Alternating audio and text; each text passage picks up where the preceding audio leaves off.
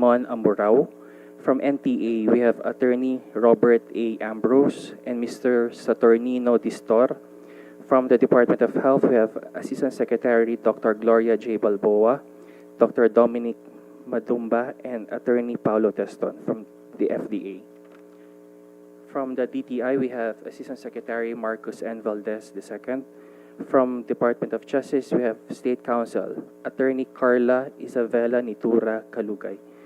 From PTI, we have Mr. Jericho Jonas Nograles and Mr. Rohan Pike.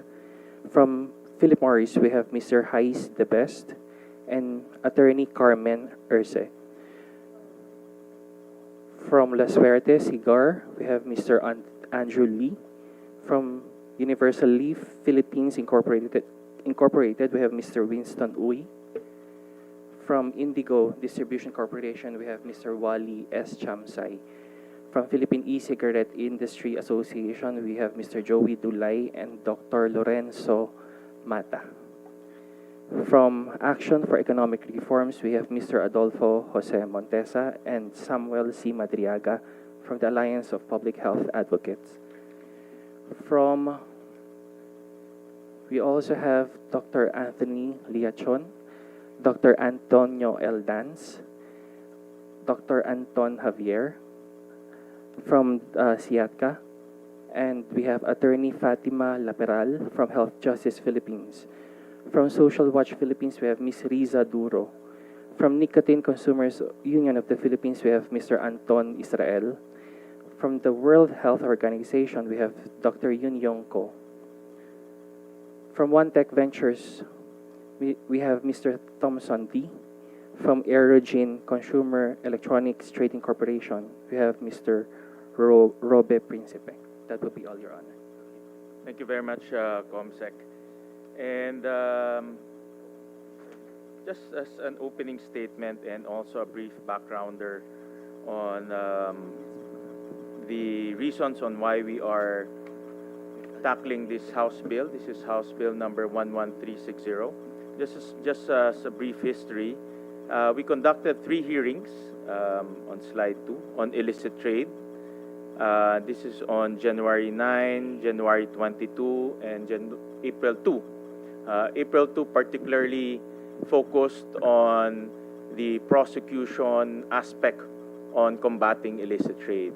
And with these 3 hearings, I would like to direct the committee secretary to insert into the records the discussions and the presentations during the 3 hearings that were conducted so that it will form part of this public hearing. And during those 3 hearings, we came up with recommendations to curb illicit trade. And let me just flash this. These are the 13 recommendations that we gave various agencies, including the DOF, enforcement agencies, and attached agencies of government. Please take note of number 4 and number 5, because during those hearings, we also detected that because of the huge difference between nicotine salt as well as free-base products, we are seeing technical smuggling happening in our country because it's very cheap, or it's cheaper to import free-base, almost 10 times cheaper. And because of that, we have seen an increase in uptake of vape products by the younger group or the younger segment of our population, particularly the adolescents. So that's why part of our recommendations is to impose a single tax rate on vapor products, meaning free-base and nicotine salt, and also impose ad valorem on vaping device. This is a global practice. In fact, I remember, I think one of our resource persons mentioned that the Philippines is the only country in the whole world imposing a 2-tier tax system on vape products. In fact, our team also reviewed, we are indeed the only country in the whole world. So to eliminate that arbitrage, so to speak, we will propose to come up with a single tax rate on vapor products and impose ad valorem on devices. so that we can curb the increase or hopefully eliminate the increase in the use of vape products among adolescents. We also recommended, on the next slide, how to enhance prosecution rates. There. Can you remove that? Ano, meron kasing... Yeah. Can you remove that? Ano? How do you remove that?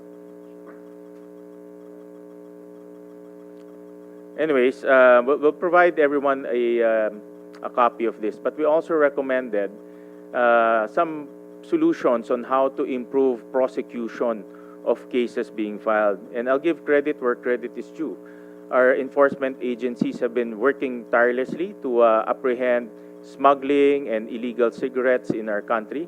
However, if we don't prosecute them, then nothing's going to happen. And during the April 2 hearing, I'll just show you on the slide,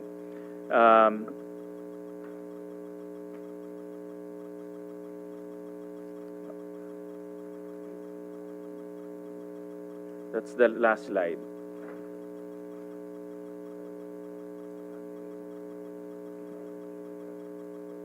Hindi makita eh.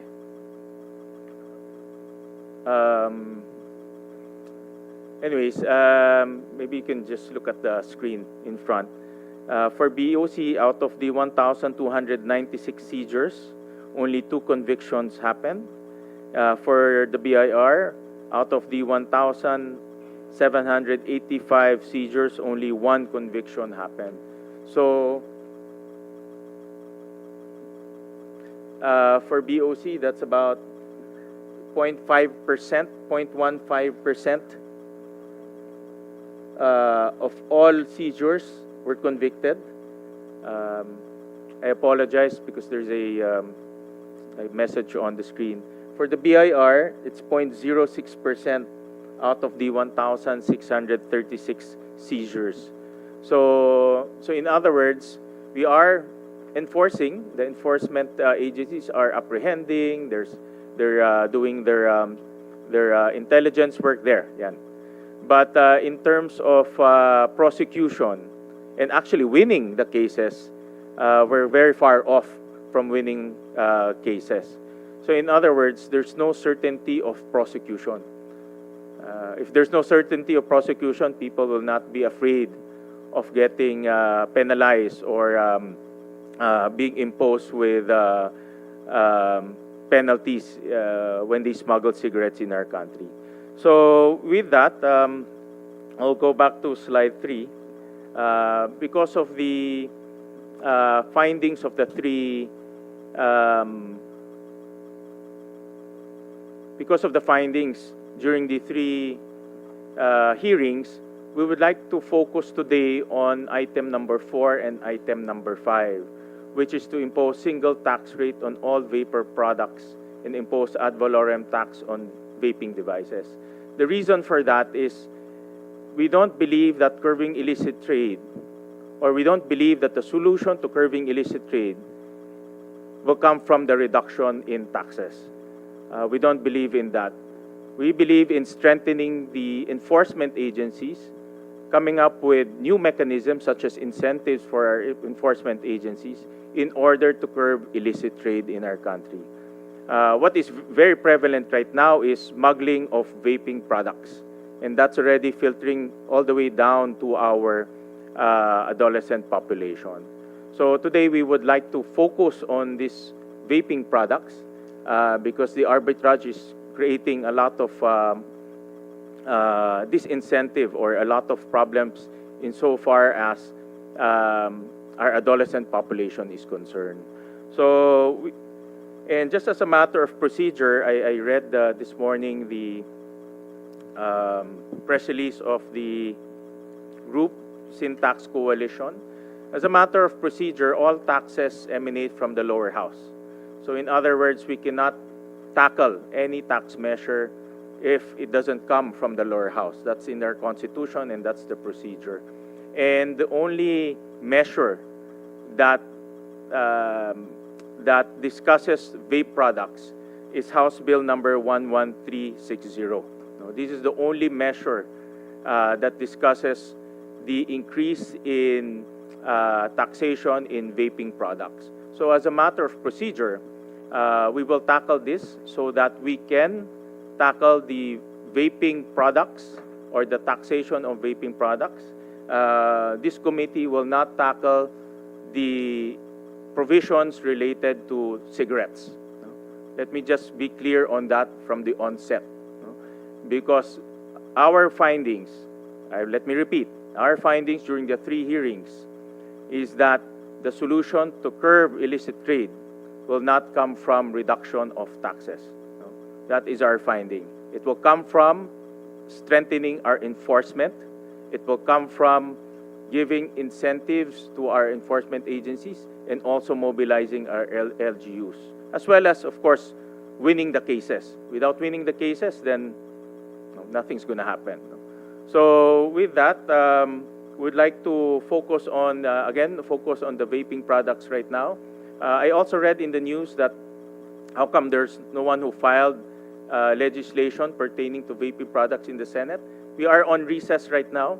So even though we filed that bill, it will not be referred to this committee. Hence, we will not have any way of tackling increase of taxation in vaping products. This is the only measure right now in the committee that deals with taxation of vaping products. So this is the ruling of the chair for today, and we would like to focus on the vaping products aspect of this bill, and we would like to start off with the Department of Finance, because I remember during the hearings, the Department of Finance is inclined or supports the increase of taxes of vaping products and to put them at parity because of the technical smuggling that is happening in our country. So we would like to hear Director Carla Espinosa regarding their comments on the vaping products. Good morning, Mr. Chair, and to the honorable members and guests of this committee. We confirm, the Department of Finance confirms the recall of the honorable chair. The DOF indeed supports a unitary specific tax rate for all vapor products. This is to improve efficiency in tax collections and to encourage increased tax compliance. However, we defer to the Congress on the specific excise tax rate. We begin with that, Mr. Chair. Do you have any, at least any suggestion or any idea on what specific tax rate we should be imposing on? I believe that it should not be lower. It should not be No, lower. that's number one. But on a specific tax rate, do you have any recommendation on what tax rate we should be imposing vape products? None at the moment, Mr. Chair. For now, we defer to Congress on the specific excise tax rate, but the department is ready to provide data needed to arrive at this specific excise tax rate for vape products. To the DOF, it will be helpful if the DOF will have their own analysis. I believe that this will increase revenue for the country because we will eliminate technical smuggling. The dual achievement of health aspect and revenue aspect can be achieved with this increasing at parity for freebase and for nicotine salt. But we would like to get more details on that. Like, for example, how much additional revenue can we generate from this unitary tax rate? How much reduction in illicit trade in vape products can be achieved with this tax rate? So we'd like to go deeper into that so that we can complete our analysis. A recommendation from the DOF will be highly appreciated. Noted, Mr. Chair. We'd like to get comments from NTRC. Good morning, Mr. Chair. We defer to the DOF's position with regards to the unitary tax rate for the vape products. We would like to emphasize that the critical role of enforcement with regards to the proposal. While the it will with the proposal such as effective monitoring and the regulation of removals of vape products, and we would like to point out that at present the excise tax for conventional freebase or classic nicotine with the proposal of HB 11360 will approximately increase by 7 to 9 times the existing rate, sir. That will be all, sir. Do you have any revenue projection for that? At present, sir, we do not have, but currently we are preparing a study of the comparative excise taxation on ASEAN member states. Once we finalize the study, we can provide you, sir, with a copy. All right. Thank you for that. I'd like to call on the BIR. We'll start off with the government institutions and then later on the private sector.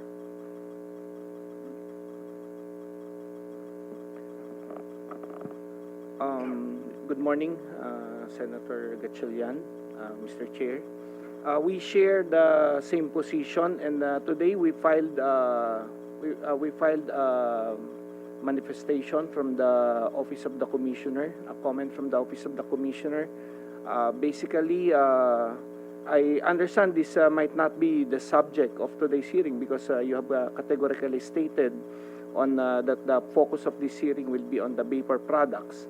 But we stated our comments on the lowering of the rate on heated tobacco products or non-parity of rates between heated tobacco products and cigarette products.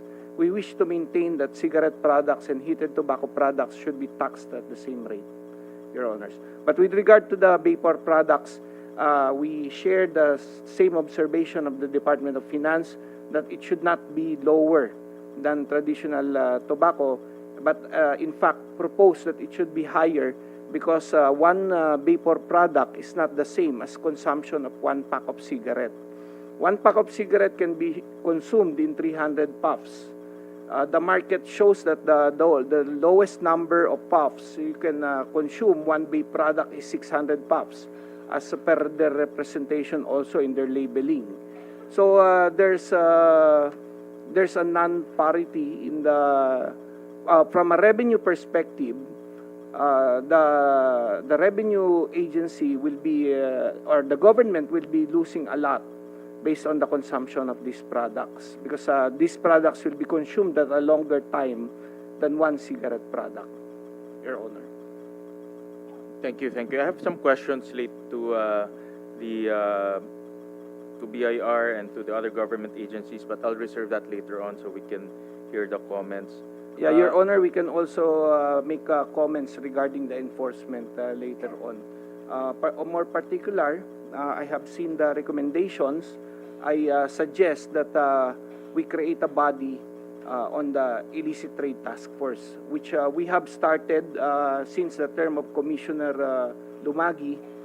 We have started this Illicit Trade Task Force as part of his project, but of course we are waiting for it to get support and funding from the agency. Thank you for that. We'll call on the DTI, who's the regulator of vape products in our country. Good morning, Mr. Chair. The TTI position is still being finalized, Mr. Chair. However, in general, Mr. Chair, we defer to the wisdom of Congress as well as the expertise of the DOF, the BIR, and the NTRC on the tax rates. But we do support the proposal of a unitary tax rate for salt nic and freebase nicotine, as well as we do also support the proposal to increase the tax rates. However, we're taking a different position as to the parity, Mr. Chair, that we're proposing that the excise tax on vape products should be lower if the purpose is to instill health consciousness to the public. But again, Mr. Chair, we defer to the wisdom of Congress as well as the experts on the tax rates.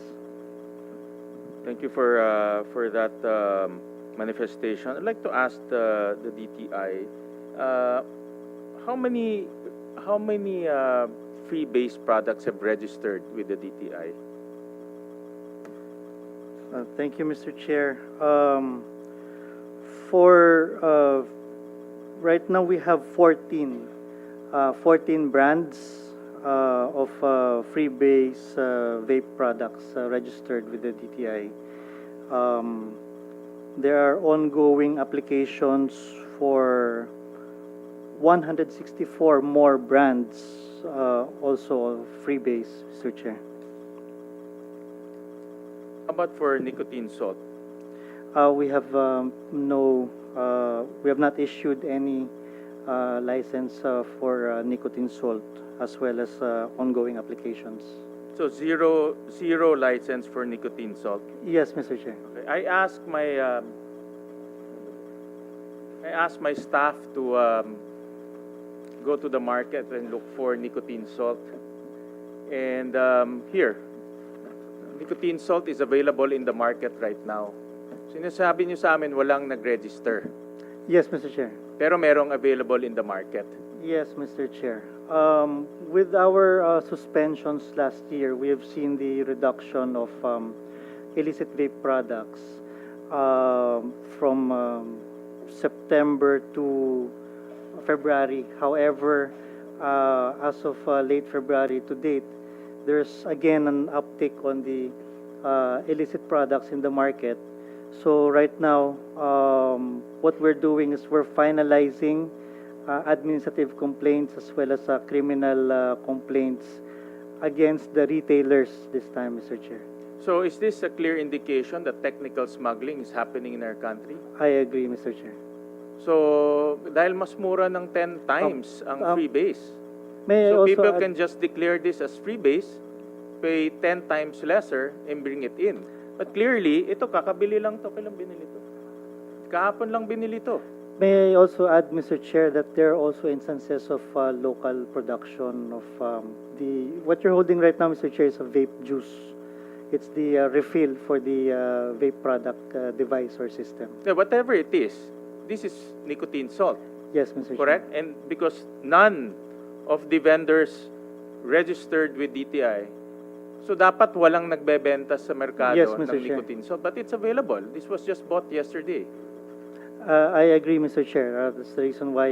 Whether it's smuggled in or it's manufactured here, this should not be the case, Yes, Mr. correct? Chair. And if it's still manufactured here, they will be paying lesser because they will be declaring as free base. Yes, Mr. Chair. Well, they're declaring a free base. But after the April 2 hearing, we've coordinated with the local government, ULAP, I believe. So we will be connecting with local health offices so that we can go into private subdivisions where the vape products are manufactured and stored. Before I continue my si Mr.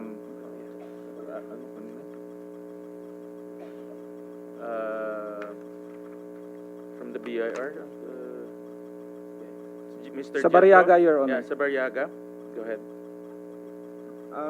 Mr. Chairman, first, this May, the Commissioner launched another nationwide activity because of the intelligence reports that there's an uptick on upswing on activities, particularly on online activities and on vape shops on these illicit products. But I'd like to correct the notion of the chair. The truth of the matter is, definitely, if these products were not registered with the DTI, these products were not registered with the BIR, no, and no authority to release imported goods and no calculation of taxes due were made on this product. Therefore, these products are all illicit products and are smuggled through the country. So there's no more variance dun sa ano ni DTI Representative Marcos Valdez na merong hindi registered pero nagbayad ng tax. Wala nang ganon, Mr. Chair, no? Sa pagka hindi registered sa DTI, hindi dumaan sa BIR yan, presumably, hindi din nagbayad sa customs yan. So, yun po yung situation ngayon, Mr. Chair. So in this particular case, kung ganyan, it's the DTI who should be doing the raids and the enforcement, correct? Because hindi sila nag-register with the DTI eh. The first step is to register with the DTI, correct? We take the situation, Mr. Chair, as a one government approach. Even though this responsibility should be shared by DTI, Department of Health as the police power arm of the government in securing the health and safety of our public, the local government units, the PNP. Kaya nga ho yung recommendation namin, yung upcoming recommendation namin is for an illicit trade task force to this body, the creation of a body that will consolidate the efforts and channel the energy of this country into curbing this illicit trade. I think the first order of business is to mahuli lahat ng nagbebenta nito and erase this from the market, because this is precisely the products that our adolescents, our youth buys and uses. And the worst part is, ito walang selyo to. So meaning they're not paying taxes. They're not registered with the DTI. They're not paying taxes because there's no seal. And yet they're now filtering to the hands of our adolescents. That is now the problem. I agree, Mr. Chair. And actually, now that Mr. Marcos Valdez has shared that observation, medyo sobrang crafty na din ng market. Kasi when one of our observations in this nationwide vape activity, nung pagpunta namin sa mga vape shops, ang naka-display doon mga legit products, yung mga may stamp, mga registered products. But when you look at the Facebook pages of these vape shops, and if inquiries are made with the vape shops by people other than enforcement people, madidiscover natin na may ibinebenta sila at may pinagtataguan sila ng mga illicit vape products nila. And usually, tama ho yun, nasa bahayan. Recently, the BIR seized 81,000 illicit vape products, unregistered, unpaid on taxes, in a night raid sa isang bahay being used as a warehouse. So ganun na ho kalala at ganun na ka-pervasive itong activity na ito. Kaya ho, hirap na hirap din ho ang government agency, lalo na ho yung BIR na hindi naman traditionally nag-i-enforce ng, by not traditionally, walang structure, walang system, walang training, walang tools, walang equipment na para mag-enforce. Walang mga baril, walang mga enforcement training yung mga tao para ho mag-enforce nitong against illicit trade. That's why we are proposing a one government approach, including DTI, DOH, no, and our local government units dito sa undertaking na ito. Short of the creation of an agency or an office that will have a budget, will have a funding on an illicit trade task force. We want action. We want action already from the DTI and from the BIR, and most importantly, the DTI, because the law assigned the DTI as the lead agency to regulate vaping products. And if this is not registered, wala rin tong sa DTI, they have to submit the chemical content, correct? Yes, Mr. Chair. So hindi natin alam kung anong chemical content nito. Tama? Yes, Mr. Ito Chair. yung papatay sa mga bata eh. If Kasi I hindi may, natin alam kung anong chemical content nito. They're not registered. We don't know the chemical content. Then hindi pa nagbabayad ng buwis. yes, Mr. Chair, I agree. If I may add, Mr. Go ahead, Chair, go ahead.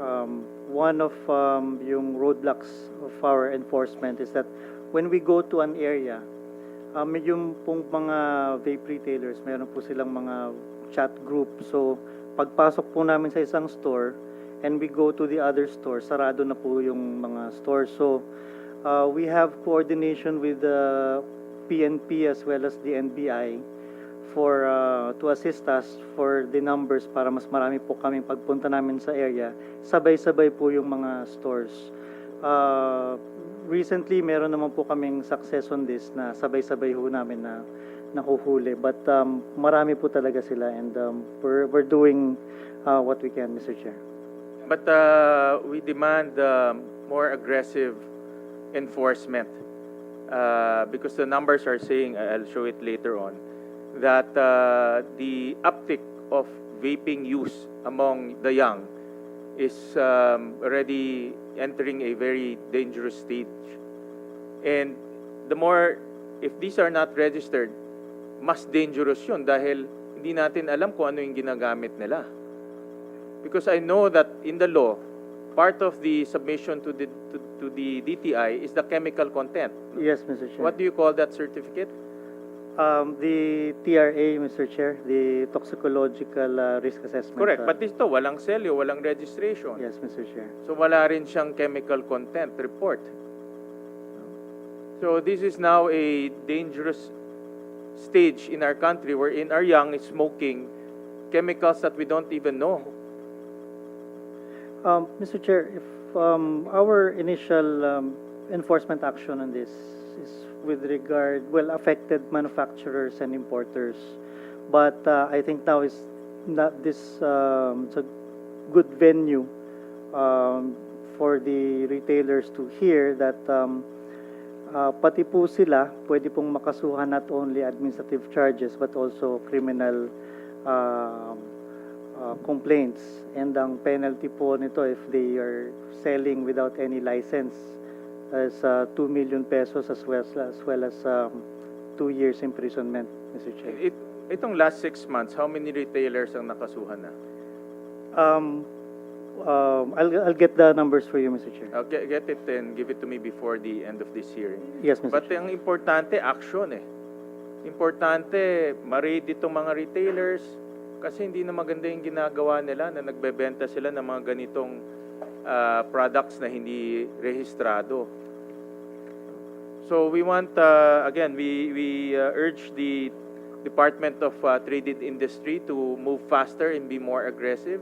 And like what the BR is saying, that we are seeing an uptick of these illegal products disguised as nicotine salt being peddled among our children, among the young.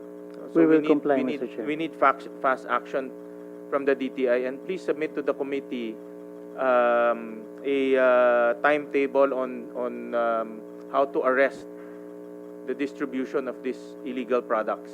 Kailangan ko makita yung timetable, action, and the targets. We will comply, Mr. Chair. There's also another issue that came to our table, and this is in regards to the flavors. And we have read in the DOJ opinion, DOJ opinion 08 dated April 8, 2025, which clarified that the flavor ban under RA 11467 remains in effect despite the passage of the vape law, because the advertisement of vapor products under the vape law complements the prohibition under RA 11467 on the manufacturer. And we all know na available yung mga flavors. Ito, iba-ibang flavors ang lumalabas eh. So, in other words, we should already follow the DOJ opinion na dalawang flavors lang ang pwede. No, which is, what are those flavors, Asek? Menthol, Mr. Chair, and the tobacco. Original tobacco, Mr. So wala ng orange, wala ng strawberry, wala ng Well- bubble gum, wala ng... pero makikita natin, meron pa ngayon, no? Yes, Ice Mr. formula. Chair. Well, we looked into the deliberations of the bicameral committee on this, and it's contrary to the DOJ opinion. Also, there's a Supreme Court decision stating that DOJ opinion is still an opinion and not controlling, Mr. Chair. You're part of government, di ba? Yes, Mr. Chair. You're part of the one government approach, di ba? Yes, Mr. Chair. So the one government approach here is always errs on the side of caution, correct? Yes, Mr. Chair. And the side of caution is to have a healthy population, correct? That I agree, Mr. Chair. And then bakit ayaw i-enforce to ng DTI? That's the reason, Mr. Chair, that when we looked at the bicameral committee, we'll highlight it, Mr. Chair, and submit to the committee secretary. Well, in my opinion, and I support the DOJ opinion. No? In fact, the two flavor category is in the National Internal Revenue Code, no? Which we are actually amending right now. No? And ang goal kasi natin is to arrest the increase of vape use among the young. And one of the causes of that increase in vape use is the attractiveness of the flavor. So, binebenta nga nila illegal na, iba-ibang flavor pa, talagang tataas yung paggamit ng mga bata. So, I urge the DTI is to comply with the DOJ opinion, because what we are trying to address right now, or what we are trying to arrest right now, is the increase of use of vape products among the young. Yun ang ayaw nating mangyari at mangyayari. Thank you, Mr. Chair. We'll take note of the position of the committee as well as the chair, and we'll revert on the Because matter, the Mr. goal Chair. right now, the goal of the committee is to have a unitary tax system between freebase and nicotine salt.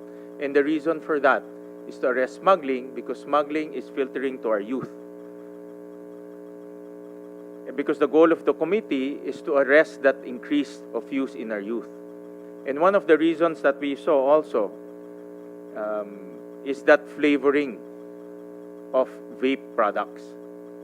And that's why I support this DOJ opinion number 8, dated April 8, 2025, because it clearly states here that there should only be two flavors, menthol and tobacco, so that the youth will not be enticed with bubble gum, with strawberry, with green apple, watermelon. So we urge the DTI to comply with this DOJ opinion, because sabi nga kanina ni Mr. Jetro, one government approach tayo eh. And we should always err on the side of caution and to make sure that we have a healthy populace. Yes, Mr. Chair. While we do support the proposal for a unitary tax rate as well as the increasing the tax rates, we will revert, Mr. Chair, to the committee on the DTI position on the DOJ opinion. Dapat wala nang report, dapat comply na. DOJ is here.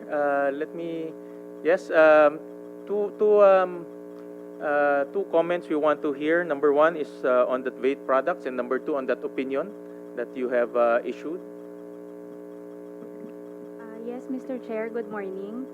On the particular House bill proposed, Mr. Chair, we defer to the appropriate agencies and the wisdom of Congress as this pertains to the imposition of taxes.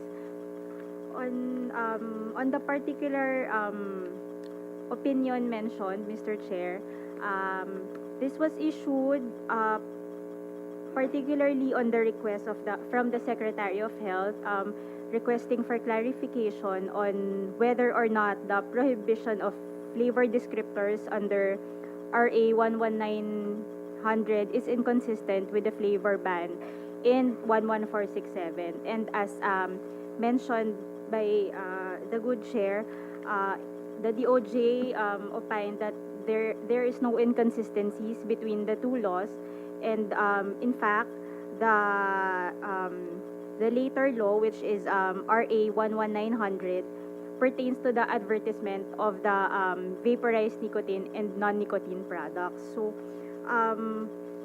and the other one, the earlier law is 11467, states that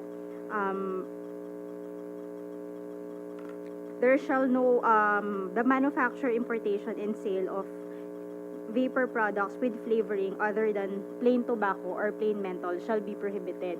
And the guidelines for this are RA 11900 provides the guidelines. It is the DOJ opinion that this later law provides for the guidelines on which the vaporized products can be advertised, Mr. Chair. But to put it simply, Attorney Nitura Kalugay, to put it simply, what should be allowed is only the sale of 2 flavors. Tama? If we are to harmonize the two laws, Mr. Chair, then yes, it is our opinion that there shall only be 2 flavors, because the flavor descriptors are not part of this tobacco or plain menthol. So, in other words, what the DOJ is saying, that we should not see all those other flavors being sold in the different shops. Only 2 flavors should be sold in those shops. Tama? Yes, Mr. Chair. Okay. But Mr. Chair, we also recognize the opinion of the DTI that the DOJ opinion is merely advisory. So Yeah, I know that. It's an opinion. But then again, if we want to move as one government, then we should use the more conservative approach, correct? Because we're addressing here public health of our children, of adolescents. yes, Mr. Chair, we agree. Diba? So that's why we have to err on the side of caution. If someone doesn't agree, then let them take it to the courts. Yes, Mr. Chair, we agree. Right. We'll call on the DOH.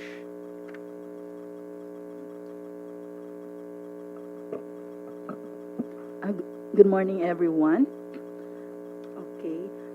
Well, for the Department of Health, we'd like to express our appreciation to the statement of our chair that reducing taxation on tobacco and vapor products is not the solution, and to reduce illicit trade on cigarette and vape products. Thank you for that, sir. And I would like to read our official position paper of the Department of Health regarding House Bill number 11360. The Department of Health firmly opposes any and all measures that seek to disturb the existing tobacco excise tax indexation, and strongly supports the strengthening and implementation of a unified excise tax measure for vapor products. According to the 2023 FNRI survey, adult vaping rose from 1.4% to 9.9%, while adolescent use surged from 7.5% to 39.9% from 2019 to 2023. This shift highlights the urgent need to regulate vapes with the same rigor as tobacco products, including through taxation, to prevent a new wave of nicotine addiction. Currently, there is an evident imbalance in taxation between tobacco and electronic nicotine delivery systems, with vapes taxed for a lower rate despite rising use. The government is losing on all fronts, both in terms of public health and revenue, because vapes are being taxed cheaper than tobacco. Given its mandate to safeguard public health, the DOH expresses support to any measure that underscore the national health goals and offers the following recommendations for any other legislative measures. Number one, to continue with and strengthen the implementation of excise tax measures for tobacco and vapor products. Number two, to include violations of Republic Act number 10643 or the Graphic Health Warnings Law in the definition of illicit trade and its covered products. The number three, to include provision on citizen participation as a key strategy, including the provision for citizen suit. Any person may file a complaint and or report violations to any member agency of the Anti-Illicit Trade Council, provided there is evidentiary support. Then, to ensure monitoring of earmarked tax collections to Virginia tribe and Burley and native tobacco producing local government units, with 15% but not exceeding 17 million pesos and 5% but not exceeding 4 billion pesos respectively, to be allocated for the exclusive benefit of the farmers. And then finally, to strictly enforce the prohibition on vapor product flavors other than plain tobacco and plain menthol, and the marketing of these products pursuant to the provisions of RA 11467 and RA 11900. The DOH shall continue to advocate for the health and economic benefits of higher tobacco and vapor products taxation, emphasizing its role in funding the implementation of the Universal Health Care Act, reducing the national disease burden, and optimizing the use of funds from sin tax collections to achieve the goals of Republic Act 11467. These measures are critical for reducing consumption, safeguarding revenues for health programs, and addressing the health risks associated with tobacco and vapor products. That's all, Mr. Chair. Thank you po. Thank you for We will submit po, Mr. Chair, our signed position paper po on this matter. Thank you very much. I'll show a slide on, this is we showed this last time during the hearing, and I will just show it, slide 26. It's here, slide 26. There. Prevalence of vapor product users in percentage form based on current percentage based on current smokers. So if you look at 2023, the smoking, the biggest increase in terms of prevalence in smoking vapor products or vape products came from the adolescents. Almost 40% of the current smokers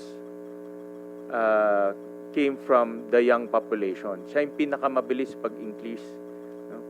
9% adults, 8% elderly, but 40% of the current smokers right now came from the adolescents. Is this the number that the Department of Health is also seeing? This is based from FNRI. Yes, Mr. Chair. And can you give us the reason why, the top 3 reasons why we are seeing this phenomena? Kasi laki, from 2021, 2021 is only 7.5%. Now it's reached to 40%. And what am I afraid of is what we discussed earlier. The products being sold in the market is unregulated, unregistered, unregulated. So we don't know what they are smoking. No, it's being marketed here. It's being marketed as nicotine salt, being marketed as freebase, but we don't know what is the contents. No? Hindi natin alam kung anong talagang laman niya. No? So in other words, at 40%, we don't know what they are smoking. So can you give us a reason why we are seeing an uptick, a strong uptick of vape product use among the young? Um, we agree, Mr. Chair, because of the unregulated use of these vape products, and then of course with the flavors, the different flavors that are being available in the market, and the very extensive marketing that they're doing, and then because of this, we're seeing a shift of the prevalence of smoking using vapes. Mas tumataas po siya because also of the lower tax given to these vape products. Thank you, Mr. You said the flavors contribute to the use of vape products? Yes po, because it entices them to really use this because of masarap eh. Masarap po yung flavor niya. So they would prefer using this than the traditional tobacco, the cigarettes. Okay. Thank you for that to the DOH. We call on NTA, National Tobacco Administration. Any comments? Good morning, Mr. Chair. We were invited here to give our comment on House Bill 11360 pertaining to tobacco, Your Honor. And as stated earlier by the Honorable Chair, we will not be discussing anything about cigarettes. Do you have any comments on vapes? None, Your Honor. Wala. All right. We also invited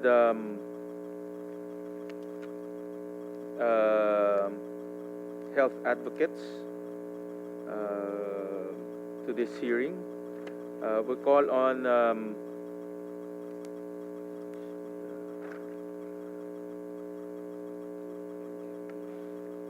FDA and Jen.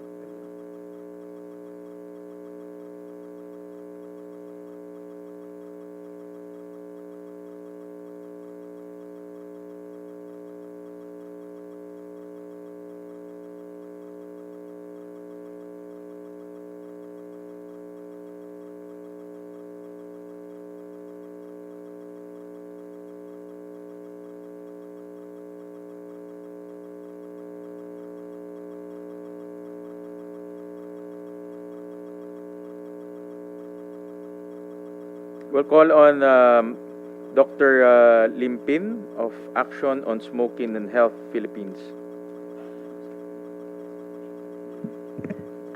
Your Honor, if you could allow me to give you a presentation, short presentation. Yes, go ahead, ma'am.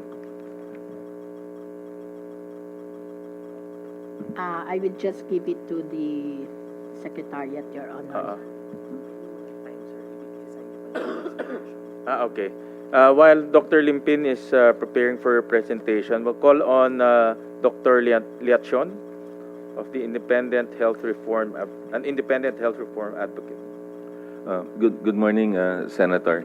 I was prepared for the tobacco tax issue, but I'd like also to more or less comment on the problem related to the vape. I think, Your Honor, the tobacco and vape products are actually intertwined because there are actually toxic and addicting products that actually would actually hurt the Filipinos. And next slide. So therefore, this is actually not related to the H Bill 11360, but I'd like to summarize my recommendation. Since in 2012, we know that the Republic Act 10351 has been effective in terms of reduction of the burden of non-communicable diseases, and of course, tripling the funding for the Department of Health and of course to the PhilHealth. And with this, there has been a downshift towards the addiction, as shown a while ago by Your Honor. There has been a downshift in terms of the addiction to tobacco and then targeting the young ones. So therefore, the win-win solution, pun not intended, Senator Win, the the win-win solution here is actually to increase the tax rates both for tobacco and also for vape. Since the target population for the vape will be the younger population, in which their formative years should actually be curbed at this point in time.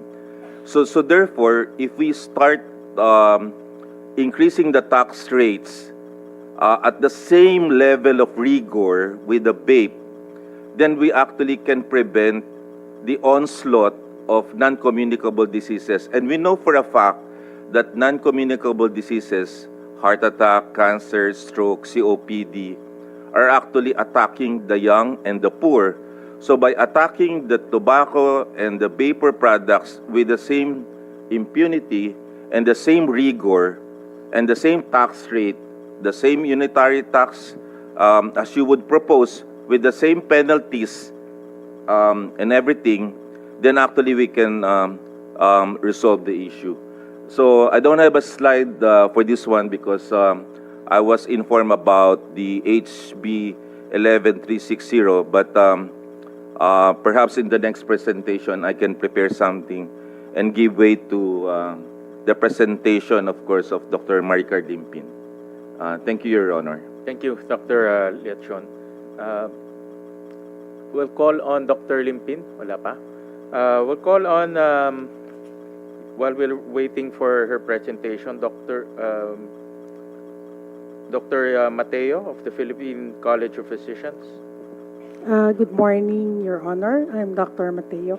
I'm representing the 14,000 internists of the country, and I came here too for the House bill, but if I may give statements on the use of vape or e-cigarette in the youth especially. So it has increasingly been popular in the Philippines over the past few years, particularly among the youth demographic. And these are the key statistics, some of which you have mentioned. There's already growth in use in the youth, according to the 2021 National Tobacco Control Program. Approximately 20% of the Filipino youth, that's ages 15 to 24, reported using e-cigarette. This is a significant increase from previous years. And the 2020 study conducted by the Tobacco Control Research Group also reported 12.5% of high school students, indicating the rising trends in experimentation with vaping products among adolescents. And you're correct, Your Honor, it's really the strategy of the producers, the manufacturers, to entice the youth because of attractive flavors and appearance. And in the general population, a survey done by the Department of Health in 2021 revealed that around 4.6 million Filipinos were already using electronic cigarette or vapes, which is a rapid increase in users compared to previous years as well. So why do they use vape? This is because of the flavor preference, perceived safety compared to traditional smoking, which we have proven to be false. And marketing tactics were primarily the reason cited for the rising popularity of vaping, particularly among the youth. And compared to traditional smoking, while it has declined, the traditional smoking has declined in the Philippines, vaping has really emerged as a popular alternative. In 2015, it indicated that only 23.8% of adults smoke, revealing a shift in the use or preference of vape over cigarette. So on the health concerns, which is to us, this is mostly a health issue. No? It's more than health, than economics, while on the health side, it will also be reflected on an economic burden to the country. So the rise in vaping use has also coincided with concerns about tobacco-related health issues. DOH has reported rising instances of respiratory illnesses, often linked to vaping. And us in the front line, the healthcare professionals, especially me as a pulmonologist, we have seen a lot of cases of COPD occurring in the younger age group, whilst traditionally, or by science, we have COPD is usually seen in smokers for 50 years and above. Now, we have seen as young as 16 years old, 21 years old. So this is linked, and this should prompt a call for stricter regulation of vape products, and of course, tantamount to saying that the tax imposition on vape products should also be increased. So in response to the growing trend of vaping, the Philippine government implemented Tobacco Regulation Act, but we want to see more teeth on this, especially in imposition of higher taxes. So, of course, eventually, discussions should continue on potential bans and higher taxation to curb use among minors. So, in conclusion, the statistics reflect a concerning trend in vape use, especially the youth in the Philippines. And as vaping becomes more common, it is crucial to continue monitoring the health implications and consider implementing stricter regulations to safeguard public health. Your Honor, I speak on behalf of the 80 health professionals, and I'm sure we have all the same stand on the control and the use of vape and e-cigarette. Salamat po for the opportunity. Thank you. Thank you, Dr. Mateo.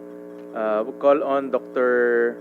Dance of the academician of the National Academy of Science and Technology.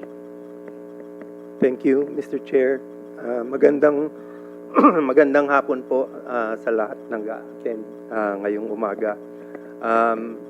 Mr. Chair, online po ako with the heads of more than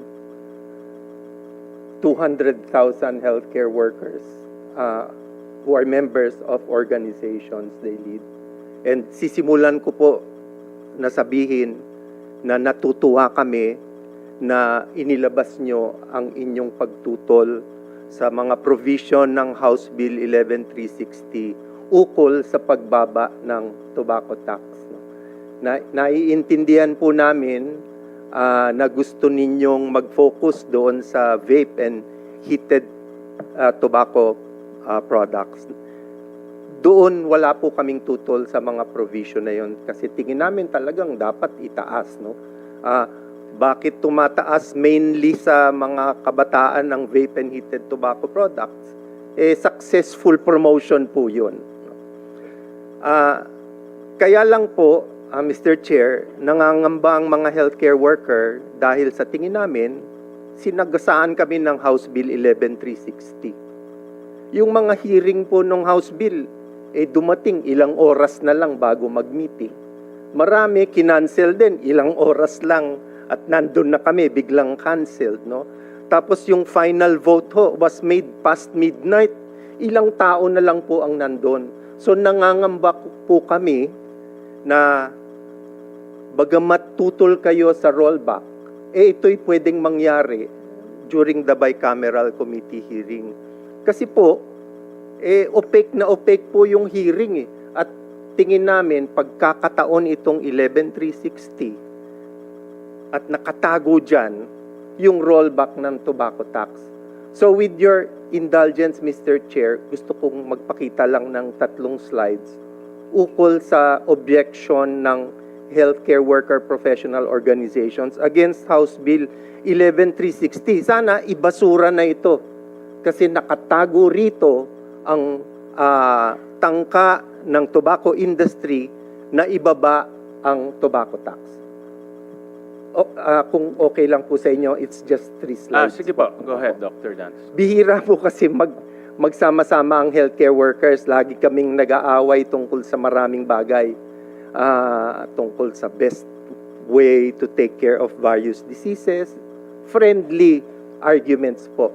Bihira ho yung magkakapit-bisig kami in just 48 hours. Kasi nung nabalitaan po ng heads of healthcare organizations, professional organizations na pag-uusapan ng 11360, within 24 hours po, 6 na po na ang pumirma na heads. At ngayon po, this morning, 80 na po ang gustong pumirma sa aming petition. So ito po yung first slide lang. Pinapakita pa ang tingnan natin yung current smokers, no? Since the 1980s, nasa 30% po ang ating current smokers, no? Pero nung naipasa po ang sin tax nung 2012, next please. So 2012, tingnan natin kung ano nangyari. Bumaba po, tingnan natin, next slide, ang Next slide. Yan, bumaba to 25% at nung 2021, 18.5% na lang ang smokers.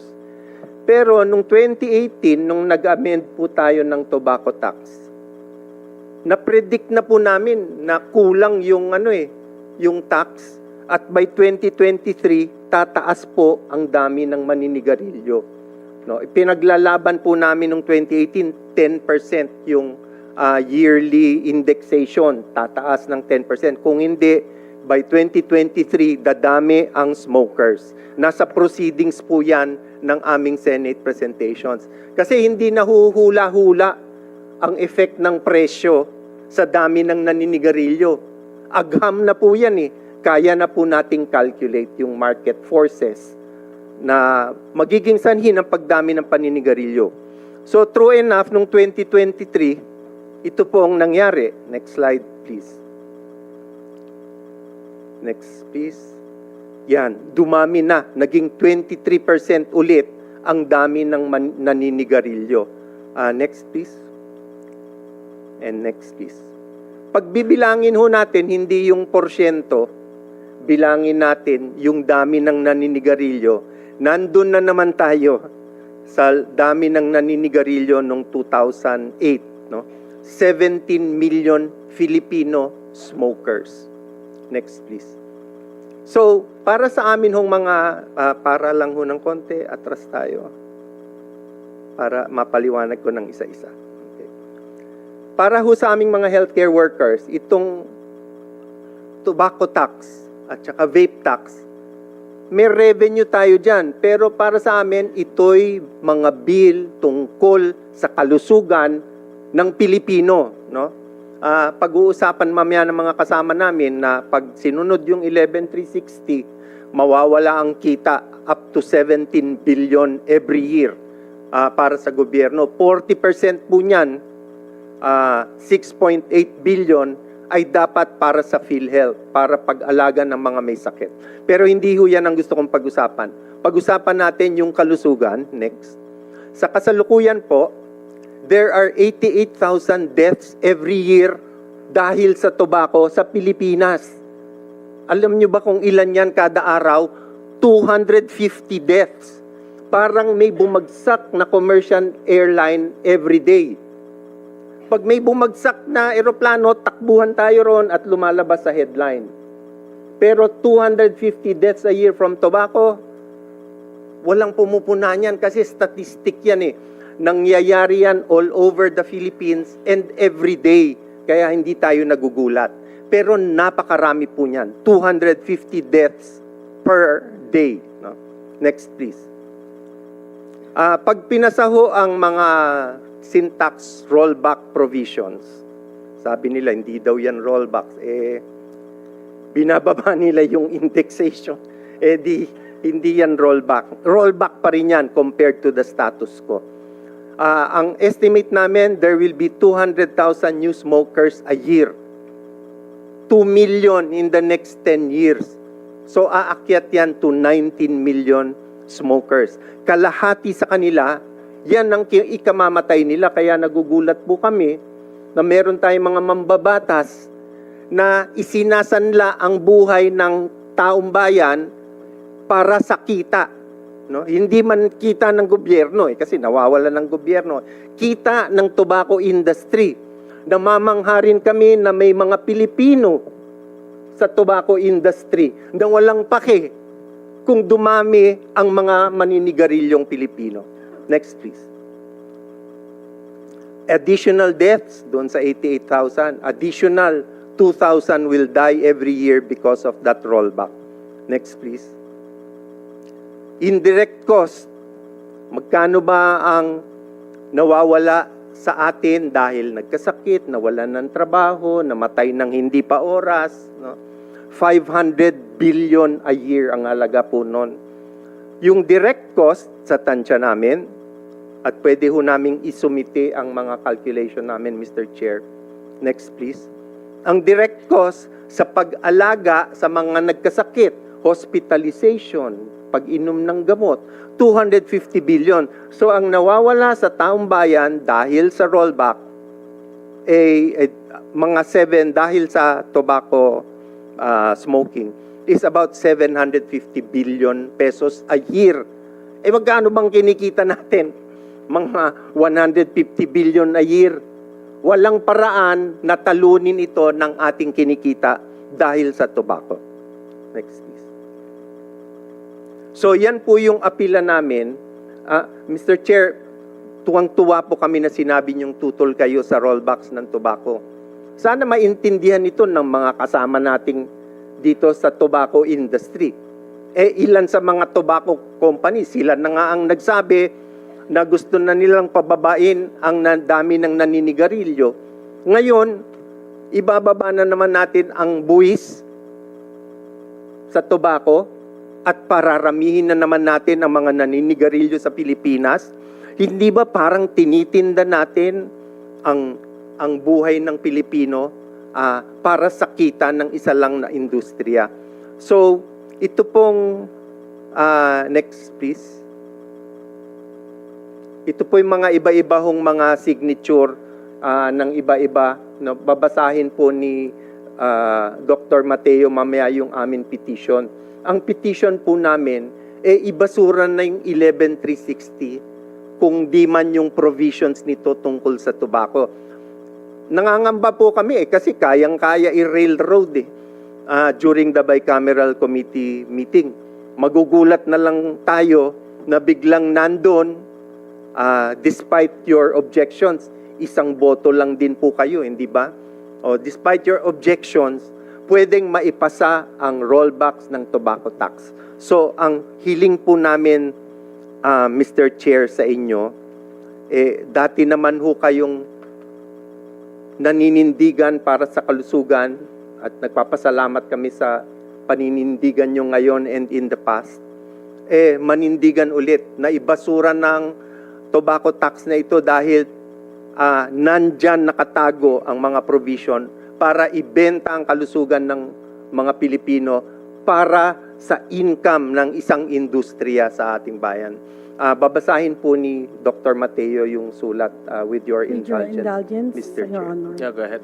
So this is the statement from the leaders of healthcare professional organizations. Yeah, we urgently call our Senate Ways and Means Committee Chair, Senator Sherwin Gatchalian, to filmly reject House Bill 11360, the bill that lowers current excise taxes on tobacco products. House Bill 11360 lowers the annual increase of tobacco excise tax rates from 5% every year to an average of 3% every year. It makes cigarettes cheaper and more accessible, especially to the vulnerable youth and the poor.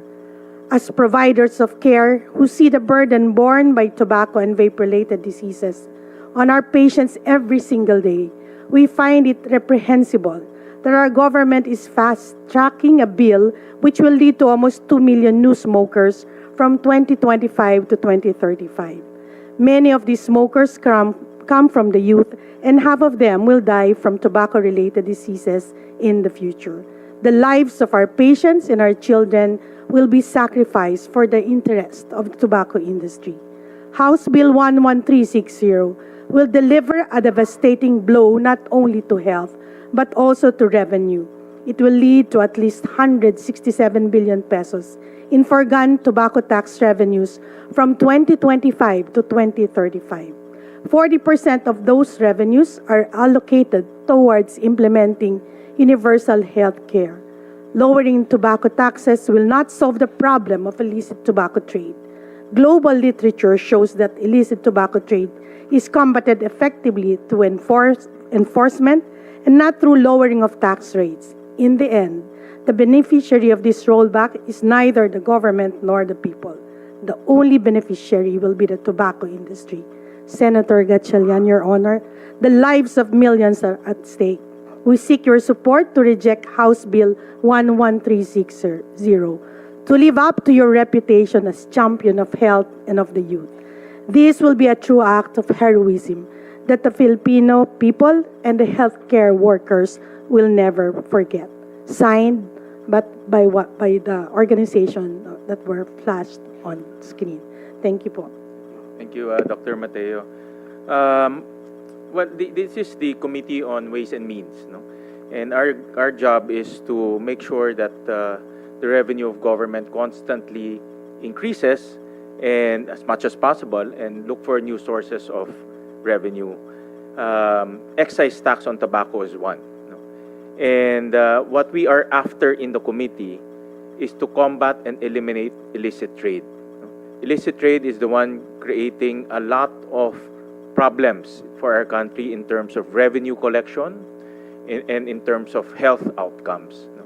Illicit trade is the devil, no, in our country. Now, that's why I flashed on the screen earlier recommendations that we found out through the 3 hearings that we conducted, and to include prosecution, the legal aspect. Meron tayong enforcement aspect, may legal aspect. So that we will have an effective mechanism to combat illicit trade. And in those hearings, we did not see that lowering down taxes can combat illicit trade effectively. What we should right now enforce and fund is the enforcement side of illicit trade. That's why we are even open to funding the different enforcement agencies such as DTI, BIR, and the task force on illicit trade from the BIR is a good suggestion that we might, during the budget deliberation, we might put together and fund it so that we will have a full-time composite team to combat illicit trade. Yan talaga ang objective natin. Now, having said that, during the hearing, I mentioned earlier that we found that the arbitrage or the difference between freebase and nicotine is creating creating problems and also incentivizing technical smuggling in our country. And that's what we want to stop. That's why, if there, to address Dr. Dan's comment earlier, habang ako po ang chairman ng Committee on Ways and Means, hindi ko papayagan na maipasok yung cigarette component in the bicameral conference committee. If, with all due respect to our counterparts, and let me put this on record to our House counterparts, kung yan ang i-insist nila, mag-usap na lang tayo sa 20th Congress. Because we will not allow that. What we are after right now is to increase or make or come up with a unitary tax system for vape products. Kasi yun yung talagang obvious na lumabas sa aming mga hearings. So, yun nga, nasabi ko nga, I checked with the committee secretary, wala kasing nag-file ng vape, unitary tax system of vape products here in the Senate and also in the House. And we cannot move without any legislation or any bill transferred or transmitted from the House to the Senate. For the Ways and Means, we have to always wait for the House counterpart. Pero pagdating dito, pwede naming i-tweak or i-amend. No? Depende sa usapan na during the hearings. That's why we have hearings, no? So that we can hear everyone. So that is our ruling as chair of this committee. All right. So, Dr. Limpin, is your presentation ready? So we can discuss that. Thank you, Your Honor. First and foremost, I'd like to thank for this committee, especially Your Honor, in inviting us to this hearing. I am Dr. Maria Encarnita Blanco Limpin, the Executive Director of Action on Smoking and Health Philippines. I am a practicing internist, pulmonologist, and critical care physician. And dahil po dito sa trabaho ko na ito, nakikita ko po kung ano ang nagiging epekto ng paninigarilyo at ng pagve-vape sa ating mga kababayan. I am here not just to represent the healthcare practitioners, but I am also here to represent and give a voice to the thousands of victims of tobacco and vape who have actually died, those who are also still suffering, and those who have also been lured into this lifetime addiction. So, can I have my first slide? Ito pong slide nito ay napakita na po ni Dr. Tony Dance, but just to emphasize kung gaano ka-epektibo po ang taxes na pinapataw po natin sa sigarilyo, nakita ho natin kung ano naging epekto nito sa paggamit ng sigarilyo. We have actually seen a decline in tobacco use from the time 2012, no, from basically 2012 to around 2021. But unfortunately, makikita ho natin sa pinakahuli, medyo tumaas po. And if you will look at it, ang pagbaba po ng prevalence ng paninigarilyo ay dahil po sa dumami yung mga kabataan na hindi nag-umpisa ng paninigarilyo. Medyo dumami din po yung mga nakahinto. But ang pinaka-target ho talaga ng tobacco taxation, makikita ho natin, effective ho talaga sa mga kabataan. And probably doon sa mga mahihirap na nalululong pa dahil sa lulong ho sila sa sigarilyo ay patuloy na nagsisigarilyo despite the fact na yung pera nila supposedly sana mailagay sa mga mas importanteng bagay katulad ng pagkain, yung edukasyon ng kanilang mga anak at pati na rin doon sa pang-araw-araw na kabuhayan nila. Unfortunately, hindi po yun nangyayari. But in 2023, makikita ho natin umakyat uli ang prevalence ng paninigarilyo. Bakit po? Next slide, please. Yes, so dito pinapakita po, unlike what you have actually shown to us, Your Honor, I'm actually using the Global Adult Tobacco Survey as well as the Global Youth Tobacco Survey, which is a survey that has been conducted in collaboration with the Department of Health, with the WHO, as well as the Center for Disease Control. No? And makikita ho natin na ang paggamit ho ng vape ay napakababa kung titignan ho natin sa mga nakakatanda. But doon sa mga bata, edad na 13 to 15 years of age, according to the Global Youth Tobacco Survey in 2021, makikita ho natin na napakataas, 14%. Of course, yung pinakita po ninyo ay isang glaring factor na talagang mabilis na bumubulusok ang paggamit ng vape, lalong-lalong na po sa kabataan. So, there is actually no disagreement sa pinakita po ninyo na slides kanina and this particular slide dahil it only emphasizes the fact that pagdating po sa paggamit ng vape, it is really the younger ones who are using that rather than the older population. Next slide. At makikita po ninyo na 44% ho ng mga naggumagamit ng vape ay hindi kahit kailanman nanigarilyo. And therefore, what I would like to emphasize here, madalas ho ang sinasabi ng mga vaping companies, binibigay daw nila ito as an alternative sa paninigarilyo, but in fact, makikita ho natin 44% hindi ho kahit kailan nagsigarilyo. And therefore, yung sinasabi nilang alternative to smoking is really not true. Next slide. Now, papakita ko po itong isang study na ito. Ito po ay ginawa nila Sam Egger et al. At pinapakita lang ho dito na ang rate ho ng pag-uumpisa ng paninigarilyo ay mas mataas, 5 times higher sa mga hindi, 5 times higher sa mga nag-umpisa ng vape versus those who never use vape. And therefore, ito po pinapakita na it is really yung pag-vape ang nagiging dahilan kung bakit mas marami ang eventually mag-shift sa pagsisigarilyo. So maaaring, next slide please. Therefore, ito pong tignan ho natin uli yung trend na ito, makikita ho ninyo ang association kung bakit umakyat. Because in 2020, it is in 2022, yung vape law ho ay naipasa. And basically, itong vape law na ito, which is supposed to regulate the use of vape, hindi naman ho talaga na-regulate eh. It only liberalizes ang vaping. No? So, kaya nga ho, masamang-masama ang loob namin nang ito pong vape law na ito ay naipasa. Despite the arguments that we have presented, despite all the scientific evidences that we have presented, they continued to actually pass this vape law. Kaya kami po nila Dr. Tony Dance, nila Tony Liachon, and the rest of our healthcare, sila Dr. Imelda Mateo, lahat po kami, hindi ho kami masaya nung ipinasa po ang vape law na ito.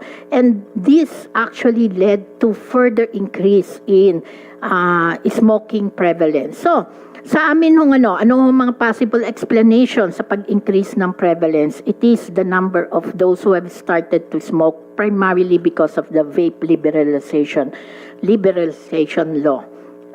That is, next slide. Nauna na ako sa slide ko. Next slide. Okay, then the other factor po, of course, we cannot argue on this. Yun hong marketing tactics ng ating mga vaping companies. No, ito po ay doon sa website ng RELX, no, makikita ho ninyo kung paano nila talaga iniengganyo na as if talagang this is really a fad among the young, no? Mga bata yung mga nakikita ho natin nagve-vape. Next slide. And tanong ho ninyo, Flavors is one of the main reason kung bakit ang mga kabataan ay gumagamit ng vape. Tignan ho ninyo ang itsura nito. Next slide. And do you think, alam mo ba ninyo kung gaano karami ang flavors that is present worldwide?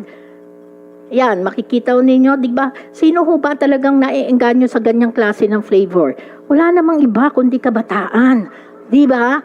Next. O, di ba, pati may chicken, may waffles, would you believe, may bacon pa, meron pang durian flavor, you know, sila, depende tung sa kung ano ang gusto ng mga tao sa isang lugar. Next slide.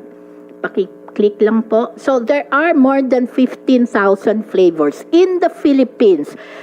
From what we know, there are already more than 7,000 flavors in the country. Therefore, all of these flavors are really enticing our young to start into the vaping addiction. We are calling it an addiction because almost all these vapes contain nicotine. It will be very seldom na makakakita kayo ng walang nicotine. Even among those na sinasabi nila does not contain nicotine, sa pag-aaral ho in the US, in the UK, and even in Australia, lahat ho sila nakita nila sa pag-aaral nila na kahit yung mga nagsasabing walang nicotine, still contains nicotine. And that is the reason why they are so sure of saying na pwedeng gamitin na pang-alternative ang vaping sa sigarilyo. Bakit? Ano ang parehas na component na nakaka-addict sa isang tao? Nicotine. And nicotine is present in both tobacco and vape products. Next slide. Next slide. Pinapakita ko lang ho dito, ano pa po ang nakakaengganyo sa mga kabataan? Next slide. Yes. So, ito po yung mga naunang mods. Makikita ho ninyo, malalaki pa ho ang tangke. Siguro yung mga nauna-una ho sa atin, ito ang mga unang ginamit. Pero makikita na ho ninyo ang mga, ngayon, ang mga bagong mga pods o mga vape products na makikita ho ninyo. And makikita ninyo kung gaano ka-attractive ho ang lahat ng mga yan. Diba? Ang itsura ng nila ay mukhang flavor. Talagang, sino ho ang maiengganyo dito? Ang mga matatanda? Maybe. Kasi lalo na kung kahit ho yung mga matatanda na isip bata na gusto ang mga ganyang klase ng kulay, maiengganyo rin, no? But ang pinakaunang-unang maiengganyo ay ang mga kabataan. Next slide. Next slide. And meron pa ho silang ganito. Would you believe na ito po ay isang klase ng pads? No? And who will ever think na ito ay isang pads? No? So this is definitely Director Valdez of DTI, this is a very good example of, and Your Honor, this is a very good example of maybe one of those pods who have been peddled in the market without being registered. Okay? So, talagang maeengganyo ang mga kabataan. And there is no argument and there should be no surprise kung bakit ang mga kabataan ang talagang nauunang gagamit ng mga produktong ito. Next. So, meron pa silang libreng lanyard sa bawat pagbili nila ng mga pads. Libre ho yan. And therefore, kahit ho yung mga teachers natin sa mga eskwelahan, aakalain ho nila na flash drive lang po ang nakasabit doon sa mga bata. No? Hindi ho ninyo ma-recognize and hindi rin ho natin ma-differentiate ang isang flash drive versus that of pads. Next. Ngayon, ito po yung sa isa na naman po, mahilig ho ako kasi, Your Honor, tingin-tingin sa mga website. Ito po sa website naman ng Philip Morris, no? Philip Morris Fortune Tobacco Corporation. So, baka po para lang po sa kaalaman ng lahat, karamihan ho ng tobacco companies, they are also selling vape products. No? Wag ho ninyong isipin na hindi ho sila involved dito sa mga vape products na ito. They are selling vape products as well. And therefore, that is the reason kung bakit talagang masyadong puspusan ang pagpapa-advertise nila na hindi ho sila, na ngayon ay they are now smoke-free. Kasi ang sinasabi nilang smoke-free, nagbebenta ho sila ngayon ng isang produkto na supposedly walang smoke, pero meron pa rin pong smoke. So, dito po, pinapakita lang ho nila ang difference between a heated tobacco product at ang regular tobacco. Next slide. At sinasabi din ho nila dyan that their product is not risk-free. Okay? At pinapakita pa po yung iba't ibang mga chemical na present ho sa tobacco at sa mga vape products. Okay? And next, makikita ho ninyo, marami ho yung mga, yung mga chemicals na yan. Some of those are cancer-causing agents. Next slide. Dito, pinapakita po, sinasabi ho nila kasi sa lahat ng mga studies, ang chemical concentration daw ng mga na makikita ho ninyo sa mga e-cigarettes are much lower compared to the concentration seen in regular tobacco. However, tignan ho ninyo ang sinasabi din nila. Meron ho silang disclaimers. They're saying a reduction in levels does not necessarily equate to a reduction in risk. Okay? Pero ito ho ba ay talagang matitingnan ng isang taong gumagamit na ng mga e-cigarettes at ng heated tobacco products? Of course, lulong na ho ang mga taong yan sa nicotine and therefore, hindi na ho nila mapapansin kahit ano pa ang nakalagay ho dyan. Next slide. And this is actually just to show to you study on TSNA. Ang TSNA po ay tobacco-specific nitrosamines. No? Ang ibig lang hong sabihin yan, itong tobacco-specific nitrosamines na yan ay known to be cancer, can cause cancer. And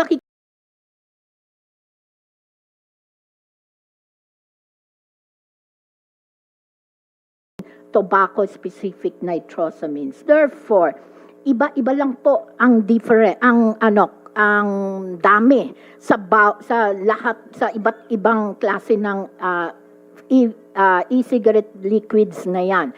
But ang pinaka-importante ho diyan, meron ho siyang mga nagkokos ng cancer. And therefore, whether malaki ang volume amount, maliit ang volume na amount, a person who uses e-cigarettes, a person who uses vape products will be at higher risk to develop cancer.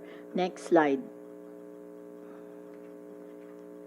At dito po pinapakita din that there are some chemicals that may kahit ho i-try ho i-detect if the DTI is already looking into the chemicals that are present in the e-liquids, you may not be able to detect some of the chemicals. Bakit? Dahil yung mga chemicals na yan ay nagagawa lang po upon interaction of the e-liquid at the moment na i-hit mo ang e-liquid na yon. And therefore, yung interaction po upon heating ng glycerol with the heating element can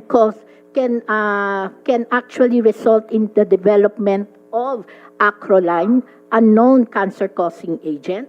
Yung propylene glycol, everybody knows this. These two are the most common and the regular component of any e-cigarette. It will lead to the formation of formaldehyde and acetaldehyde, also known carcinogens. Okay, and therefore, what I am actually showing to you now are people are at high risk of developing cancers. Hihintayin pa ho ba natin na talaga magkaroon ng cancer ang mga tao bago ho tayo kumilos?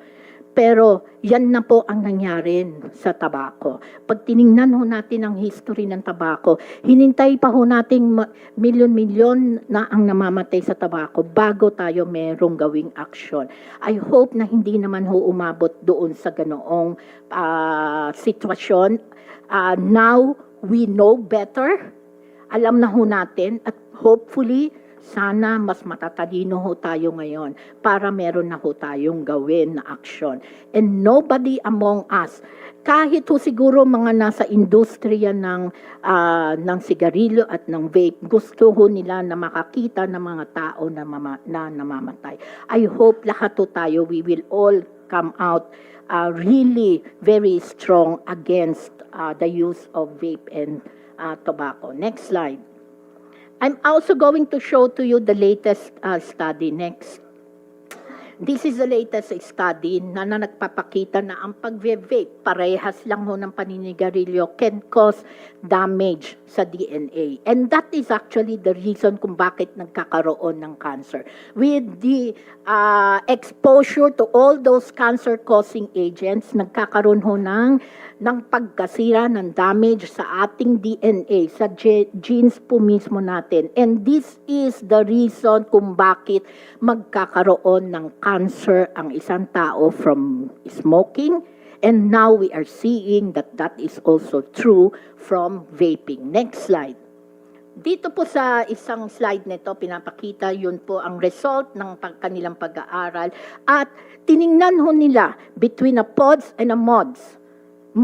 Pinakamataas po ang DNA damage doon sa paggamit ng pods, followed by the use of mods. At pagdating po sa mga flavors, and that is the reason kung bakit I will agree, we should actually ban the flavors instead of what we have now under the vape law. Kasi tignan nyo ninyo, sweet flavored the vapes have the highest levels of DNA damage, followed by mint and menthol, and fruit-flavored vapes. Your Honor, if you are looking into banning flavors, I would recommend na iban na lang ho talaga. If you want to maintain a certain flavor, maybe it is just tobacco. Kasi the menthol and the mint flavor will only increase the risk also of people from developing cancer. So, we have to maintain. Dati, dalawa. Actually, our recommendation is just to limit it to tobacco. Next slide. And of course, alam naman ho natin yung E-Valley. Actually, I've heard Secretary Herbosa said yesterday over the radio interview na kaya siya against sa paggamit ng vape ay dahil nga dito sa mga cause na katulad ng E-Valley o yung e-cigarette vape associated lung injury. Next slide. na nakita natin sa Amerika. And of course, next, meron din po tayong nakita dito sa ating bansa. This is a 22-year-old male, sudden onset of chest pain, wala pong comorbidities, but yung 2 years history lang po ng paggamit niya ng vape. Ni-work up po siya ng husto. May baraho ang ang ugat sa puso. Next.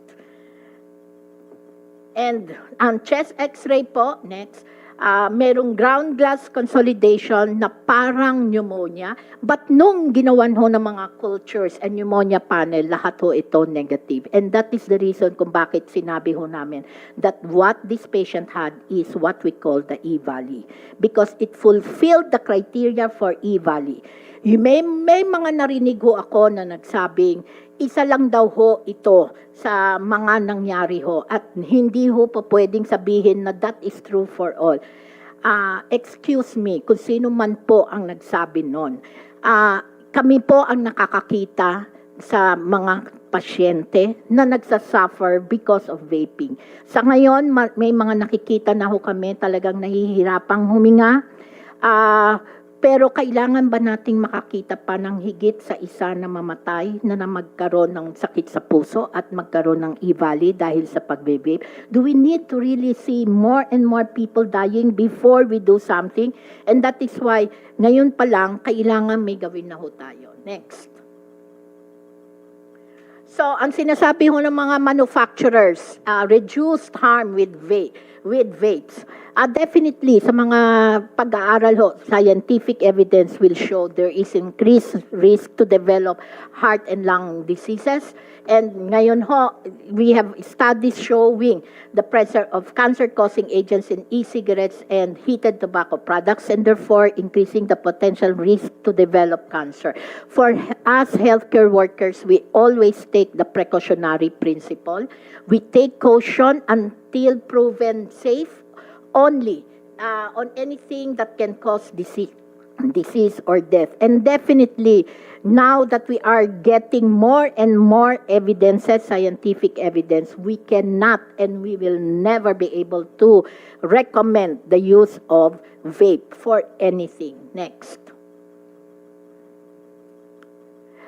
So, sinasabi madalas ng mga manufacturers, vapes are smoke-free products and are less harmful. Next slide.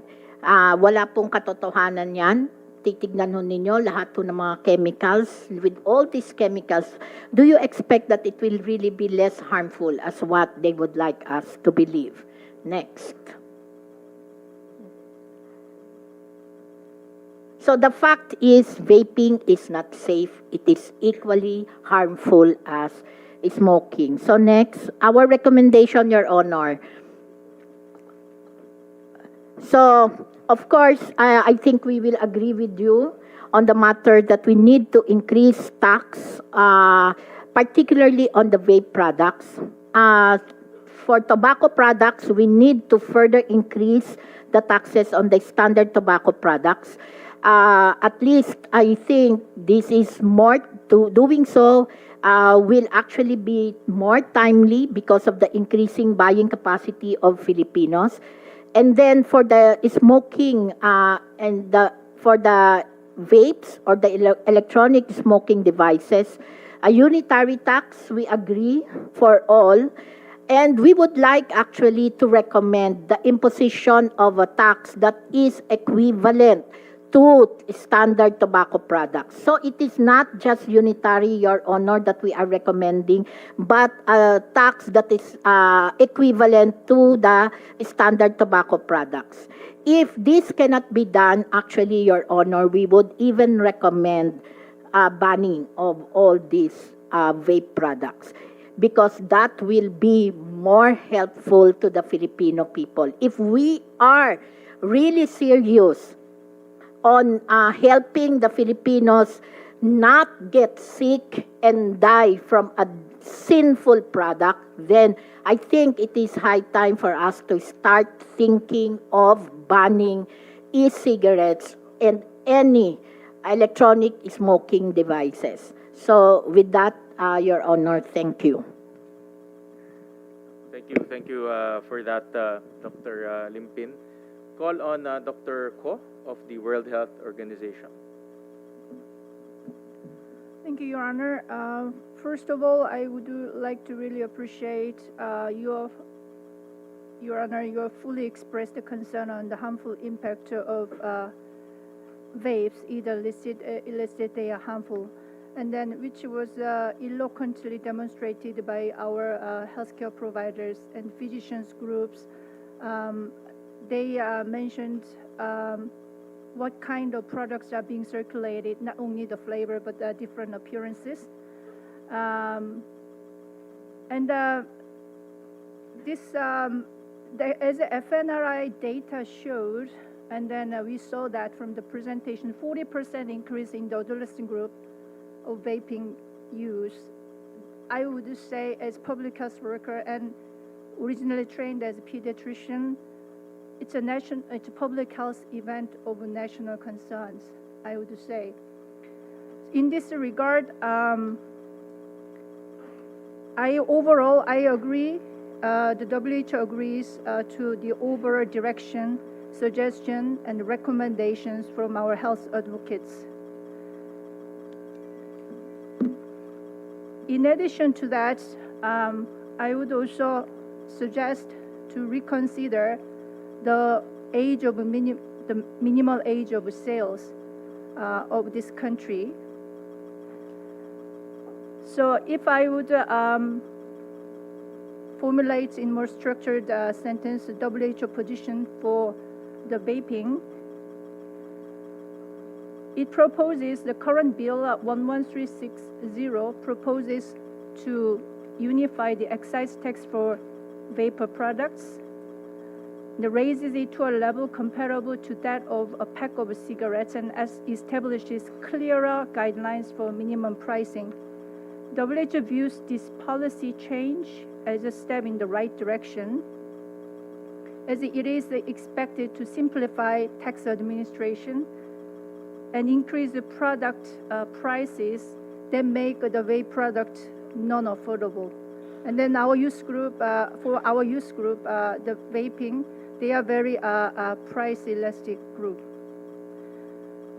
So the additional, as our Department of Health mentioned, tax is only one measure to control cigarette. We should make a comprehensive approach, which includes banning disposable e-cigarettes, which is now encroaching our market, can get much higher content of nicotine in it and with a much cheaper price. And limiting the concentration and quantity of nicotine, along with the strict enforcement of existing measures, such as the ban on flavored products. Current law, it seems to allow the menthol, the base tobacco flavor and menthol flavor. But I would suggest to go even bolder for the complete ban of flavor. And then as our colleague, a health advocate mentioned, even further to the complete ban of e-cigarettes that has been introduced and practiced in certain countries in the world. Over to you, Your Honor. Thank you for that. We'll call on Dr. Doroteo of the Southeast Asia Tobacco Control Alliance. Honorable Chair, I'm Anton. I'll be representing Yule for this session. So, with your indulgence, Mr. Chair, we'd like to respond to one of the questions that was raised earlier about why these products are actually more common among children. So, Dr. Tony Dance, Dr. Maricar have already discussed how extensive tobacco advertising, promotion, and sponsorship is. How children are basically inundated with tobacco advertising, promotion, and sponsorship. But I'd like to flag other possible channels that are being leveraged by the industry in order to reach this much younger target market. There's other things, of course, that we should consider, like cross-border advertising. Back then, tobacco advertising, promotion, and sponsorship was just TV, radio, the newspapers. But right now you have the internet, and along with it are online streaming services. So there are themes in Netflix shows that seem to normalize the act of smoking or the consumption of electronic cigarettes. And there are themes in even your music streaming services that are also related to the use of cigarettes. There's also this whole issue of parallel marketing. So in places that children cannot avoid, for example, barber shops, for example, cafes, places that teenagers will probably frequent, you have in some occasions you have vape products being peddled in these places as well. There's your last barrier really when a younger individual is trying to purchase this product is really the barrier for price. So while electronic smoking devices, both electronic cigarettes and heated tobacco products, can be very expensive for some specimens of these products. Most of the time, from the same manufacturer, you also have cheaper versions of the same product. So they have an aspirational product, an aspirational heated tobacco product that is more featured in the advertisements. But they also have a cheaper heated tobacco product, a cheaper electronic cigarette that will always be there, available to younger children. So within the purchasing power of Filipino kids in high school, you can definitely buy certain things like relics or bonds for IQOS. Bonds by IQOS. It's when you take a look at this is why we're very much pleased with the commitment from the Honorable Chair that the indexation for electronic smoking devices, for the tax rates, for the specific tax that will be applied for these products will not be touched, because it matters that we do not just benchmark the increases in the specific tax to the changes that are to the changes brought about by inflation. Of course, there's also the increase in the purchasing power of the Filipino people, and the prices of these products have to keep up with that, in addition to keeping up with inflation. So 5% is actually the bare minimum. If possible, if we're going to be basing it on, if we're applying the same logic with cigarettes back when Republic Act 10351 was being deliberated, they actually needed an indexation of 9% or above in order to ensure that there will be no new smokers, in order to have a continuous reduction in the number of new smokers. So this is we believe that we also want to clarify that in addition to not touching the indexation anymore, taxing electronic smoking devices at parity with conventional tobacco products does not always necessarily mean giving them equal rates, because 65 pesos, let's say, applied to a pack of 20 cigarettes is not the same as 65 pesos applied to a single-use electronic cigarette that is good for 15,000 puffs that 3 kids can share between themselves. So actually, even if you increase the prices for electronic cigarettes, you can do that in such a way that you can create a situation that there's more parity when it comes to the taxation of conventional tobacco and electronic cigarettes. We'd like to emphasize also some important observations that we have in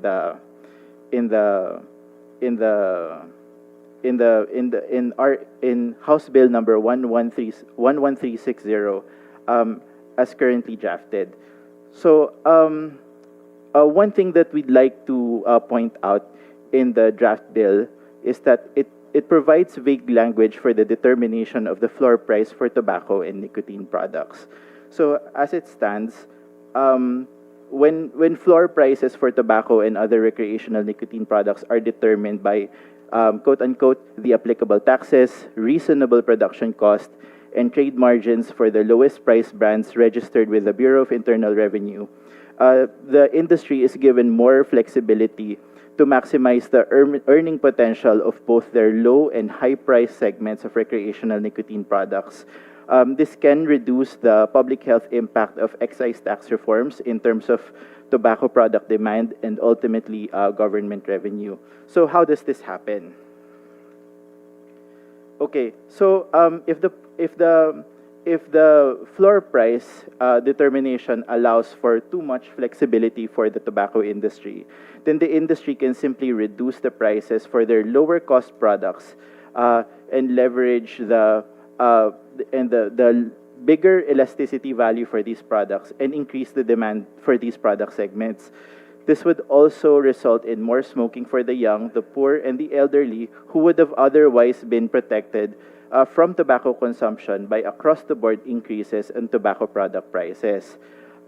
This would go in hand with the typical industry strategy of overshifting for their most expensive product tiers, which because the effect for the industry would be the same as the effect for the government. If you increase the price in the setting for a product that has that is relatively inelastic, what tends to happen is that you have a somewhat smaller number of removals, but a larger fraction of the revenue would be captured by the industry as profit.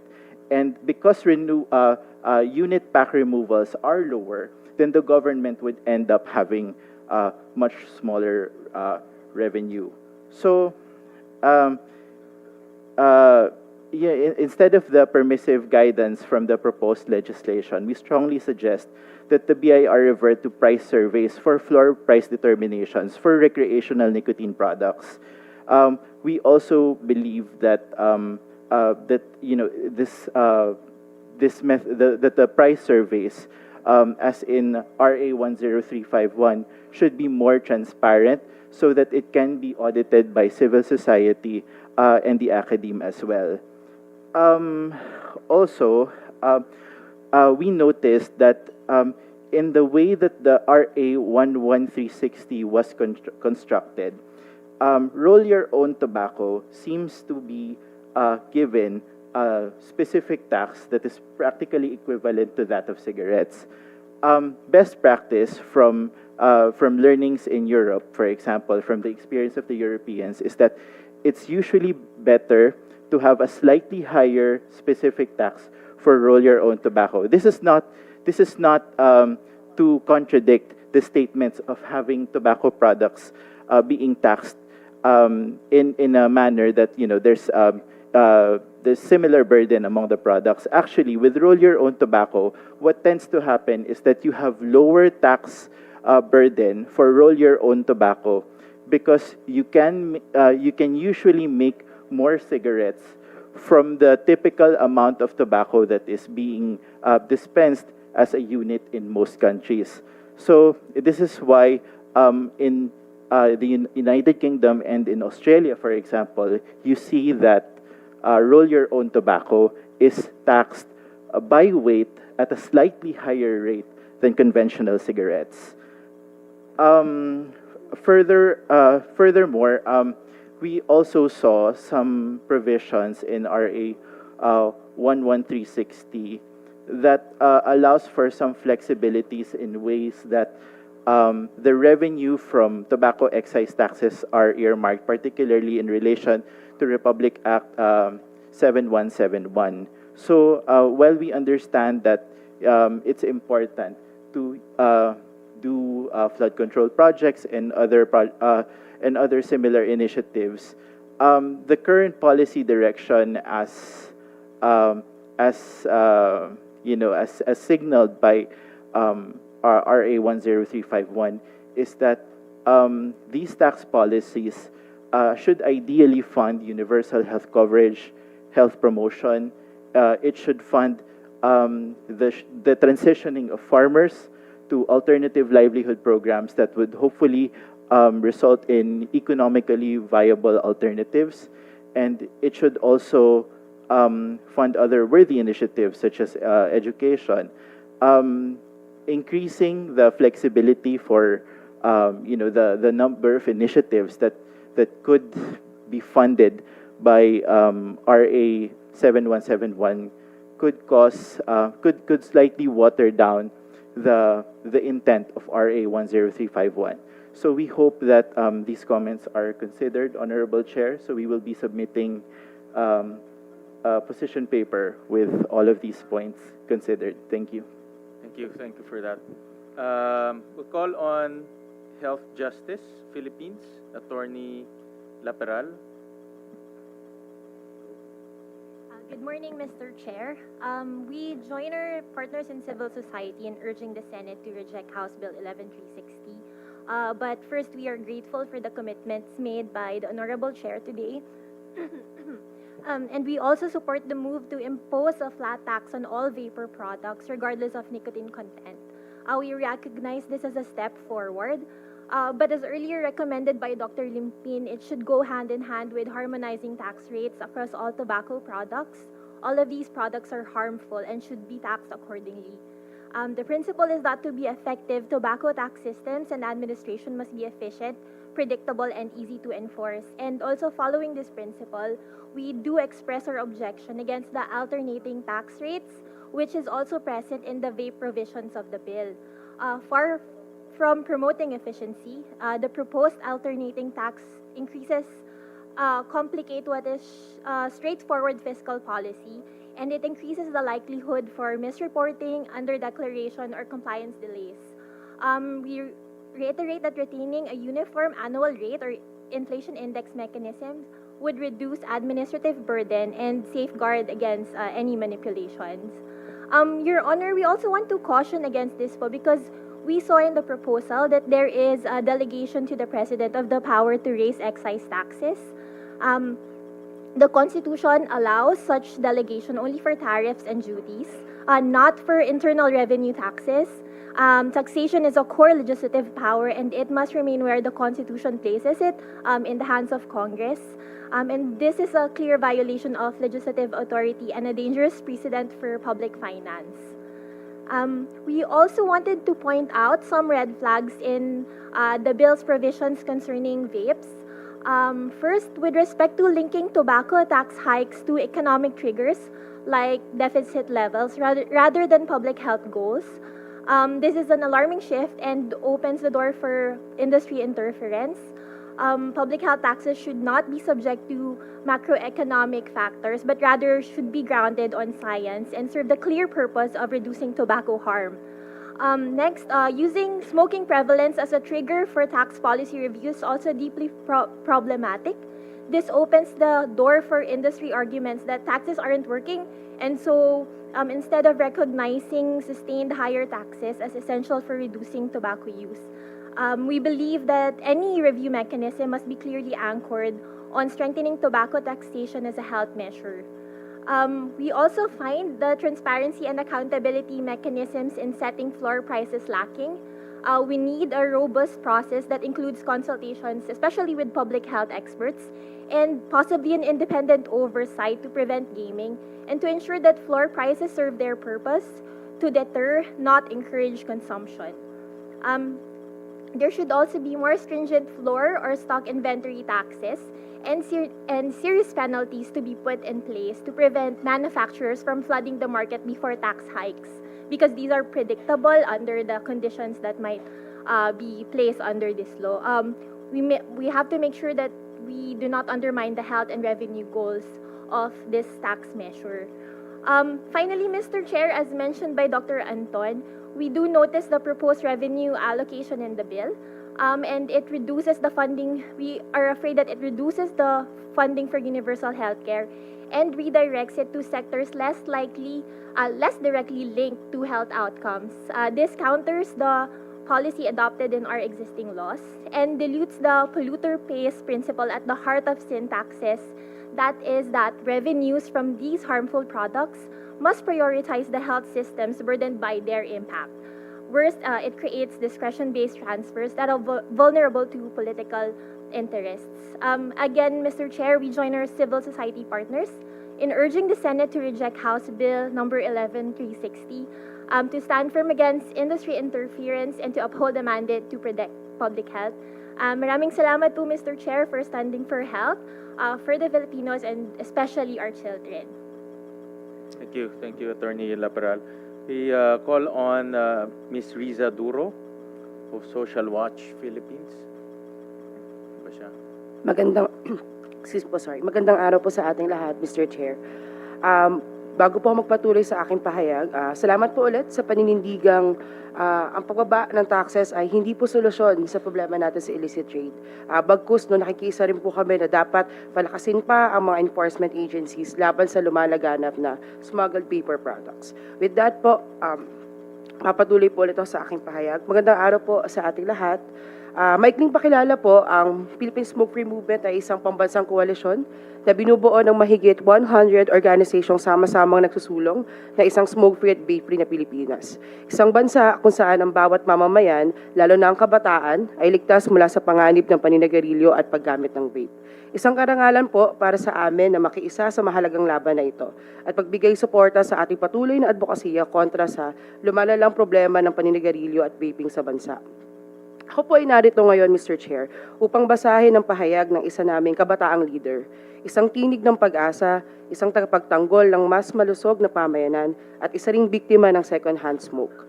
Ang kanyang kwento ay paalala sa ating lahat kung bakit kailangang ipaglaban ang bawat hakbang tungo sa proteksyon ng ating kalusugan at ang susunod na henerasyon.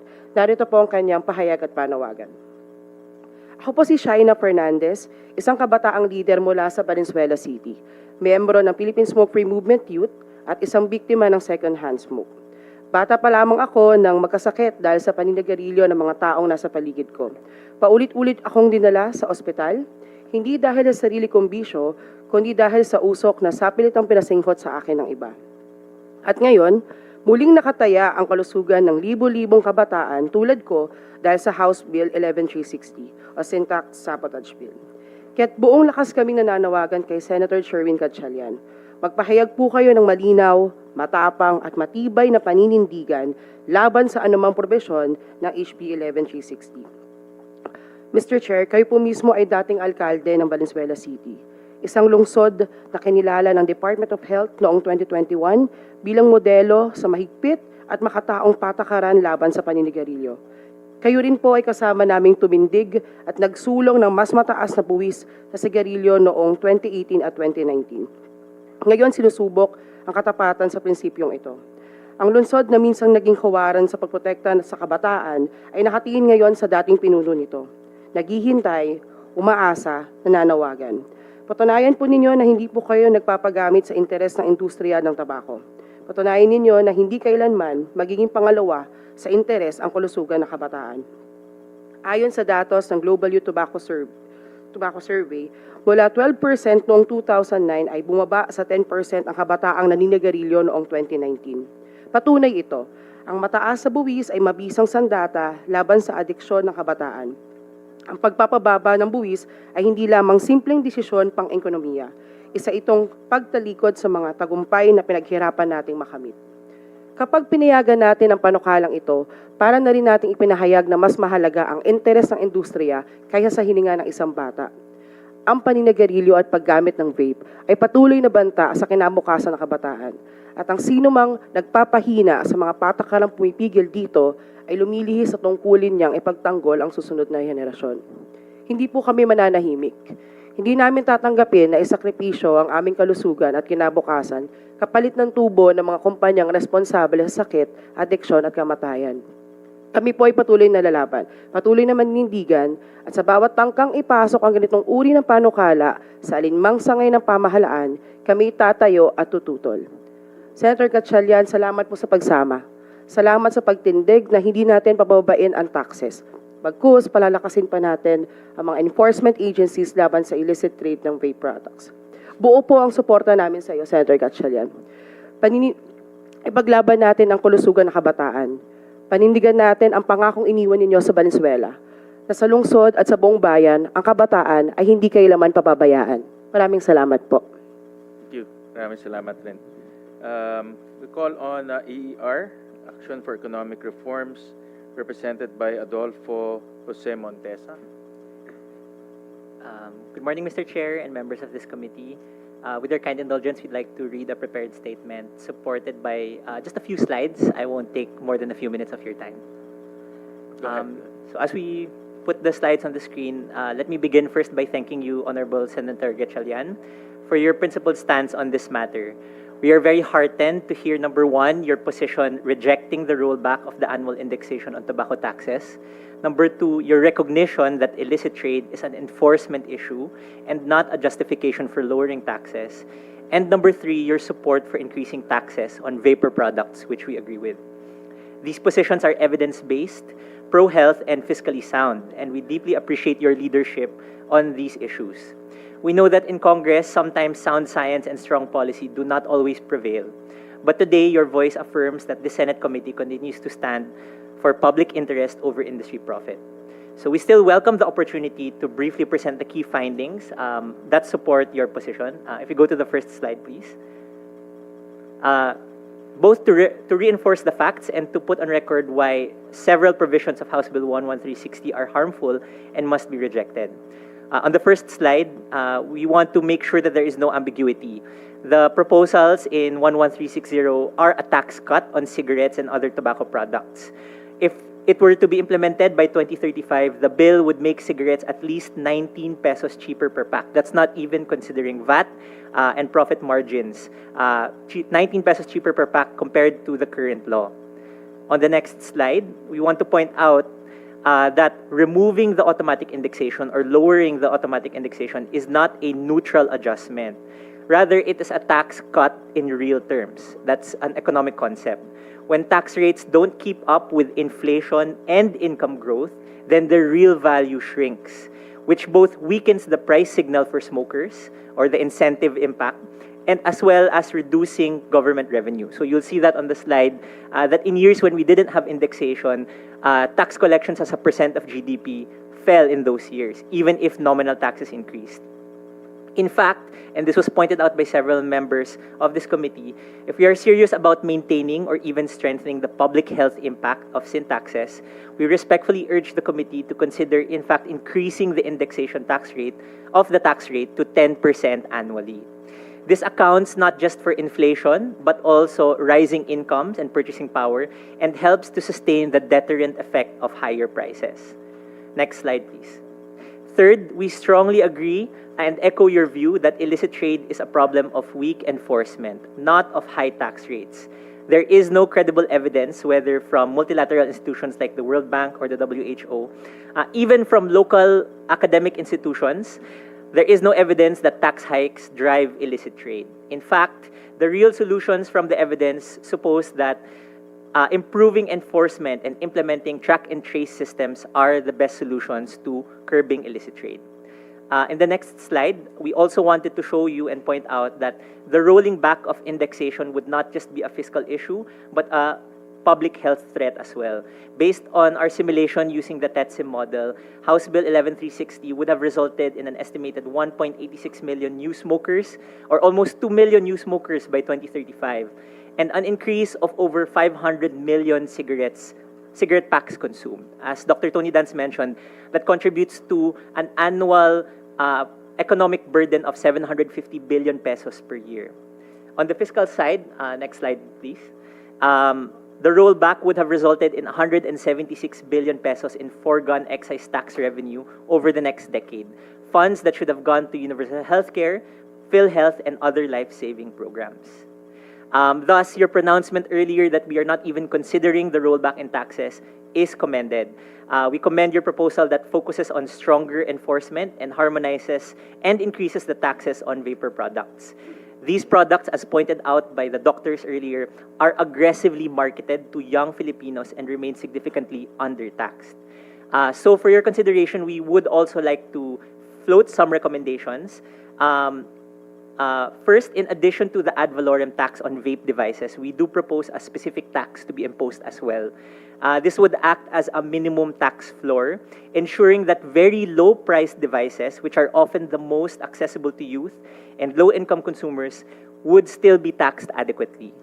Second, we would echo what our colleagues from SIATCA and Health Justice also mentioned on the minimum floor pricing. I think it is essential in any track and trace system that transparent data, which would be made open to the public, to our regulatory agencies, would help not only to ensure that the taxes are effective, but that the industry is not overshifting and using the tax rates as an excuse to capture more profits. If you go to the next slide, Mr. Chair.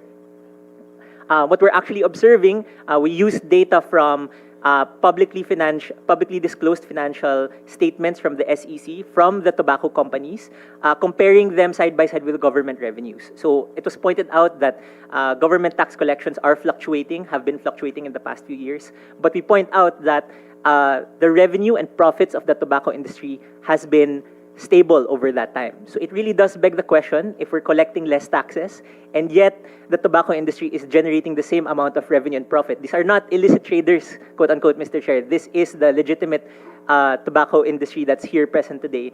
If they are collecting more revenue and profits, that really does beg the question, if government is receiving less, then where is the money really going? So it's important and crucial to have a discerning view and a track and trace system on this matter. That said, Mr. Chair, we would like to respectfully raise one note of caution. While we fully support the advancement of these discussions to increase vape taxes, we hope that the proceedings are not used at any stage of the legislative process to justify any reduction in taxes on other products, tobacco products. This has been an industry tactic in the past, to concede on one front to win rollbacks on another. We are hopeful that you as the committee chair would remain committed and vigilant against these tactics. And we believe it is important to state this for the record, as you have done, that any weakening of the tobacco tax policy in the guise of compromise will ultimately harm both health outcomes and government revenues. Thus, we respectfully place on record our hope that this committee's firm stance today serves as a clear policy signal that protecting public health and fiscal integrity takes precedence over commercial interests. Mr. Chair, on the last slide, we just like to again reflash the next slide. Our final policy recommendations. Number one, to increase the indexation to 10% annually to reflect inflation and income growth and to strengthen deterrent effects. Number two, strengthen tax administration as you have outlined in your policy proposals earlier, including measures on track and trace, minimum floor pricing. And number three, we do support the increase in the tax on vapes, and please do consider having a specific component to ensure that there is a minimum tax floor on vape devices as well. So to close, Mr. Chair, we'd like to thank you for your openness to dialogue and to evidence as well. Your leadership on this issue is not just about this one bill. It will be about defending the health and fiscal future of our country. Your decisions today and in the remaining weeks of the 19th Congress and beyond will send a powerful signal about the direction of the Senate and the government's priorities as well. We are counting on you to continue putting public health and fiscal integrity above commercial interests. Thank you for this opportunity to present your position. Good afternoon. Maraming salamat. Thank you for that. We now go to importer of vapor products, and we're fortunate that we're joined by proponents of vapor products, or people who are in business of importing vapor products. We invited Mr. Thompson D. Of One Tech Ventures OPC, and I read your position paper, Mr. D, earlier. Wala siya? CR? We'll call on Mr. Principe, Robbie Principe of Arogin Consumer Electronics. Any comments, Mr. Principe? Sir, Glenn C. po, Vice President of Glenn C. Arogin. I would just like to comment on the taxation. If we level the taxation for freebase and salt nicotine, it would be very detrimental for the sales. It's tantamount to saying that it's going to wipe out our sales, because as it is right now, we're having a hard time.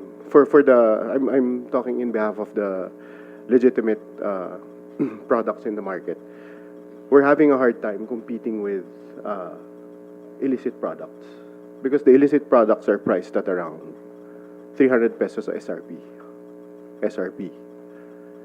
And that's close to our COGS right now.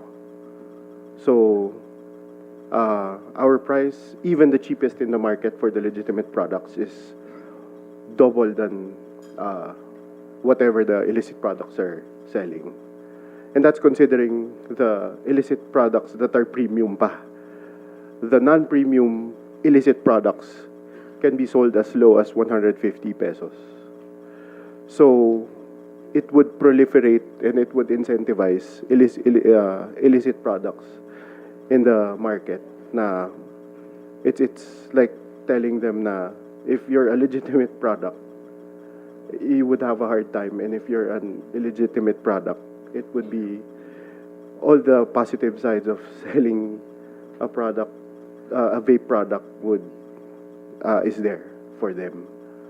So I would, in my opinion, sir, I would like to propose siguro, sir, in between na tataasan pa rin yung freebase, pero not to the extent of leveling it with the salt nicotine. Because the salt nicotine products, when I'm one of the first siguro, sir, na one of the few na nagsimula magbenta ng vapor products dito sa Philippines. I started selling 2014, 2013, around that time. So I could say na medyo grassroots na nakikita ko from the ground up. And a lot of the sellers right now are kumbaga umaaray na sila doon sa taxation natin ngayon. And that's one of the reasons why they kumbaga para sa kanila, kung magbebenta sila ng illicit products, kahit mahuli sila, kumita pa rin sila at the end of the day. So, kumbaga, it would wipe us out na we're trying to be 100%, well, we are 100% legitimate and we sell only legitimate products. As it is, again, sir, we're having a hard time. And if we take it to the next, take the level of the freebase to the salt nicotine, we could be non-existent in the future. And kumbaga, if we're talking about taxing legitimate products, kung hindi kami makakabenta, then there's no tax to be collected.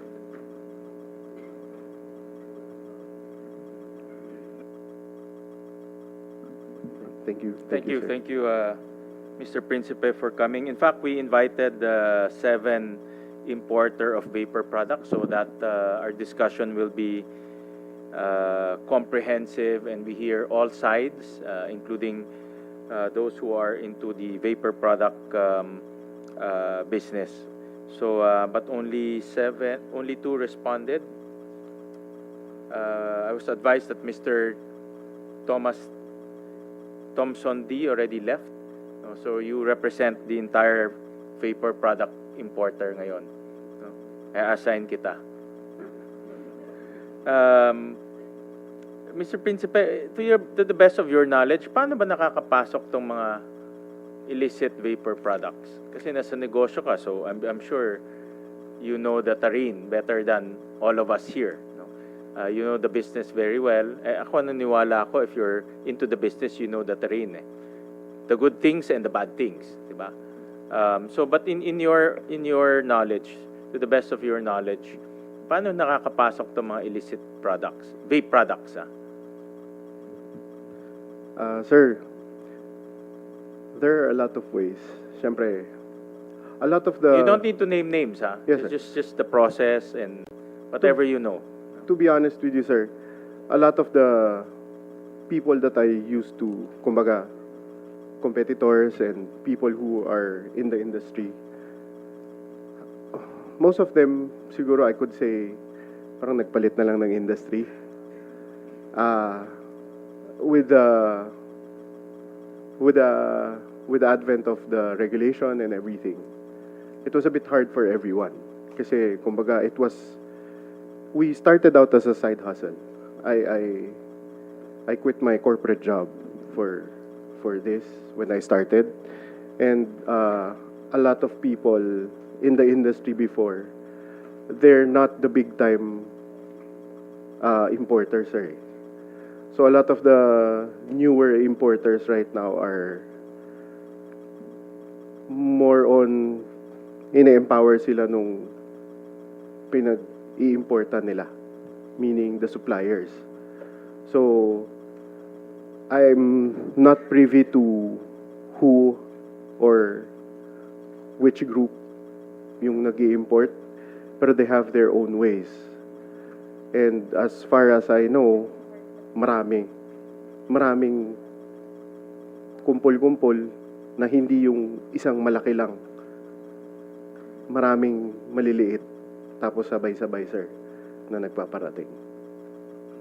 Ng illegal, Illicit. ng Yes, sir. illicit marami. Yes, sir. And in your kasi walang formal survey on illicit vapes eh. Unlike in cigarettes, there's Euromonitor, there's other, but in vapes wala pa. No? So ngayon puro estimates lang. But in your personal knowledge, so 100%, ilan ang illicit, ilan ang legal? Based on your own personal estimate lang. Conservative, sir, siguro 80. 80 ang 80 ang illegal. 80 ang illegal. No, yung mga ganito. Diba? Yes. 80% illegal. Yes. So, pag pumunta ka sa isang store, 80% ng kanyang binebenta doon, yung hindi natin nakikita, sabi nga kanina ni Asek Marcos, nasa likod ng store, nasa ilalim, 80% ng kanyang produkto illegal. Tama ba? Yes, Mr. Chair. And then, sabi mo, marami nag-i-import. Yes, Ito ba ay, best of your knowledge, ito mga illegal, imported o gawa dito? Mostly imported, sir. Mostly imported. Mostly So, imported. pumapasok ng customs. Hindi ko po alam, sir. I'm sure pumapasok ng customs. Diba? Hindi man naman kailangan sabihin kung sino, no? But I'm sure pumapasok ng customs. Pero ring local. Sabi kanina, merong local manufactured eh. If I would, to the best of my knowledge, To sir, the best of your knowledge lang. local, hindi masyado, sir. If we're talking about yung, Illegal, yung illicit. sir, yung, Mga ganito. yung pinresent yung, Yeah, yan. Ito, ito. bottled e-liquid kasi, sir, But, yan. Ito. it's mostly locally made. Ito. Ang bottled e-liquids. Okay. Sir, meaning, hindi po siya yung all-in-one system, katulad nung disposable vape. Ang These are- disposable vape is imported. Opo, Lahat yan. opo. Itong mga ganito, ito. Mostly po yung mga e-liquids locally made. Locally made siya. Ano yung mga imported? Yung disposable vape, yung Aside- all-in-one systems, meaning, you don't, Yung mga may pods. opo, Yung imported yun. opo. Oo. So itong mga itong mga ito is local to? I would, like, Based on your experience lang. yes, sir, based on my knowledge, yes, most probably local siya. Okay. And saan siya ginagawa? I'm not sure, sir. Depende po sa gumagawa. Mostly bahay. Bahay lang? Bahay lang. Hindi sa let's say may factory, merong Hindi po. business permit, halimbawa, Hindi po. vape mixer, ganyan. Well, ganun Before, ba? sir. Hindi, Before. based on your knowledge lang, Before the, before the regulations, usually may mga factories yan, sir. Pero, nung nagkaroon ng regulations, hindi na. Hindi nga, dapat nga yung regulation, mas dapat nag-legal pa sila, bakit naging illegal? So sa bahay-bahay lang to? Sir, kasi, if you would look at the taxation for the bottled e-liquids, minimum, more or less, ang sa market is 30 ml talaga. Yun Oo. yung tinatangkilik ng mga consumers. If it's a salt nicotine, the taxation would be probably around 600 something pesos. That's for the tax only. That does not include the manufacturing cost and everything, and yung mga tubo pa ng mga dealer and everything. So a 30 ml would probably be around 1,000 pesos in the market if you sell it legally or more. Pag yung mga walang tax and everything, ang SRP niyan, sir, more or less mga 100 pesos, 150. Pati nicotine salt, kaya gawin dito? Yes, sir. So freebase, kaya gawin dito? Yes, sa sir. backyard? Nicotine salt, pwede rin gawin dito, backyard? Yes. Yes. Sir, nicotine salt is basically adding only an acid agent to normalize the pH level of the nicotine. So, freebase is, kumbaga, salt nicotine is a byproduct of a freebase nicotine. Freebase nicotine is harsher because it has a higher pH level. So, if you want to make it not harsh and a higher, kaya po nagdadagdag ng nicotine level dahil yung mga devices, mas mababa na ang wattage. So, the lower the wattage, the harder it is to heat the e-liquid. the lower the temperature of the nung device, mas hindi efficient yung dispersal ng nicotine to aerosol. So, that's the reason why nicotine salt was made, to cater the lower wattage products. Kasi kung matatandaan din natin, yung mga devices before, yung malalaki, yung pinakita ni Dr. Limpin kanina na maraming usok, that was before.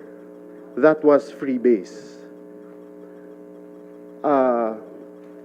Nung nagkaroon na po ng mga cartridges, yung refillable cartridges, salt nicotine na po yung ginagamit dahil it's a smaller device, it's more compact, so the battery would definitely be smaller, the wattage capacity would be smaller, so it would match the efficiency of kumbaga, aerosolization, maging aerosol yung e-liquid.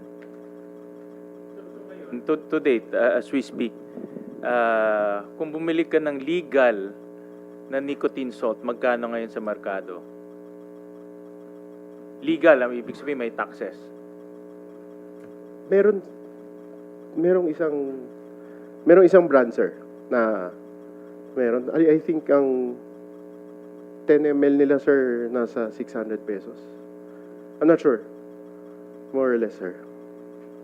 Ang legal. Legal. Pag illegal, magkano? Kung 10 ml, sir, Nicotine salt, Nicotine salt, most probably, nasa mga 100 pesos. So, 100 pesos lang. 150. Sabi mo na, sir, kung premium, 200. So, ang layo ng presyo, 600 versus 100. Even Yes, sir. premium, 200. Yes, sir. And then, itong 100, 200, sa bahay lang ginagawa to. Yes, sir. Sa bahay lang. So, yun ang trabaho nyo, DTI. Dapat kunin nyo nilang to si Thompson, no? Si Prinsipe. Diba? Siya nga, alam na alam niya eh. Diba? It's prevalent eh. Actually, alam ng merkado except gobyerno. No? Yun ang nangyayari ngayon eh. That's why I asked him to narrate to the best of his knowledge para malaman natin yung actual na nangyayari sa merkado ngayon. Kasi ang gobyerno lang ang inutil eh. Hindi alam kung anong nangyayari eh. That's why I'm urging DTI to act faster. Yes, Mr. Chair, we do have regular coordination with the industry. I just cannot say for the record who we're coordinating with. Kasi if the estimates are correct, 80% of the products outside are illegal, meaning they're manufactured here in the Philippines or they're imported illegally here in the Philippines. Yun nga yung nagiging problema natin pagdating sa mga bata. And those are the ones going under the regulation. The regulation is meant to strictly enforce the selling, advertising of these products. But hindi nangyayari yan eh. Ang nangyayari ngayon, 80% naga-underground. And yan, no, available sa markado. Hindi ka naman magbenta ka ba ng illegal? Hindi naman siguro, eh, no? Kundi, hindi ka pupunta dito, eh. So, no, but I just want, kasi ako, I believe that the people in the business know their business better, no, than any one of us. Nasa negosyo nila yan. Alam nila yung competitor nila, alam nila saan kumukuha ng supply. Diba? So, that's the real score. No? Of course, hindi siya scientifically conducted, but more or less meron ka ng pulso kung ano yung merkado. Diba? Yun ang importante. Yung freebase, Mr. Principe, magkano ang ngayon? Magkano ang freebase ngayon? Meron pa ba nagbebenta ng freebase? Sir, wala naman masyado. Ngayon? So, if we're talking about yung bottled e-liquid, sir, hindi ito. Freebase to eh. Ito. So, to be honest with you, yung bottled e-liquids, Ito. hindi naman ganun karami yung gumagamit yan, sir. Itong freebase na ito. Yes, sir.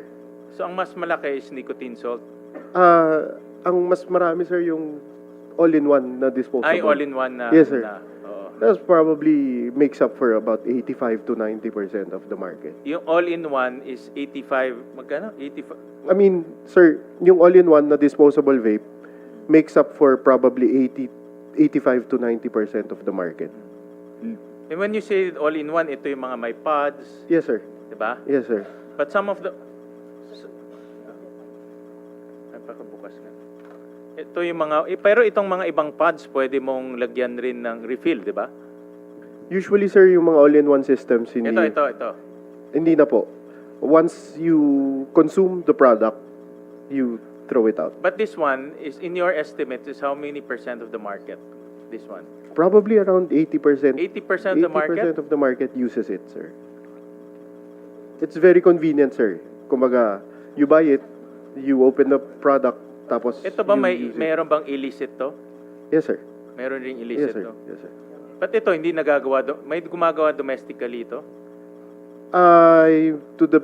To my knowledge, sir, wala. Wala, so imported Wala, lahat yes, to? Okay. So itong mga ito is just mga 10 to 15% of the market? Yes, sir. What you're saying, this one is Yes, 80 to 85% of the market? Yes, sir. Okay. Sir, kasi yung bottled Ang bango, e-liquid... Amoy candy. Ito talaga. Actually, ngayon lang ako. So, ito ang mas malaki, in other words. Yes, sir. Okay. And, paano pinapasok na? Do you know kung... Sir, based sa company namin, sir, we need to have proper documentations first with Pero ito ba DIR. marami, yung illicit, marami bang nagpapasok nito? Marami, sir. Marami. Pwede mong sabihin sa DTI mamaya.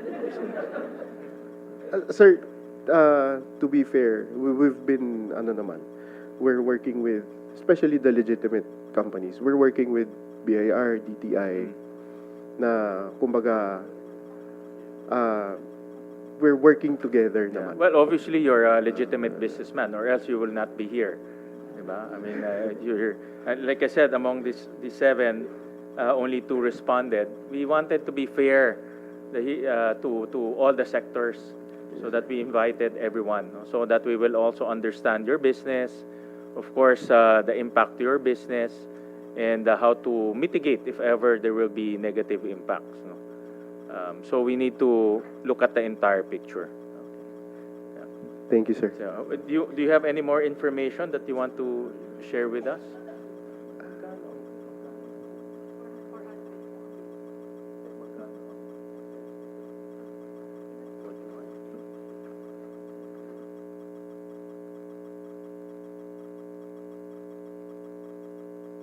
So ngayon pala ang vape is sorry sorry for my ignorance.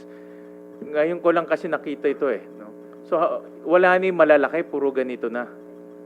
Wala Tama na, ba? sir. Yung mga pinakita ni Dr. Limpin. Wala na Parehong yun, sir. kasi age kami ni Dr. Limpin kaya yung mga alam namin, yung mga muluma na eh. Ito yung mga bago na. Wala Yes, na yung sir. malalaki. Wala na, sir. Okay. Meron siguro a few. Very, very few. Pero ito na yung pinakabago. Yes, sir. And this is called freebase, di ba? Well, legitimate products, we use freebase to, kumbaga, at least man lang maging mas affordable siya. So, But this is freebase. This is tama ba, BIR? This is taxed as freebase. Yes, Your Honor. Depending on the ML. On the ML, yeah. Okay. Wala bang ganito na nicotine salt? meron, sir. Meron, pero yun yung mas maliliit, no? Sir, if the difference between freebase and nicotine salt, it's the same liquid, it's the same e-juice and everything. The only way you would know is through chemical analysis. Pero may ganito na freebase rin? Yes, sir. Meron rin. Since nilalagay po sa loob yung e-liquid, yung liquid na hiniheat, depende po dun sa maglalagay kung yung e-liquid na ilalagay niya is freebase or salt nicotine. Okay. Ito, magkano ito sa merkado? This is freebase eh. Freebase to. Usually, sir... Yung may tax may tax. Yung may tax? Oo. Yung, more or less, sir, More or less lang. 600 to 800 pesos? 600 to 800. More or less. Yung walang tax. As I said, sir, kanina, na 300. Mga 300. 300. Mas mahal to? Yung freebase, mas mahal kaysa sa nicotine salt? Kanina sabi mo yung nicotine salt is 100. Yung walang tax, Tama ba? Yung mga illegitimate, sir, na nagpaparating. Usually, ang ginagawa nila, ginagamit na nila is nicotine salt. So, kumbaga, hindi na sila gagamit ng freebase. Kasi, if you use freebase with that kind of device,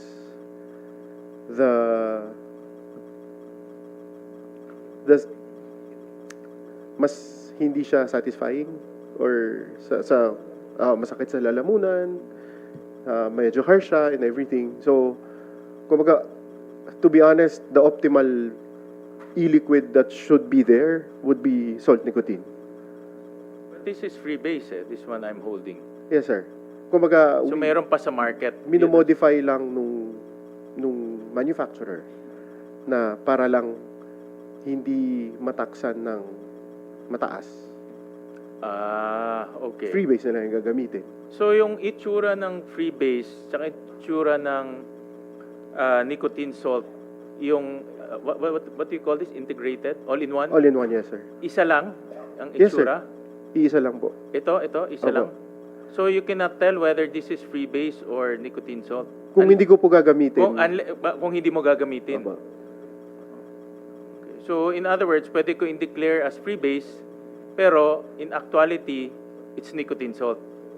Pwede po. Pero kung legitimate, like say, sir, kami, yung process namin with the DTI, we have TRA, yung sa toxicology report namin, na hindi kami makakalusot sa kanila na kung freebase ba yan or salt nicotine. Pero sa estimate mo, ilan sa 100% of the market, ilan ang nagmi-misdeclare ng ganito?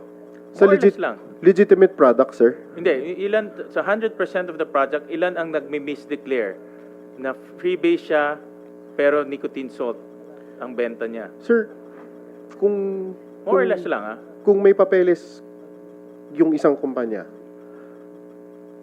hindi sila makakapag-misdeclare, sir. Medyo mahirapan sila. With the safeguards for DTI. Pero meron, di ba? Merong nagmi-misdeclare. To be honest, sir, sa mga legitimate companies, I think wala. Okay. Pero meron rin illegitimate entities. Yes, sir. Ilan yun? Ilang porsyento yun? Ang dami, sir. More or less, mga... Ilang porsyento lang? In illegitimate entities, hindi siya companies kasi obviously... Sir, illegitimate meaning wala talaga silang registration and everything. Yan, yung More or ganun. less na nagpo-proliferate sa market. In 100% of the... 70 to 80%, sir. 70% to 80% are illegitimate Yung sellers. mga nagpapasok ng illegal. Nagbebenta na rin, obviously. Yes. Diba? Yes. Kasi nagpapasok ka, so nagbebenta ka. Yes, sir.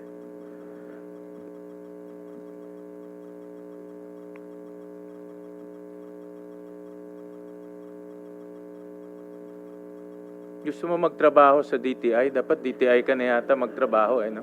Kasi parang mas marami kang alam kaysa sa...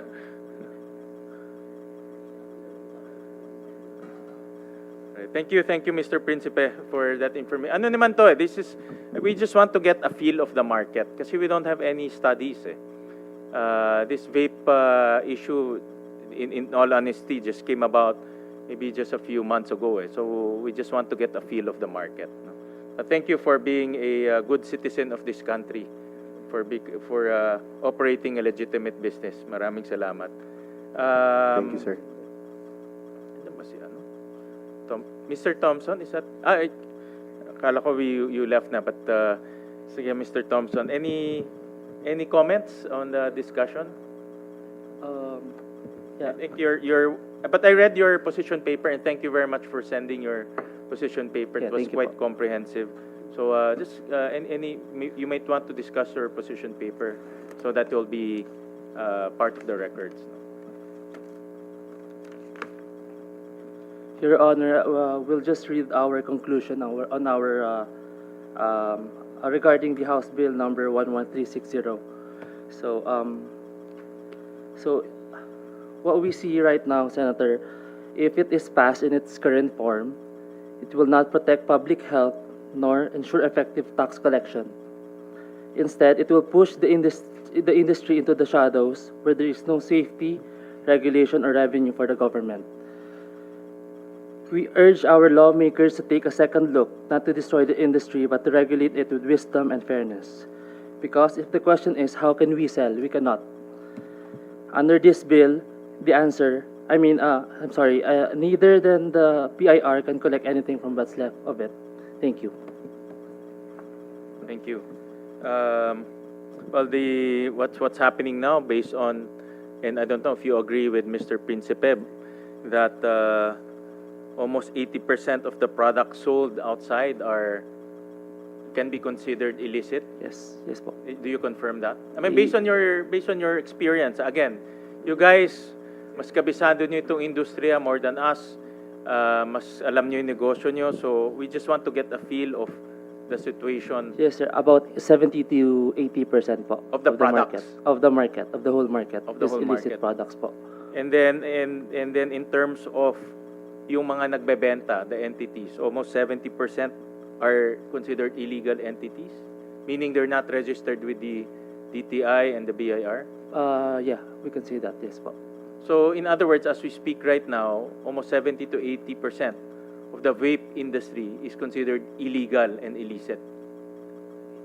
Except kayo yung 20%, of course, no. But yung 70 I can categorically say yes po. Almost 70 to 80% of the products that exist right now are illegal products. And that's the one killing our children. Yes po. Kasi they're not passing through any of the medical organizations, the DTI, and even the BIR.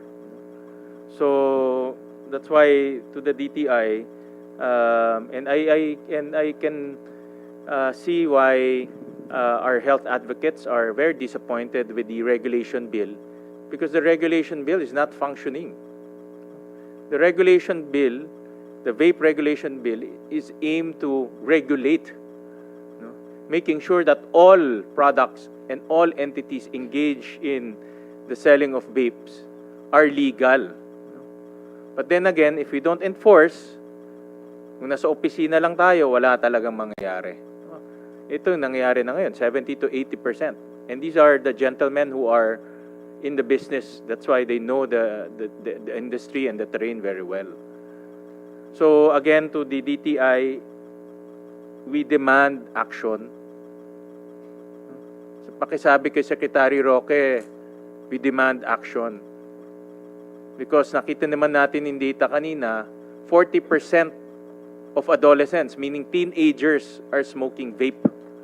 Increased from 7% just 5 years ago. Ang nakakatakot dito, hindi natin alam kung ano yung ginagamit nila dahil hindi walang toxicology reports. That's where we are right now.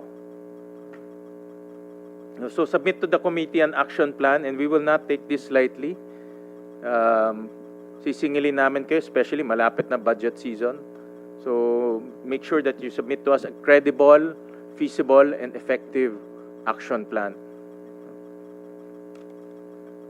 Thank you, Mr. Thompson. Anything you want to add? Yeah, Mr. Principe.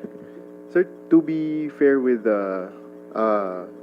DTI, BIR, and BOC, recently, kumbaga, regularly naman, may mga nagche-check, and recently, meron silang malaking operations with raiding illicit products. And it's a very big help din sa mga legitimate companies. Mr. Winson, Mr. Principe, kung kayong gagawin head ng task force against illicit vape, ano yung unang-una nyong gagawin? Kasi mas alam nyo yung terrain di ba? Anong suggestion nyo to the DTI and to us? Even kami sa Senate, we provide funding Anong suggestion nyo sa amin para ma-enforce namin? Gusto namin yung mga tulad nyo na legitimate, di ba? Na may konsensya magbenta ng legitimate. Ang ayaw natin yung mga, yung sinabi nyo kanina, 70 to 80% na illegitimate entity. So what do you recommend to government, to all of us, including myself? Anong tingin yung dapat gawin ng gobyerno? Top 3, kung meron kayong 3 suggestions. I think, good Senator, it all starts with BOC po. Siguro kung hindi po nakakapasok doon sa BOC, doon pa lang makakombat na po natin yung mga illicit products. It's a good suggestion. Well, definitely, wala ang BOC ngayon. Hindi sila pumunta ngayon but we'll take note of that suggestion. Yes, go, Mr. Jetro, go ahead. Yeah, Mr. Chair, not really para buhatin yung bangko ng BIR, but one effective measure, I think, that BIR was able to do last year was when we subjected even imported vapor products to the stamp tax system, to the stamp system. The numbers will show that noong 2023, there was just 11.2 million ml of vapor products that were imported and paid taxes to the country.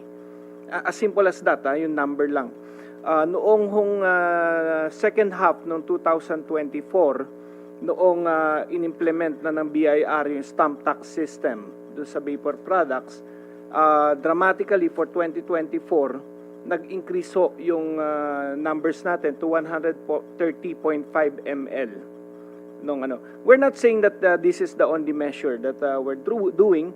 There are a lot of measures that were done also, especially on the regulatory end and on the enforcement end. Dito sa what I'm saying simply is that there's no one solution to this problem, and kailangan consistency.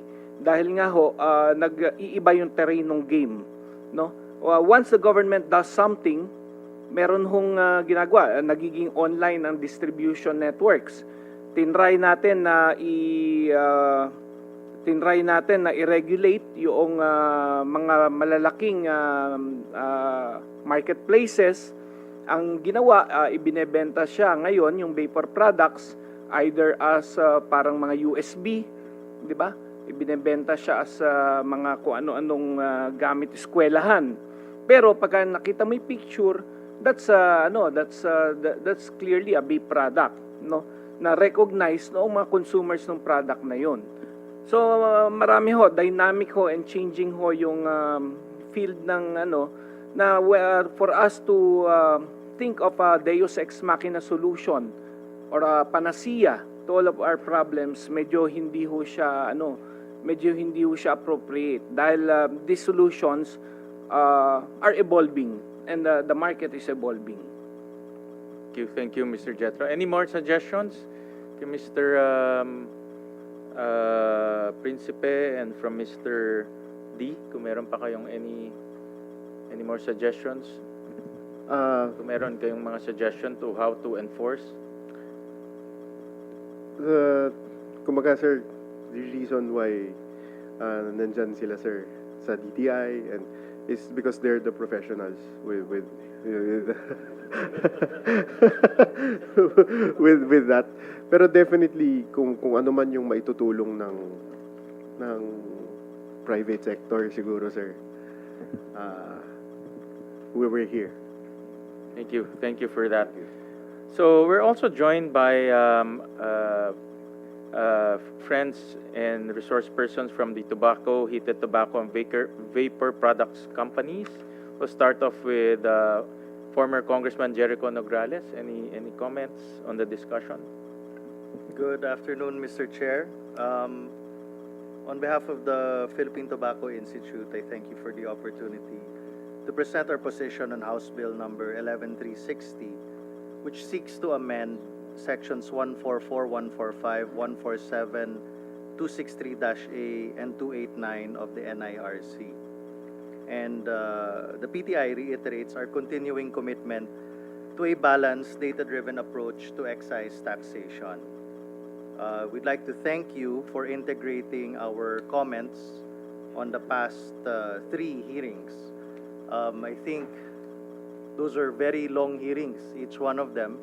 And if we count the number of hours there that we've put on and off, both from the industry, from our health advocates, from the government, and from the committee, we've really worked hard in stating our cases, in each of our cases. And I will not belabor the committee by reiterating things that have already been established. So we'd like to begin our position by reiterating the prerogative of Congress to determine the tax policy. It is not our place to dictate the rates, and rather we respectfully urge that such decisions be guided by sound evidence and grounded in the real-world decisions and the real-world consequences of policy implementation. As your partner in this process, we appeal for sobriety in discourse and policy formation, not rhetoric but facts. Earlier, we listened to a lot of the positions, and I'm sorry to say, Mr. Chair, I have not heard so many positions against, the health advocates on how to address illicit trade. They just want to junk the bill, throw these 4 hearings away. So we're here to help the committee fight illicit trade, to help the government officials collect taxes from legitimate industries and to stop illegitimate industries. I don't represent the vape industry, but listening to them, it's the death of a legitimate industry and the rise of an illicit industry. I'm sorry to say, Mr. Chair, I heard condemnation, so much condemnation for legitimate industry and zero condemnation for the illegitimate industries, for the illicit traders, illicit importers. It's just heartbreaking, Mr. Chair. In fact, some of the members of PTI reacted negatively in some charts which are misleading, especially the ones that talk about profit. I'm sorry, Mr. Chair, that's misleading, and it's not my place to speak about profit because we're an NGO. Let the others about it. Now, I'm happy, Mr. Chair, that you decided to consider the last three hearings, January and April, because we don't need to reiterate our shared experiences with Canada, Singapore, Malaysia. And today, we are fortunate, and I implore the chairman to give time to one of our consultants for the PTI that we flew in from Melbourne, who has more than 30 years of experience fighting illicit trade. He's the founder of an anti-illicit tobacco trade task force for the Australian Border Force. I hope you'll permit Mr. Rohan Pike to speak so that he can share the experience, and maybe our government and our Congress can learn from our neighbors to fight illicit trade,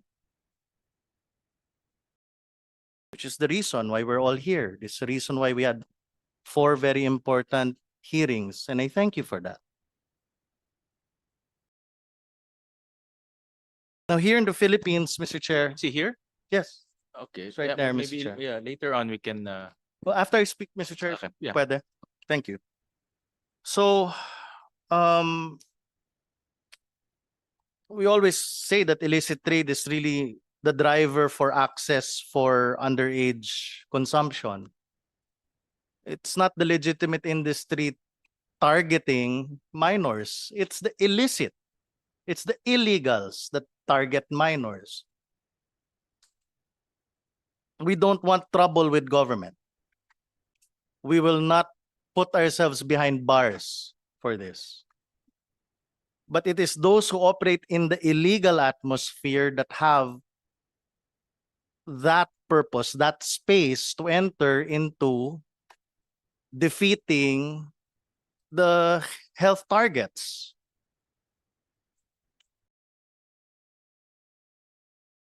On the bill, just to be very objective, we express our support on minimum floor prices. It is an anti-smuggling safeguard. But for it to work, this mechanism must be developed in full consultation with stakeholders and periodically reviewed.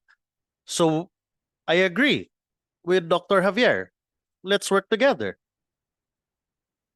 for minimum floor prices. Pricing must reflect actual production, distribution, and tax realities. Otherwise, there's a risk of distorting the legal market and inadvertently opening more space for illegal actors. Earlier, Dr. Javier said that cigarettes are relatively inelastic. Correct. It is worldwide generally considered as relatively inelastic.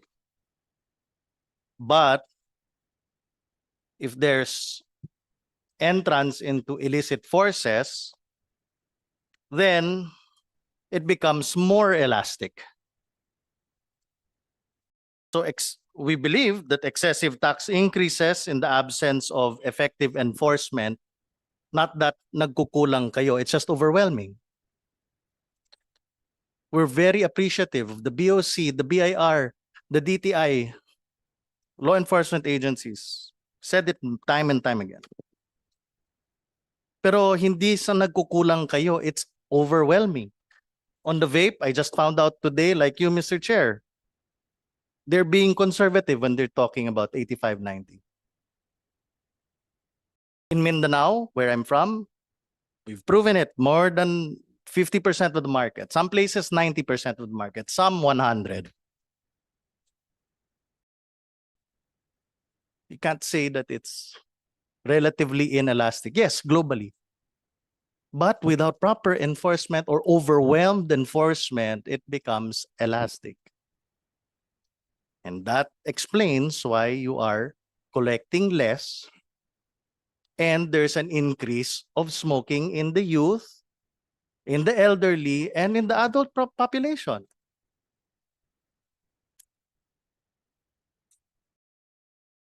On the proposed expansion on the definition of cigarettes to include roll your own tobacco, we respect the legislative intent.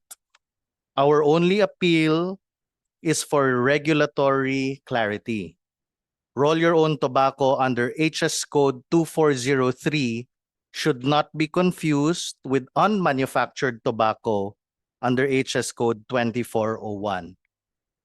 It's unfortunate that we don't have anyone from the BOC here, but I think someone from the NTA is here would probably agree that it should not be confused, at least in the customs level. And that clear classification prevents enforcement errors and upholds alignment with global trade norms. Mr. Chair, the industry stands ready to work with this committee, and we're always happy to be here to have a sober discussion. The topic at hand are these NIRC provisions. We're not going to debate about health. But as far as government collection, balanced collection, looking at facts, we're right there with you. And we thank you for the time. We urge Congress to choose the path of tax optimization so that we may strike a fair, effective, and sustainable balance between health, revenue, and trade, Mr. Chair. Now, at this point, Mr. Chair, I'd like to turn over my microphone to Mr. Pike, if you would allow, so he can share a little bit about Australia, Philippines, and the global fight against illicit trade. All right. Thank you, Mr. Chair. Yes, thank you. Thank you for that, former Congressman Nograles. So we recognize Mr. Pike, but before you explain to us your advocacy, may you please introduce yourself first and then your background so that everyone will be enlightened on your history and also your experience. Thank you, Chair. My name is Rowan Pike. I'm a former Australian Federal Police Officer of 23 years and Australian Customs Officer of 2 years after that. Since then, I've been advocating in relation to illicit tobacco, which was my specialty during the customs period. And I now provide advocacy. President of the Philippines Tobacco Institute for inviting me to address you today and for you to allowing for that to happen. I'm grateful to be able to contribute to this debate and applaud you for your willingness to tackle this growing issue and listen to a wide variety of views. I founded Australia's Tobacco Strike Team, and that was the first dedicated illicit tobacco unit in Australia. And that experience, combined with 25 years of law enforcement, has led me to advise governments globally on illicit trade prevention. The bill you are debating today attempts to balance the interests of government, industry, and the Filipino population. Having seen Australia's failed tobacco policy, I understand that you have an extremely difficult task. I also prepared for a cigarette and tax debate today, but my comments regarding the drivers of the illicit market and the criminal methods used by organised crime are equally relevant for both cigarettes and vapes. The harsher penalties you have proposed in this bill are welcome, as long as they are rigorously enforced. I note that authorities here are using high seizure rates as being the primary indicator of a job well done. I say that it is not an effective measure. Seizure rates merely reflect the amount of product that is out there and do not disrupt these criminal enterprises. Senator, I'm concerned by the very low prosecution rates mentioned by yourself earlier. It's easy to say, let's ban something. It's much harder to enforce those regulations. Australia only allows 3 flavours of vapes, and yet all of the flavours that you've seen today, all of those colours are freely available in the illicit market at home. Australia's failed policy has seen a surge in illicit cigarette sales to over 40%, and illicit vape sales are over 95%. If you think 80% is bad here, we can beat that. And that is after a huge increase in law enforcement funding and focus on vaping. With respect, the statistics you provided earlier give me no confidence that the Philippines can mount a successful enforcement-led response to this issue. I would ask, why is the illicit vape market here 80%? Why hasn't it been stopped already? The explosion in illicit sales has come with a worrying increase in organised crime strength and violence at home. In only 2 years, my own home state of Victoria has seen over 200 arson attacks on shops and warehouses tied to illegal tobacco. There have been homicides, kidnappings, extortion, armed robberies of legal tobacco, all generated by the extreme value of tobacco products and the huge profits that they're fighting over. Feel free to Google Australia's tobacco wars and see for yourself the mayhem our policy has caused at home. Let's turn to the obvious driver of this global problem, the tax excise rate. Governments pull the taxation lever to reduce public health risks, curb tobacco use, and generate revenue. In principle, that makes sense. But the reality is that the annual rate increases mandated in both the Philippines and Australia are now producing diminishing returns in government revenue and also fueling organised crime. We've already pulled that lever too far and have unbalanced the market. You have a chance to prevent making the same mistake with vapes as the Philippines has already made with cigarettes. Since 2010, Australia has raised excise taxes by 800%. A 20-pack of cigarettes now costs $40. You can find a similar product for between $12 to $14 on the black market. So about 3 times less than the legal product. At $12, a pack of cigarettes is as cheap as a legal pack was back in the mid-1990s. Similarly, in the Philippines, you can buy a pack for as little as 40 pesos on the black market, and unfortunately, your increasing adolescent smoking rates suggest that this is attracting new customers to the smoking habit. At 140 pesos for the legal packet, this is 3.5 times the illicit price and an obvious driver of the black market. The drop in legal consumers is most obvious when viewing the falling revenue rates. Australia has gone from 16.3 billion in 2020 to just 7.4 billion, a drop of 55% in just 5 years. The revenue in the Philippines has dropped 24% in the last 3 years. It's highly likely that the tobacco revenue here will follow Australia on that downward path unless there is a significant policy intervention from yourselves. The revenue returns for both our countries have followed a classic Laffer curve response, showing that the sweet spot when the excise rate for tobacco maximised the returns happened some years ago now. Economic theory shows that further increases to taxes will not increase revenue, it will only accelerate the decline. Both of our governments have misread the effect the explosion of the illicit market will have on those returns. This leads me to discuss the government forces that are charged with holding back the tide. Our customs officers and other enforcement agencies. They are being bombarded with a virtual tsunami of illicit product. Border agencies are doing the best they can, but they're simply not resourced to cope with such volumes. To do so effectively would come at a massive cost to the state. Both Australia and the Philippines face similar difficulties in protecting our borders. Both of us have huge coastlines with many remote locations able to act as windows for illicit products. The Philippines has the added problem of being located right in the middle of some of the key source countries of illicit tobacco, including China, Cambodia, Vietnam, and Indonesia. While Australia has an increasing number of organised crime groups entering this illicit trade, the Philippines has the significant complication of having terrorist organisations using illicit tobacco profits to support their activities.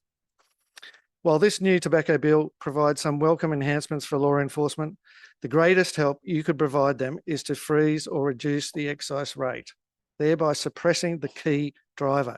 Please always talk in terms of prevention being better than the cure. Notably, Singapore and Malaysia froze taxes for some years, and it had a positive effect on their illicit rates. Apart from the changes to your taxation and enforcement that you're already looking at, I would urge the Philippines to consider tobacco harm reduction strategies. The science is clear that combustible tobacco is the most dangerous form of nicotine consumption. There are, however, numerous healthier alternatives to cigarettes, like vapes and pouches for those who cannot or do not want to quit their nicotine habits. If the Philippines were to incentivise those safer products through proportionate tax measures, combined with an education campaign, you might find that a sizable proportion of your smoking community moves to safer products, which would greatly benefit the health of your community. Finally, Australia's policy mistakes should be a flashing red light for Philippine regulators. We've seen the chaos that follows when taxation overshoots its mark. The result hasn't been better public health. It was black markets, violence, and billions of dollars of lost revenue. The Philippines has the chance to get this right. By taking a proportionate, evidence-based approach, the Philippines can reduce smoking, stabilise revenue, and keep its citizens safer and healthier. Thank you. Can you, if you have those studies from Australia and I think you mentioned Singapore and what's I the think other? Singapore froze their rates for 8 years from 2006, and Malaysia, I think it was around 2010. I think they froze it for 3 to 5 years. Again, that is historical now, some time ago, but the evidence at that time showed that illicit rates reduced and gave the enforcement agencies a chance to catch up. Just submit to the committee those studies. Yes, Yeah, so we can take a look at those. I certainly will. Thank you. Yeah, we have some. I have some questions, but I'll ask it later on so we can hear all of our resource persons. We're also joined by Mr. G's the best. Yeah. Thank you, Mr. Chair. It's actually Gijs the Oh, best. sorry, Gijs the best. Yeah, and you pronounce it perfectly. You pronounce it perfectly fine in the morning. So I was impressed by that pronunciation. I'm representing PMFTC Inc., the Philippine affiliate of Philip Morris International. So thank you for your time. First, you asked feedback on the unitary tax rate and what our position was. We agree on a unitary tax rate for freebase and nicotine salt products.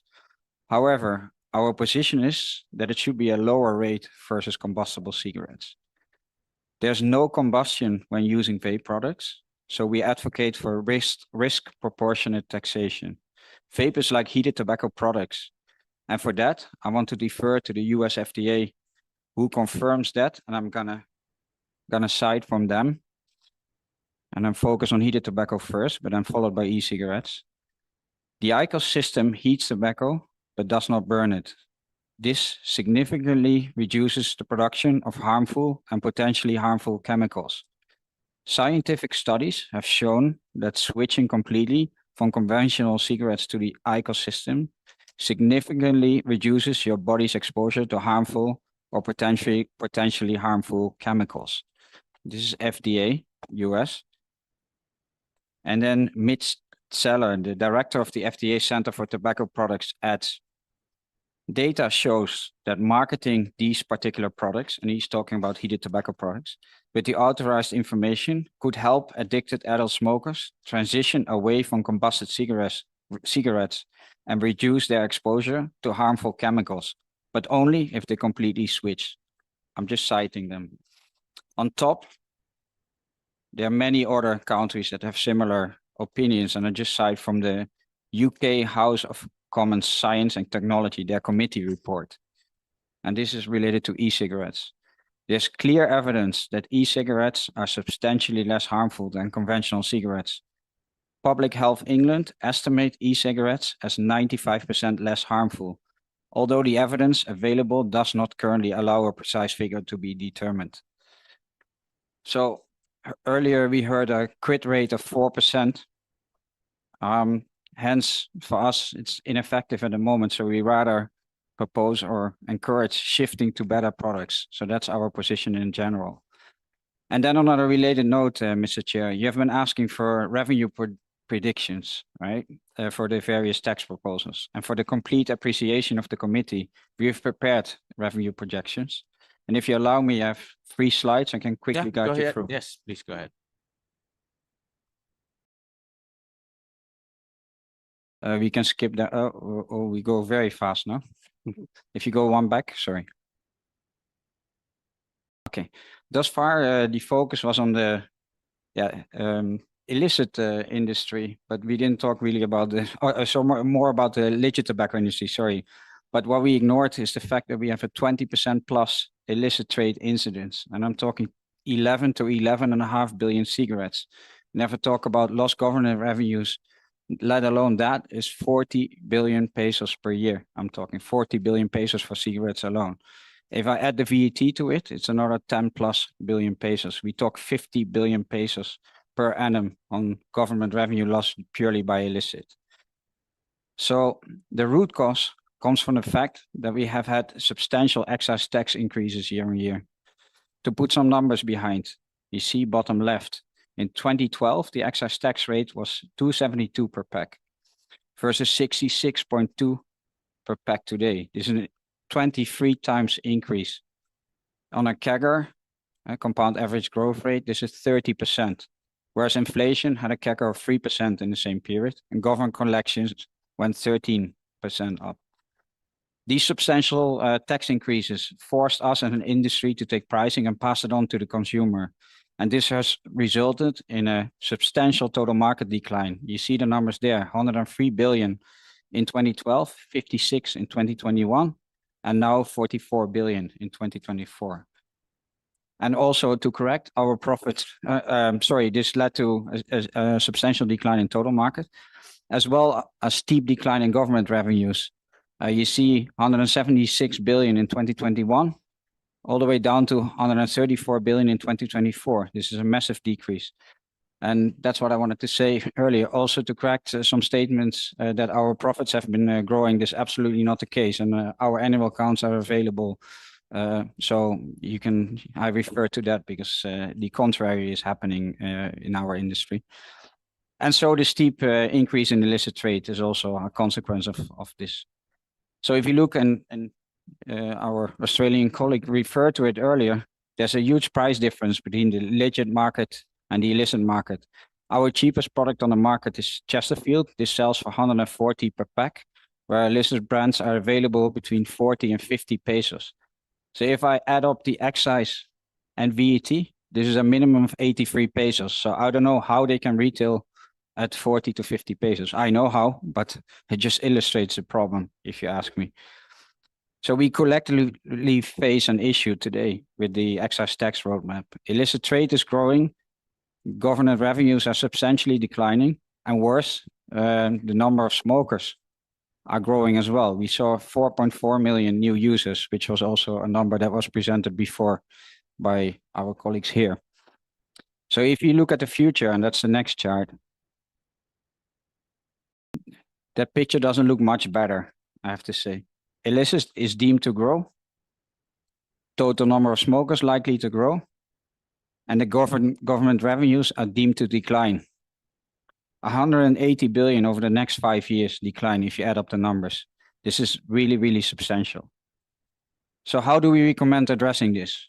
We go to the next chart. We recommend a holistic approach with four key focus areas.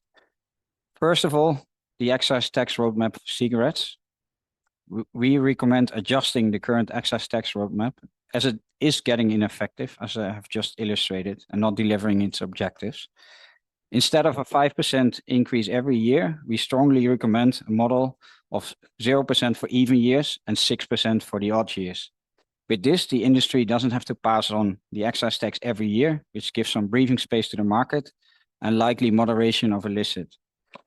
As well, that it brings tax increases more or less aligned to the inflation year on year.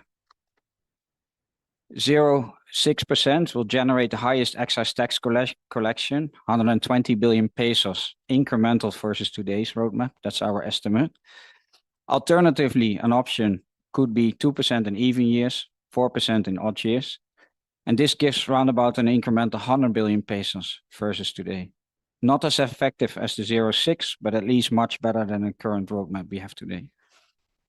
And such change to a roadmap is not uncommon at all. If you look at neighboring countries, for example, or countries with a close proximity, and a few examples have been made, Singapore had a tax moratorium for 5 years and managed to bring illicit down from 30% to 10%, while government revenues were significantly increasing. Malaysia, and also last hearing, Mr. Nograles referred to this. They had a moratorium for 3 years to bring illicit trade under control, also increasing government revenues. And lastly, Hong Kong. They had an 8 years moratorium to manage illicit trade. Subsequently, they decided to increase the excise tax again, but that had the adverse effect of increasing illicit again. So now in 2025, they applied for a tax break again. So it's very common that these proposals are being adopted by countries. Second, and we discussed this extensively, to create a level playing field, we recommend a unification of the excise tax rates for vapor products. I believe we all agree on this, having heard everyone here. And depending on the rate itself, this will translate into at least 10 billion incremental revenue for the government. In addition to this, we advocate for continuation and even scale up of nationwide enforcement and prosecution, also on the back of the Anti-Agri Sabotage Act signed last year by President Marcos. But also here we discussed extensively, and thanks, Mr. Chair, for all your support and all the government law enforcement agencies for all the support in the past as well. It's much appreciated. And last, what we recommend is intensified government-to-government collaborations to address the substantial inflows from countries into the Philippines. I'm talking, and I share your views about the countries: Indonesia, India, Vietnam, Cambodia, China, and China especially for illicit e-cigarettes. A possible outcome, for example, could be that we implement regulation where a manufacturer needs to meet the regulatory requirements of the country they produce for, the market they produce for. We have that in the Philippines, and it helps us in terms of enforcement tremendously. But if I look at Indonesia, a major country of inflow, they don't have such regulation. So what I mean is it cannot be enforced. If you have a manufacturer in Indonesia and they produce, they don't, for Philippines, they don't need to have the tax stamp of Philippines on the pack. They don't need to have the health warning of the Philippines on the pack. So they cannot enforce in Indonesia. And that's why I'm currently seeking your help in government-to-government engagements on that front. And we can help as well because we have substantial footprint in a country like Indonesia, like we have in the Philippines. So we are very happy to collaborate on such an initiative with you. So those were, in a nutshell, the key points I wanted to share. Thanks a lot for your time, Mr. Chair, and for the opportunity to share our perspectives. Thank you. Thank you. Thank you very much, Mr. Heiss. We'll call on Mr. Blake D. Is he still here? Wala na. Mr. Winston Uy of Universal Leaf Philippines.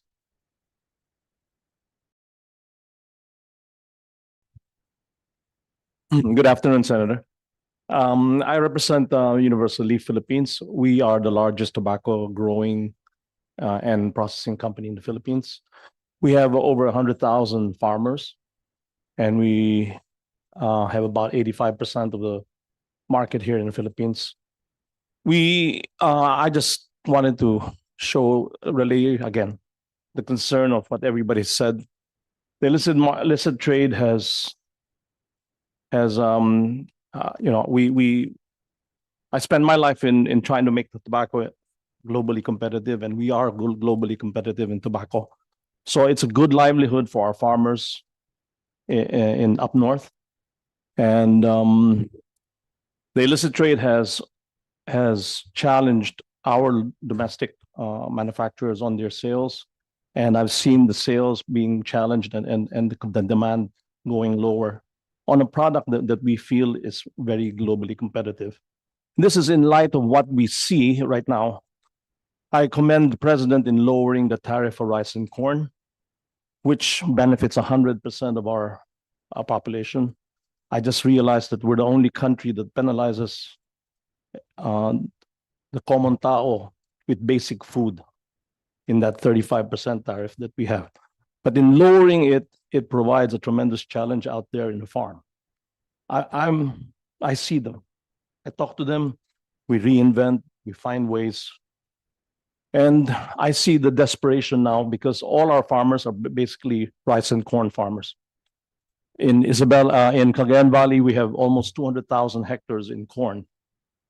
The average income of corn farmers right now has dropped from about 50,000 back, and then a perfectly grown crop without any problems will make 16,000. That's if everything is perfect. So almost all corn farmers is marginal at best. Rice farmers have gone down from 76,000 to 40,000 because of the tariff lowering, but world market prices are still high, but it will come down as well, which you've seen that already. So we are providing a lot of livelihood out there, good livelihoods, sustainable livelihoods, working together with our domestic manufacturer as well as our foreign customers. And I just wanted to reiterate the need for us to be responsible, to be sober-minded. The biggest problem we have, you asked a question earlier, why is everybody moving into vape? It is the cheapest form of nicotine. And the cheapest form of nicotine is in illicit vape. It's in illicit tobacco. So we're all here together with the health sector. Hopefully this health sector can understand the numbers that are skewed is based on the fact that illicit trade has gone up. It's not the business volumes of the legitimate manufacturers have come down. So there is, and for me, I face the farmers. I have a good crop, not as perfect. We worked our lives in making it globally competitive, but I see the pain of the farmers, and I'm providing. I've talked to our governors up north about coming up with a plan so that labor will go and plant tobacco, and the landowners can group together so that we can create industrial farm to grow corn, to grow rice. Industrial crops cannot compete against peasant grown. It just doesn't work. It just doesn't work. No equation can make it work. So we're here. I'm just here to just reiterate on the plight of our farmers. I'm providing them a vision of better livelihoods. We can grow more tobacco. We have demand from export, but I see our domestic the usage going down. Again, being responsible with everybody, but it's the illicit trade that's really killing us. They pay no taxes. They steal our health money, and they don't create local jobs. Most of the imported, the illicit cigarettes use tobacco from overseas also. So we don't get any benefit of that as well. So that's all I wanted to say. Thank you. Thank you for that. We're also joined by Mr. Wally Chamsi. I believe this is for vapes, no? Yeah, for vapes. So yes, we Good recognize. afternoon, Mr. Chair. I'm not going to repeat a lot of the points that were already raised by many of the people in this table here, but a few things I wanted to just point out. The first thing, while it's very easy for a lot of health professionals to come forward and talk about raising taxes will solve the problem, there simply is no empirical data to show that.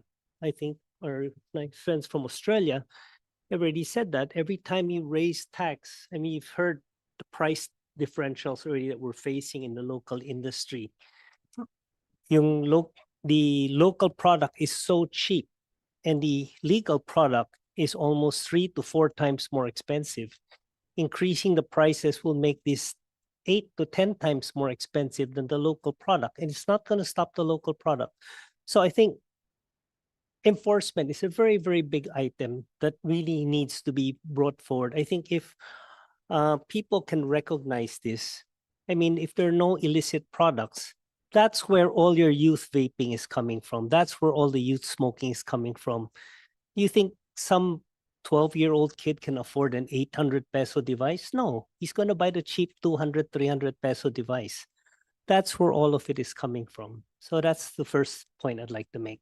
The second point I'd also like to make is that there has to be a basis on the rate that you're giving us. You cannot arbitrarily double and say, oh,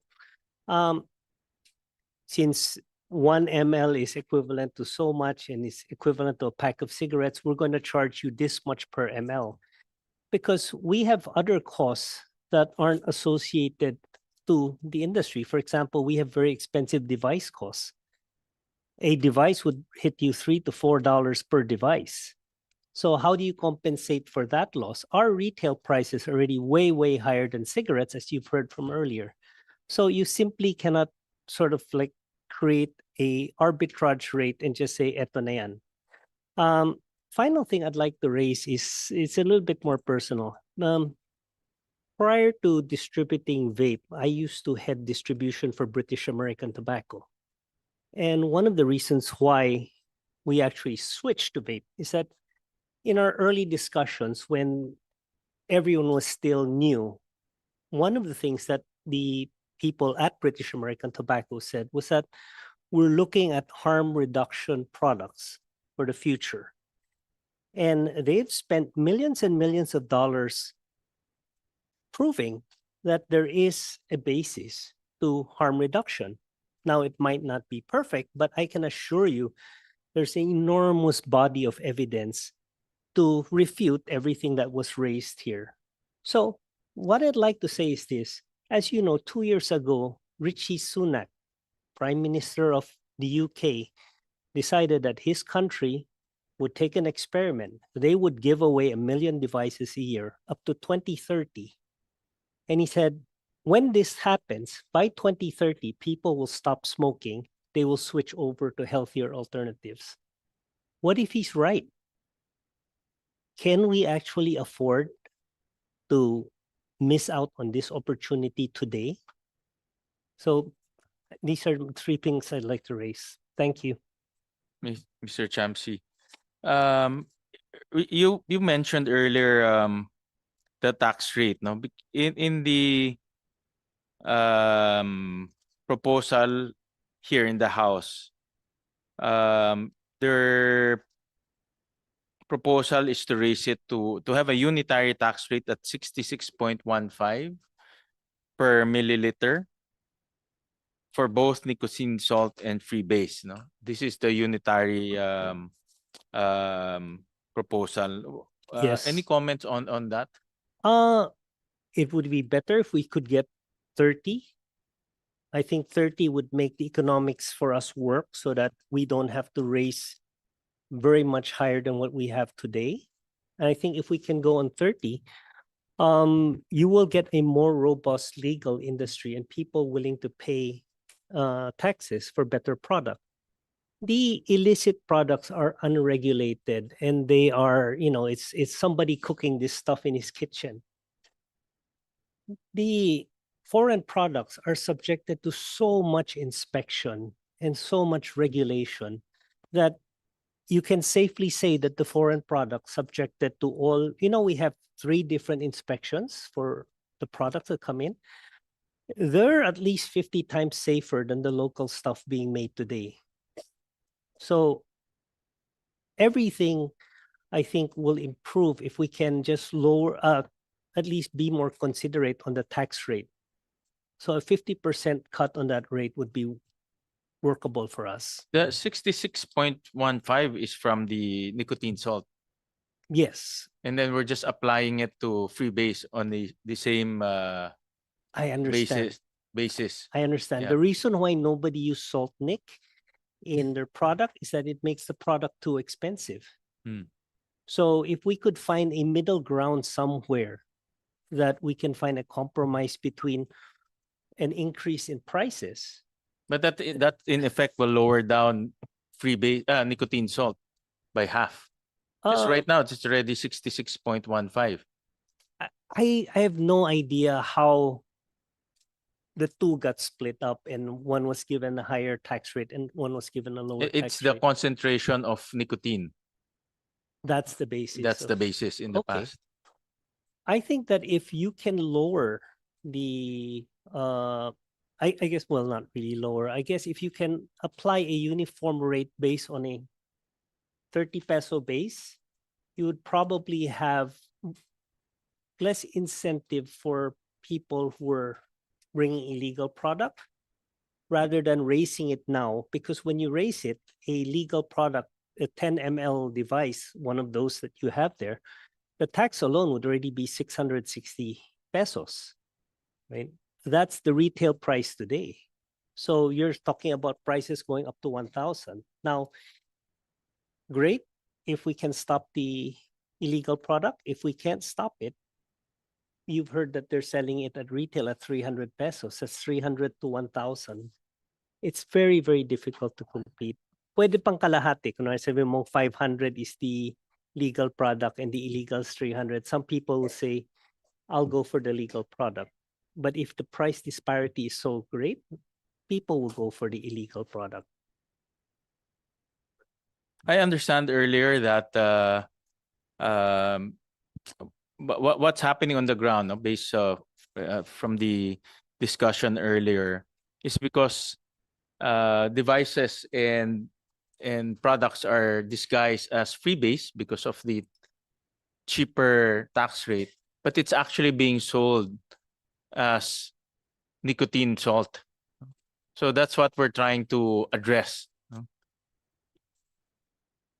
Sorry, I understand. Most of That's the arbitrage that we're trying to address because of the difference. here is what you need to see. All the legal product, and you've heard, because all the people who bring in product legally will bring in freebase simply because the tax is cheaper, right? And all the illegal product now is salt nic. And the illegal product, everyone always asks, why is there such a big disparity between the legal?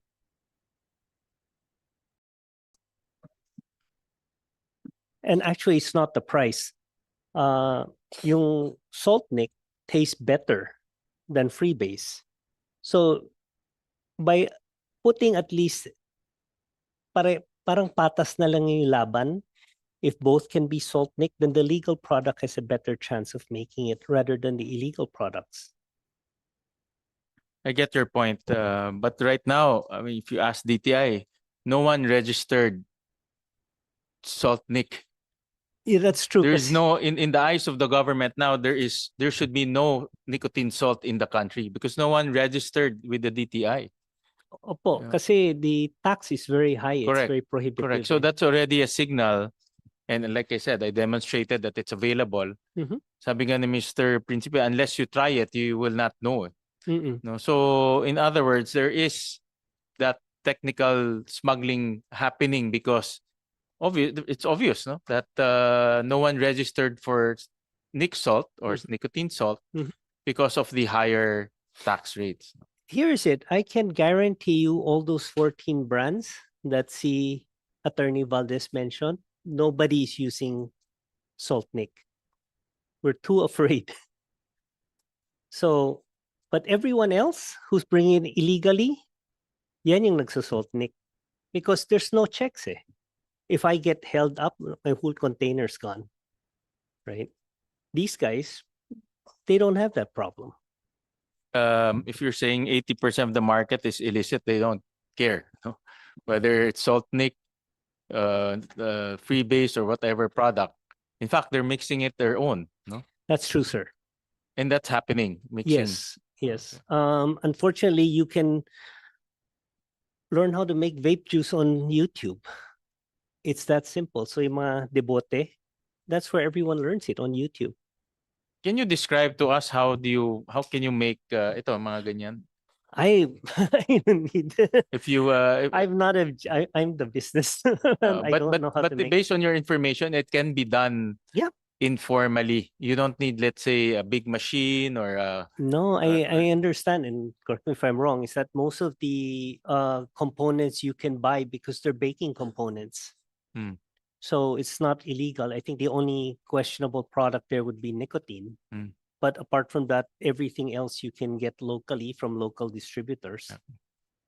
All right. Thank you. Thank You're you for welcome. your comments. Thank you.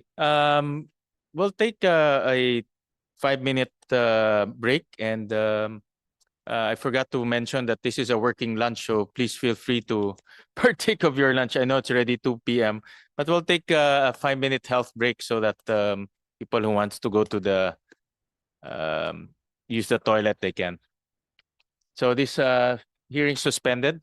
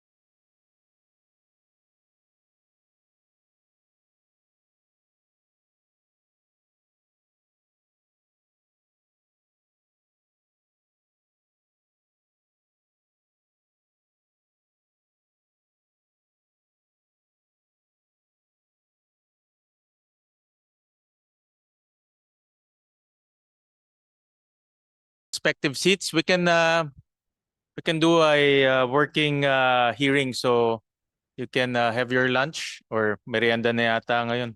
No? And then we can continue with the hearing so that we won't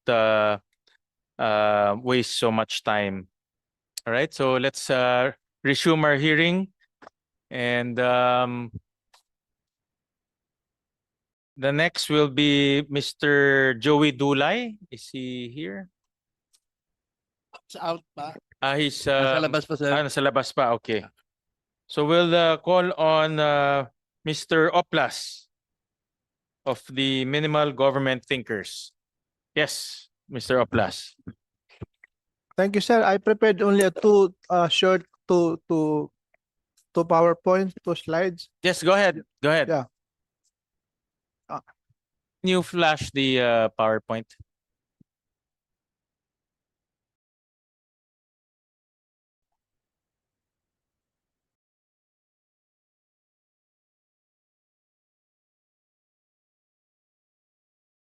It's about Laffer curve again, sir, because I updated the Laffer curve containing the latest data as of full year 2024. So the relationship between tax rate and tax revenue has been affirmed again. So the theory is correct. Then I devised another chart, the inverse of the Laffer curve, or you may call it a plus curve.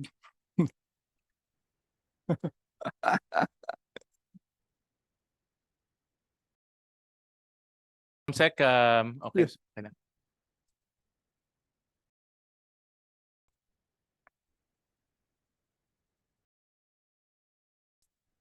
Ayan, sir. Just two slides. So the first slide is about, this is my last column 3 weeks ago. The Laffer curve Philippines tobacco taxation from 2017 to 2025. The tax rate are indicated in the horizontal curve, no? The tax rate are on the law, based on the law, on various laws. And then the actual tax revenues are on the vertical side.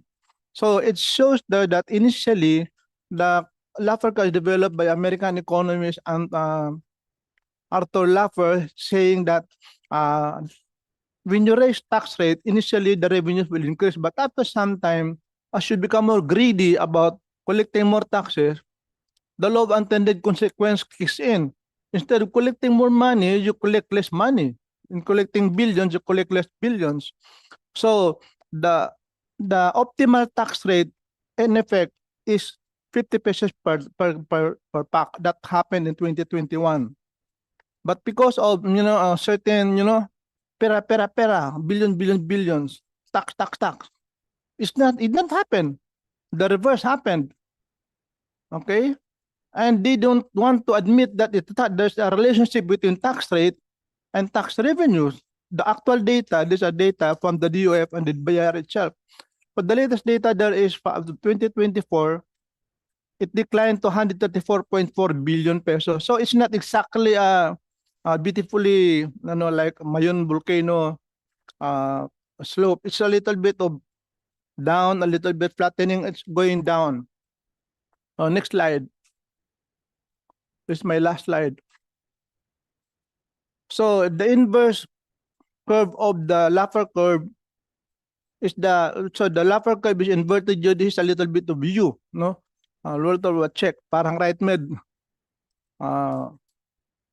So in a sense,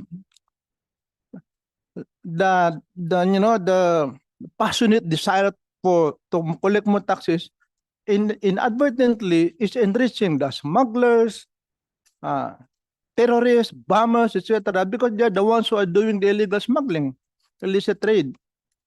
So as taxes increases, the price gap between legal and illegal increases, as shown by the Philip Morris guy. The legal of Chesterfield, 150 pesos, and then the illegal is 50 pesos. So 100, kung ako, gusto ko lang mag-use, hindi naman ako pumapatay ng tao, hindi naman ako nag-rape. Gusto ko lang mag-use sarili ko. Bakit ako bibili ng 150 pesos, andyan naman 60 pesos? So it's perfectly rational human behavior. And some people think that is wrong, it is illegal to think rationally, no? dapat bawal, bawal, bawal. So the law of unintended consequences occurred.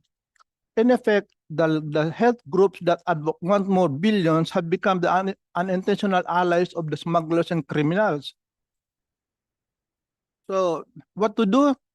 Instead of further raising the tax, reduce the tax and make the price gap between the legal and illegal small so that the price attractiveness of the illegal will be eroded. Thank you. Thank you. Thank you, Mr. Oplas. Mr. Dulay, are you ready here, sir?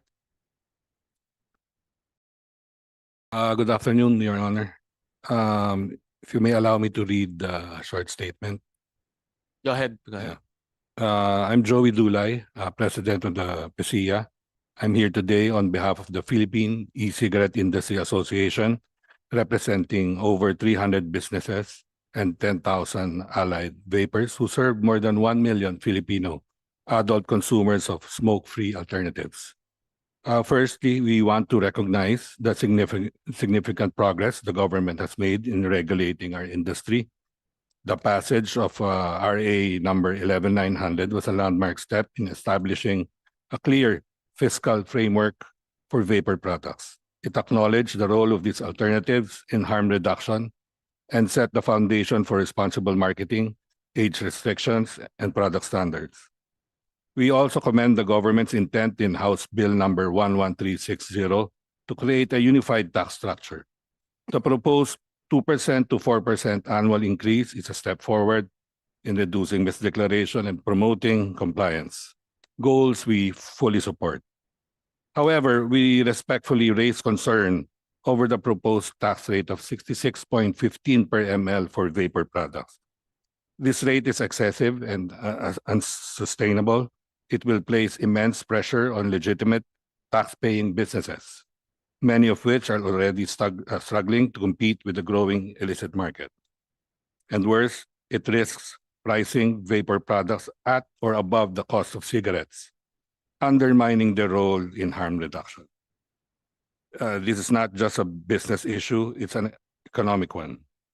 In 2024 alone, authorities reported 9.19 billion seized worth of illegal tobacco and vape products, more than double the previous year. The BIR projects 240.3 billion in lost excise tax revenues over the next 3 years due to illicit trade. If we continue down this path, we risk losing thousands of jobs, weakening government revenue, and empowering the underground economy. We are not opposing taxation. We are advocating for a fair and sustainable rate of 30 pesos per ml, a rate that supports compliance, protects jobs, and ensures adult smokers have access to regulated, less harmful alternatives. We believe in working with government to craft policies that are fair, practical, and aligned with public health goals. Let us continue this collaboration to ensure that the regulation supports, not stifles, responsible businesses, consumer safety, and national economic growth. Your Honor, may I comment on some things that I've heard this morning and this afternoon? Yeah, go ahead, sir. There were graphic pictures of how the industry sells its products. I would just like to correct the notion. It might give the impression that the whole industry is a rogue industry. There is a compliant industry. So I am part of that compliant industry. The DTI and the BIR set forth requirements, regulations, and so on. Yung RA 11900, Your Honor, is a very good legislation.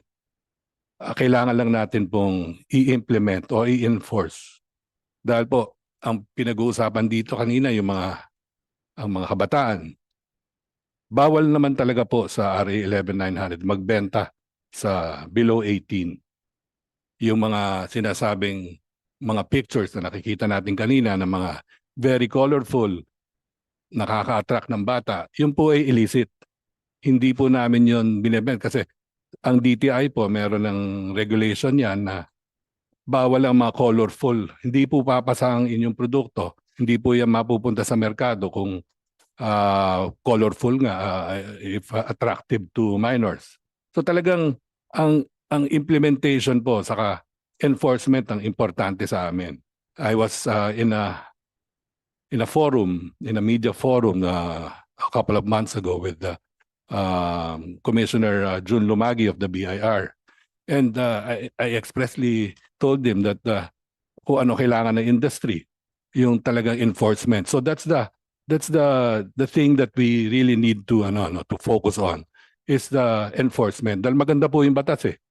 Kung masusunod po ang batas, lahat po ng requirements ng DTI, ng BIR, tapos siguro kailangan din po nating tulungan ang siguro funding na rin para sa DTI enforcement, para sa BIR enforcement dahil napakaganda na rin po ginagawa nila. I think lang it's just a matter of putting more people, giving more budget to enforcement activities kasi ang ganda po ng effect eh. Tuwing meron pong last week, meron pong na raid ang BIR na napakalaking shipment ng illicit products na vape.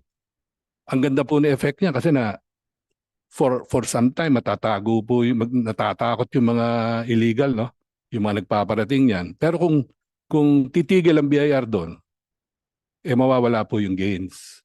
So we want to push BIR and DTI to make it a regular thing. Talagang araw-araw. Nakikita naman natin na may mga post ng BIR. Araw-araw ang ikot yan. Sana tuloy-tuloy po. At tulungan pa sila siguro budget mga tao, mga tauhan nila para makapag-ikot pa sila more probably sa mga probinsya na.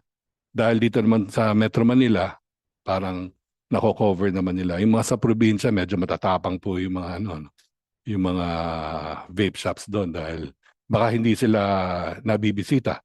Kami po dito sa Metro, I'm a retailer. Si Mr. Glenn C. po kanina nagsalita about importers. So nasabi niya po ang mga sentiments ng importers. I will talk about yung naman, yung sa mga retailers which I'm also a part of. Kami po sa mga retailer na mga compliant, talagang hindi po kami bibili sa illicit. Hindi po kami gagaya doon sa mga sinasabing 70%, 30% or 80%, 20% na magdi-display po ng ng 20% compliant pero nasa ilalim ng mga stunty yung mga 80% na illegal.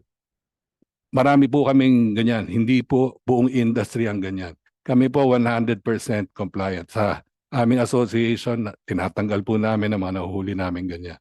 Kaya nga po medyo nababawasan ang membership namin dahil nga sobra kaming sumusunod. Pero nga, yun po ang kailangan eh.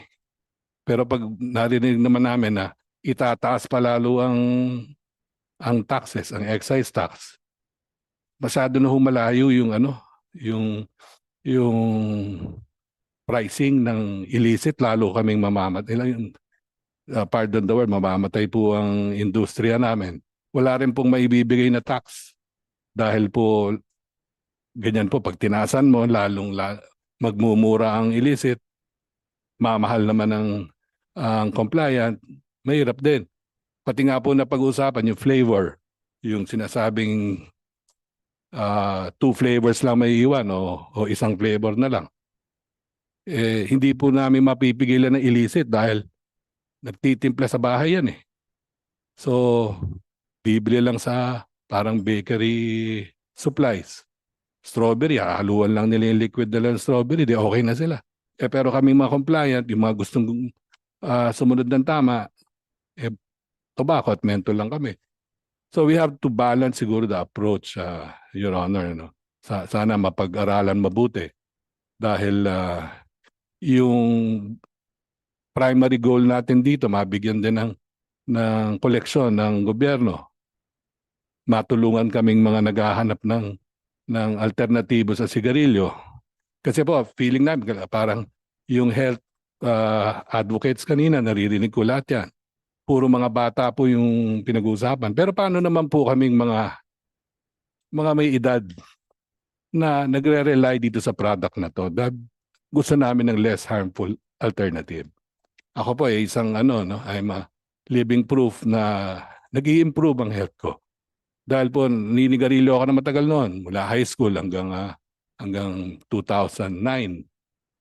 Ang doktor ko nakakita ng spot sa lungs ko. 2009 yon. Sinabi sa akin, Joey, wag ka nang maninigarilyo dahil magiging emphysema yan, lalaki yan. Tama-tama naman po na discover ko yung vape. Mula noon, nagpapacheck ako. Hindi na po siya lumaki. Bagkus hindi na nakikita sa mga imaging na mga MRI, ganyan. So, ako po, sa akin, naniniwala ako sa tobacco harm reduction. Yang yan. Sir Dulay, you're the president of the Philippine E-Cigarette Industry Association. Yes, Your Honor. So, do you agree that yung sinabi kanina ni Mr. Principe and ni Mr. Dina, almost 70%? Tingnan ko lang notes ko. 80% illegal products ang vape and then 70% illegal entities. Wala kaming talagang data, no? Pero walang data, it's just informal data. yeah, Kahit sa parang mga estimates lang, estimates. I would agree to the 80% illicit products in the market. And yung mga retail, yung mga nagbebenta, 70% are also illegal, meaning they're not registered, they're not registered with the DTI, they're not registered with the BIR. Is that correct? Is that more or less lang, estimates? Some are not registered, some are registered. Yung nabanggit kanina na nagdi-display lang ng compliant products sa harap pero nasa likod yung mga nasa ilalim yung mga illicit products.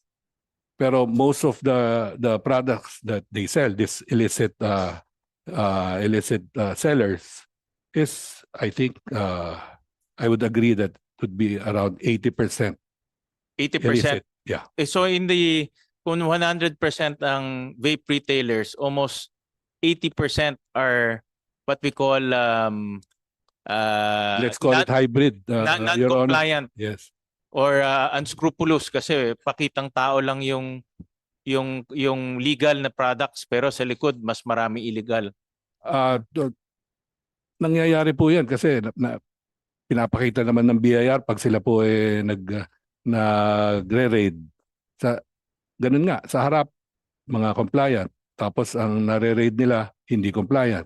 Lumalabas parang mga So mga ganun, mga unscrupulous sellers, mga 80% of the total? Kasi yes, it follows na if you have 80% illicit products, the vape sellers also will be able to find those products na mabebenta nila. So in other words, if we raise the excise tax to 66.5 per milliliter, yung mga hindi nagbabayad o patago, hindi magbabayad pa rin yun. Lalo yung mga na po, nagbabayad, yun lang ang magbabayad. So in other words, 80%. If you're saying estimate lang naman to, I don't have any data. 80% hindi sila magbabayad pa rin. ganun pa rin yun, Your Honor. Hindi pa rin sila magbabayad. Bagkus siguro lalakas pa loob dahil lalaki kita nila dahil lumalayo yung legal products na pricing sa kanila. So lalo silang lalakas. Kaya po doon kami natatakot lang po sa baka hindi po naintindihan masyado yung effect ng pagtaas natin ng rates sa excise tax. But we support the idea of unified tax rate. You support the unified. unitary. Okay. Yes. And if we ask you, what is what do you think is the appropriate unified tax rate? We were before Kanina I heard si Mr. Chamsay at half ang kanyang nakikita. But in your opinion, just to enrich the record, Yes, I'm not saying naman na yun ang gagawin. You just want to capture the opinion of everyone. Yes po. That's what I did. I talked to our members. I talked to industry players, mga stakeholders, and we came up with yung 30 pesos per ml. That's why as the head of the association, nung parang yun ang naging parang agreement with them. Yung nagkakalapit lahat doon. So we pruned it down. Lumabas 30 pesos per ml na baka mabuhay pa yung industry, yung compliant industry. So yun po ang pinopropose namin is 30 ml. Total po, kung pag-uusapan naman po yung parehas lang ng Saltnik ngayon, ang sasabihin mas mababa sa Saltnik ngayon ang rate na 30 pesos per ml. Hindi ho magandang ano yun, parang analogy, ano? Hindi magandang comparison yon dahil wala nga hong collection ng BIR sa Saltnik products. So we cannot compare. It's not apples to apples. Parang hindi rin siya comparable dahil zero nga ang collection ng Saltnik. So we find yung parang we have to strike a balance kung ano yung pinakamagandang rate na tutuloy ang industriya, mapoprotektahan ng gobyerno, mapoprotektahan din ng youth through enforcement. Enforcement talagang bagsak nito, Your Honor. Saka yung tax rate. Yung tax rate, pag tayo tumaas masyado, mamamatay naman ang isang industriya. Hindi naman namin I'm not an health expert, pero maraming katulad ko na umaasa na makapag-vape kasi ayaw nilang manigarilyo dahil alam nila nakamamatay ito. Wala naman pong talagang study na yung talagang vaping itself killed a person. Wala. But the 30 pesos so is below, that means bababaan pa natin from where we are right now. Right now it's 57.33. Right now, Saltnik, Your Honor, is 57.30. Correct. Freebase is 60.67. No, it's 65 per 10 ml. Pero nga po, hindi na pwede nating i-compare sa Saltnik na 57.30 dahil wala naman pong compliant na business na nagre-register po ng Saltnik. So pag tayo ginitna natin to, I believe it would translate into to more compliance. Talagang naririnig ko rin naman po yung mga katulad nung nagsalita kanina na member namin na pag basta lang natin maprotektahan din ang compliant industry. Naman yan lalaki ang collection. For sure po, siguro naman hindi naman ako economist din pero ang lang is yung layman's way of thinking. Pag medyo mababa ang or the amount is just right for the tax rates, marami pong maiengganyo pumasok sa negosyo na ito at magko-comply sila. Kailangan lang po natin talaga higpitan siguro yung pagdating ng mga illicit products o paggawa ng illicit products. Dahil lalo silang tatapang, lalong magiging lalo silang magiging rogue yung mga yung mga illicit, mayayabang na nga dahil parang sila na yung sila na yung nagdidikta ng industriya Parang nawala na sa aming mga compliant na compliant na players Parang sila ngayon yung masakit po para sa amin tanggapin na ang industriya po ay napupunta sa illicit. Thank you for your honesty, Mr. Dulay. Thank you, Your Honor. Maraming salamat. We're also joined by Mr. Anton Israel, the Nicotine Consumers Union of the Philippines. Maraming salamat po, Senator Gatchalian. Ang aking magiging pahayag ay maiksi lamang po, grounded on consumer behavior and attitude. Pero bago ako magtapos, mag-iiwan po ako ng 2-minute video that encapsulates our position on this matter. So after makapakinig ako ng mga talakayan dito, may nabuuhong puzzle sa isip ko. Senator Gatchalian, can taxes stop nicotine addiction? Ayun ang tanong. Habang yung addiction ay namumutawi, nandiyan dyan, magpo-prosper din yung mga smuggling, yung illicit tobacco trade. So habang hindi pa natin nakikita yung solusyon, hindi pa natin nakikita ang kasagutan kung kaya bang pigilan ng buwis yung aming addiction, pagdating po sa House Bill 11-360, suportado po namin yan. Pero kung 66 pesos and 15 centavos per ml, masyado na pong madugo.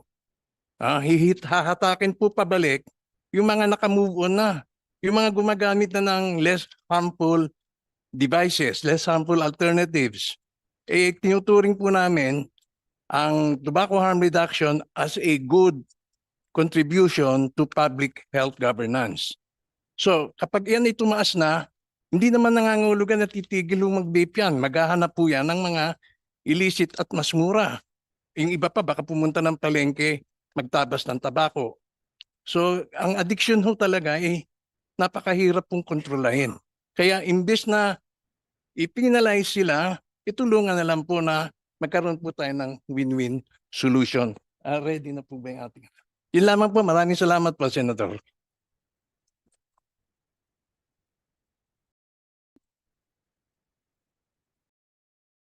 Audio? Audio.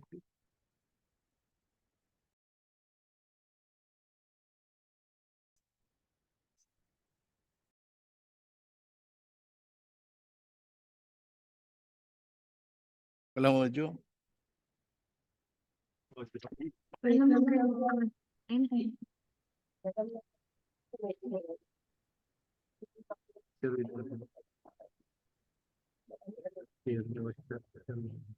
Yun.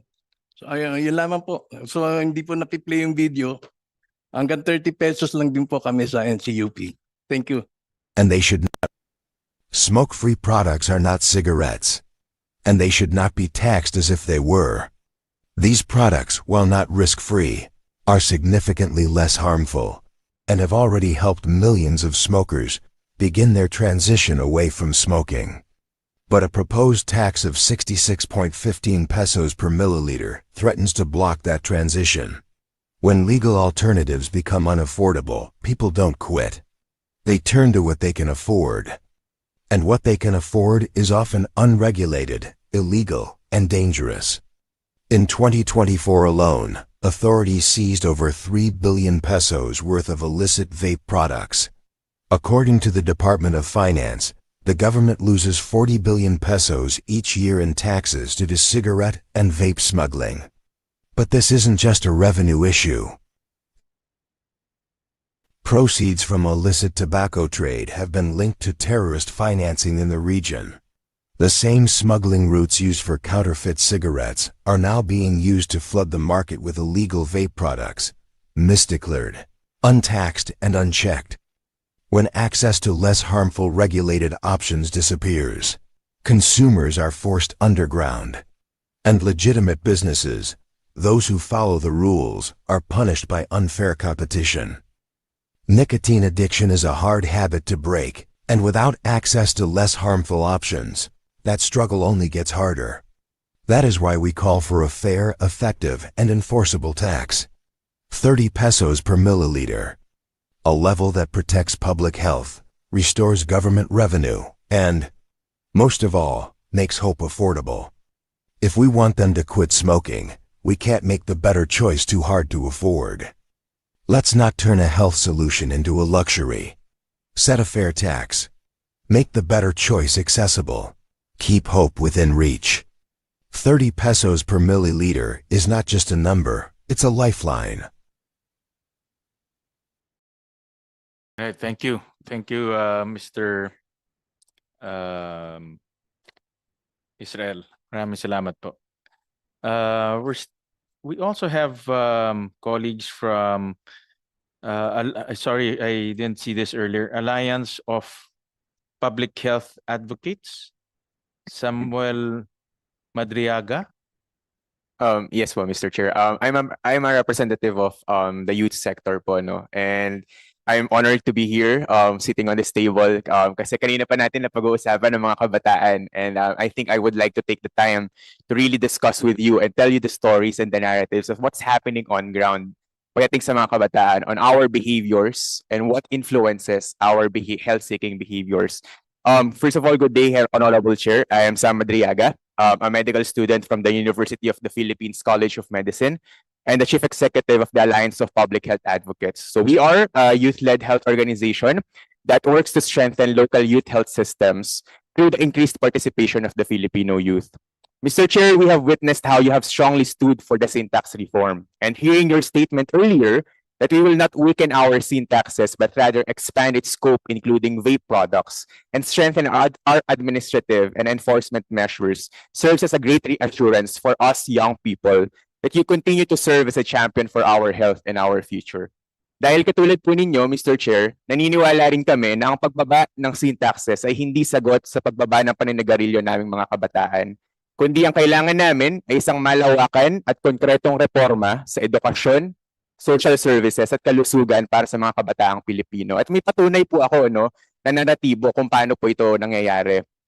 Before I begin, allow me po to share the story of Leah. Leah is a 20-year-old that we met during our youth health assessment in 2020 during the COVID-19 pandemic.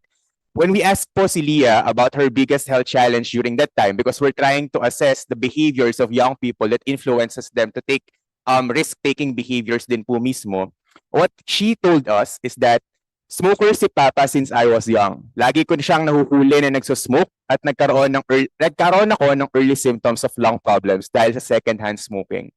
At 17, bumigay ang katawan ko at na-admit ako sa hospital dahil sobrang daming naipon na bara at plema sa lungs ko na mostly ay galing sa sigarilyo. Grabe ang trauma ko. Natuloy na minsan ng luha ko kasi sobrang sakit sa dibdib tuwing uubo ako. Leah, Mr. Chair, is only one of the 42% of the Filipino youth who are prematurely exposed to second-hand smoking and have been a collateral damage of the smoking epidemic in our country today. And this is also resonating among our young Filipinos because on our consultation and assessment, especially with young workers and young students who have become addicted to tobacco and vaping due to overlapping socioeconomic and mental health concerns, along with the primary perpetuation of the prevalent manipulation of both legal and illegal industries, making young people believe that all cheaper alternatives like vape or e-cigarettes are far less dangerous, which are not true. Mr. Chair, on the ground, we have a recurring argument earlier po, that increasing the price gap between legal and illicit cigarettes, or kumbaga yung mga illegal cigarettes natin, results to the increase in nicotine users. However, we young people believe that this can be misleading because on the ground, our experiences are defined beyond these factors. I think ang magandang tanong po dito ay bakit nga ba nagve-vape yung mga kabataan tulad namin, and which eventually triggers harmful behaviors such as addiction. On the ground, Mr. Chair, throughout our campaign against smoking, we have repeatedly heard young people saying, mas mura pa rin kasi kuya ang yosi kaysa pagkain. And this is coming from young people who are working as construction workers. Or matagal ko na kasing gustong tumigil mag-vape, kaso nakakatulong sa akin yung vape para makarelax ako at makalimutan ng problema kasi parang magaan ng lahat. These are real stories, Mr. Chair, that define the future of almost 1 million young Filipinos who have learned to smoke, and 423,185 adolescents who are deceived that vaping is safer than cigarettes. This is a manifestation of how widespread the impact of tobacco smoke screen among our young people is, rendering us vulnerable to multiple smoking-related illnesses and victims of the harmful influence of tobacco and vaping industry on our hard-fought public health victories. In our study po, Mr. Chair, almost 85% of young people claims that their health behaviors are primarily influenced by how smoking and vaping products are marketed on social media platforms, masking its harmful influence with the coolness, yung sa mga tricks na ginagawa po before, na gumagawa pa ng mga bilog using the mga vape, that they can do with vapor products and forming a norm that favors the vape culture. And this is huge, Mr. Chair, because I myself, an occupational therapist, we know that one of the key determinants of the development of a child and adolescent's behavior are the influences of its environment. We have grown to make vaping, especially during the pandemic, as part of this generation's norm and culture. I respectfully beg to differ, Mr. Chair, to say that illicit trade is the main factor to youth's vaping behavior, because there are more things to consider than this. In our consultation with young people, we have really appreciated our hard-fought battle for the passing of the sin tax reform, because we fought hard to make smoking less accessible and less appealing through higher taxes. And we have proven that this measure can be successful. If we loosen that grip now, especially on vaping products, more young people like Leah will suffer illnesses that they never chose in the first place. What we need in curbing smoking and vaping prevalence is not lowering or buffering sin taxes.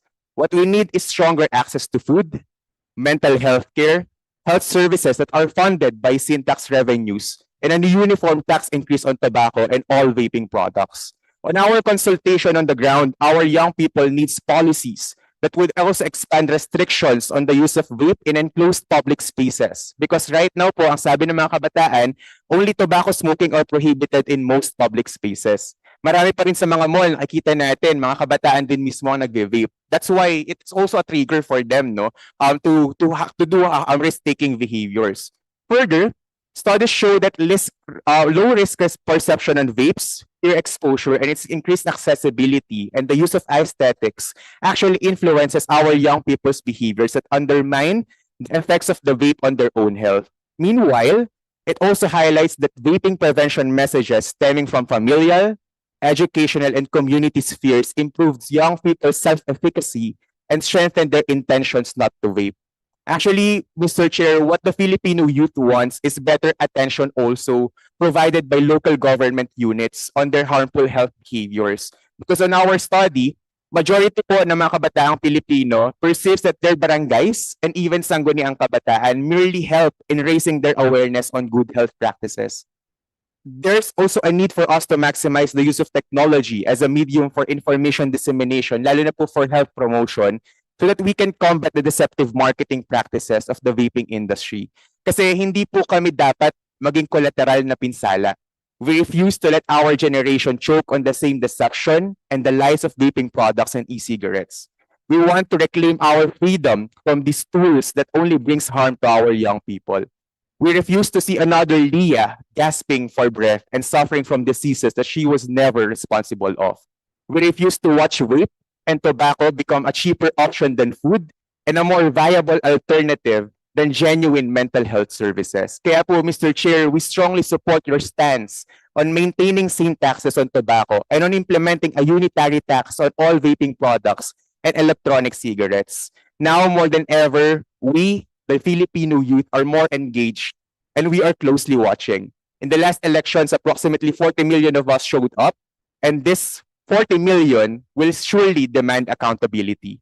We believe that this discussion po is about our right to breathe, our right to be healthy, and our right to live without the shadow of tobacco, our vape hanging over our future. Mr. Chair, I'm a firm believer na ang healthy kabataan ay para sa isang healthy kinabukasan. And we can only make this happen if we will treat the negative impact of vape products on the lung health of our young people similar to the health and economic burdens brought by tobacco.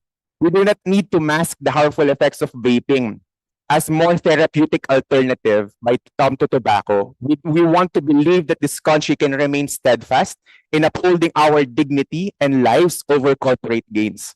And hopefully, we can follow through this action without giving an opportunity for the industry to decrease the indexation of other tobacco products. We need you, Mr. Chair, to continue fighting with us at patuloy na maging kakampi sa isang mas malusog na Pilipinas, because we will remember who stood with us and we will continue to watch and remind you and all our leaders here in different government agencies that our health and future is at stake. Finally po, siguro gusto ko lang ding i-reiterate that we, the Filipino youth, offers our full support to all necessary actions to push for this reform against vape products po, no? However, we also want to emphasize that in these discussions, we hope that we can be given genuine avenues to equally participate in shaping and advancing a policy that concerns our health, and be seen that our participation is key to a healthier and better Philippines. Because it is pretty interesting, Mr. Chair, that we are talking about the fate of the youth, but we only have one or two here on this table who is able to lobby our narratives and experiences. But we do welcome this as a developing success for youth participation in public health. Maraming salamat po. Youth at heart naman kami. So,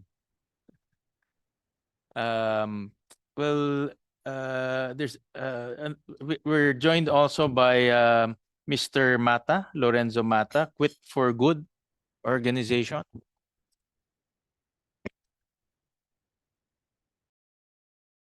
Honorable Senator Wing Gatchalian and the Committee of Ways and Means, I thank you for the opportunity to speak.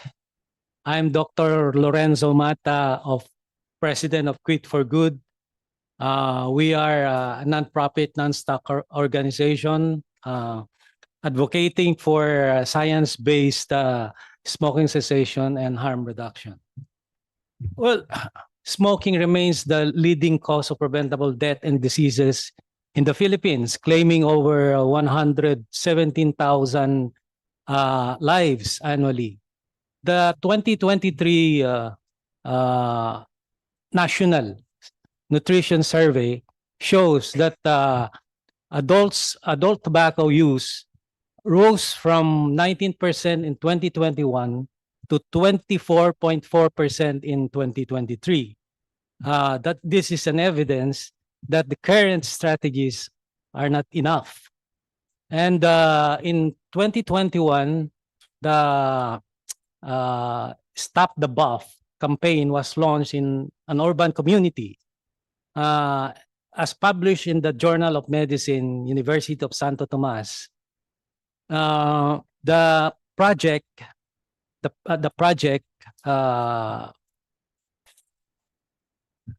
showed the awareness, made awareness of the fact that that this cigarette is a dangerous product, but it also revealed a critical gap whereby many smokers, especially those who are heavily addicted, struggle to quit using the traditional method. And it is also noted that the access to cessation support and trained providers remain very, very limited. So tobacco harm reduction comes or offers as a science-backed alternative. The products like e-cigarette, heated tobacco eliminate combustion, which is the main source of toxicants, and is claimed and is estimated to be 95% less harmful than cigarette.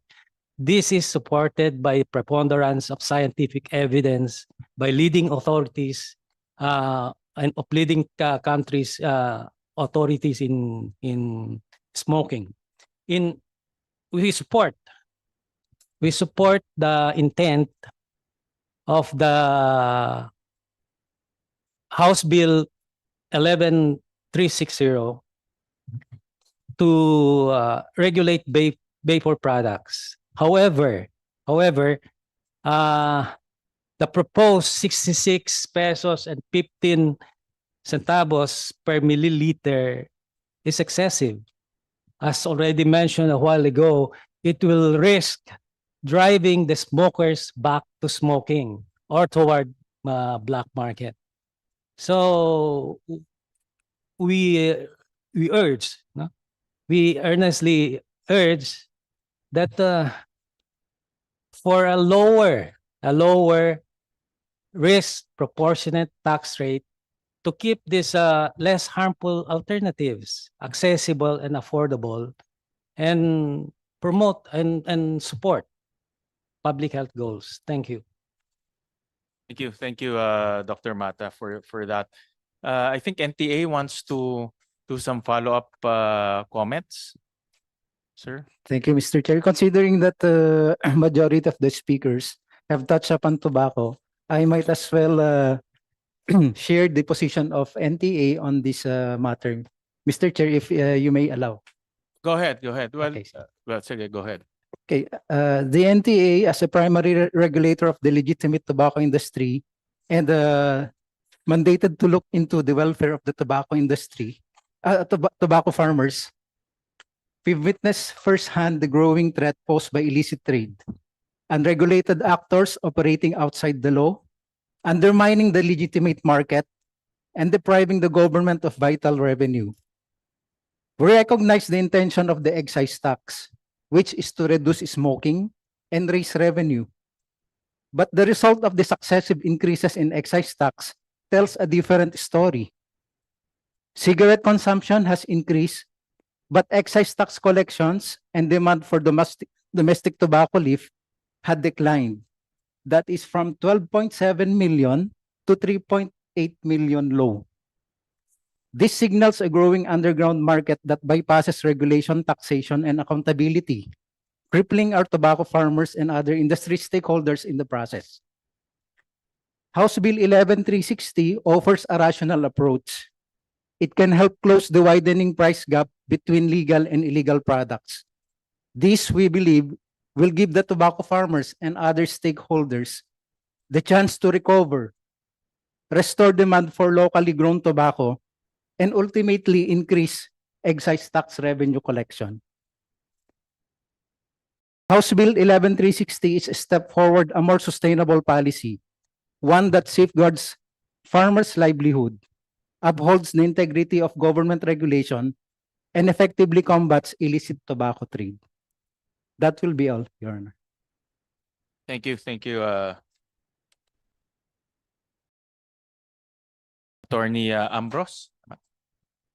And also we're joined by the Director General of the FDA, Attorney Teston. Maraming salamat po, Mr. Chair, at magandang hapon po sa ating lahat dito. In view of the effectivity of RA 11900, my statement will be short regarding vape law.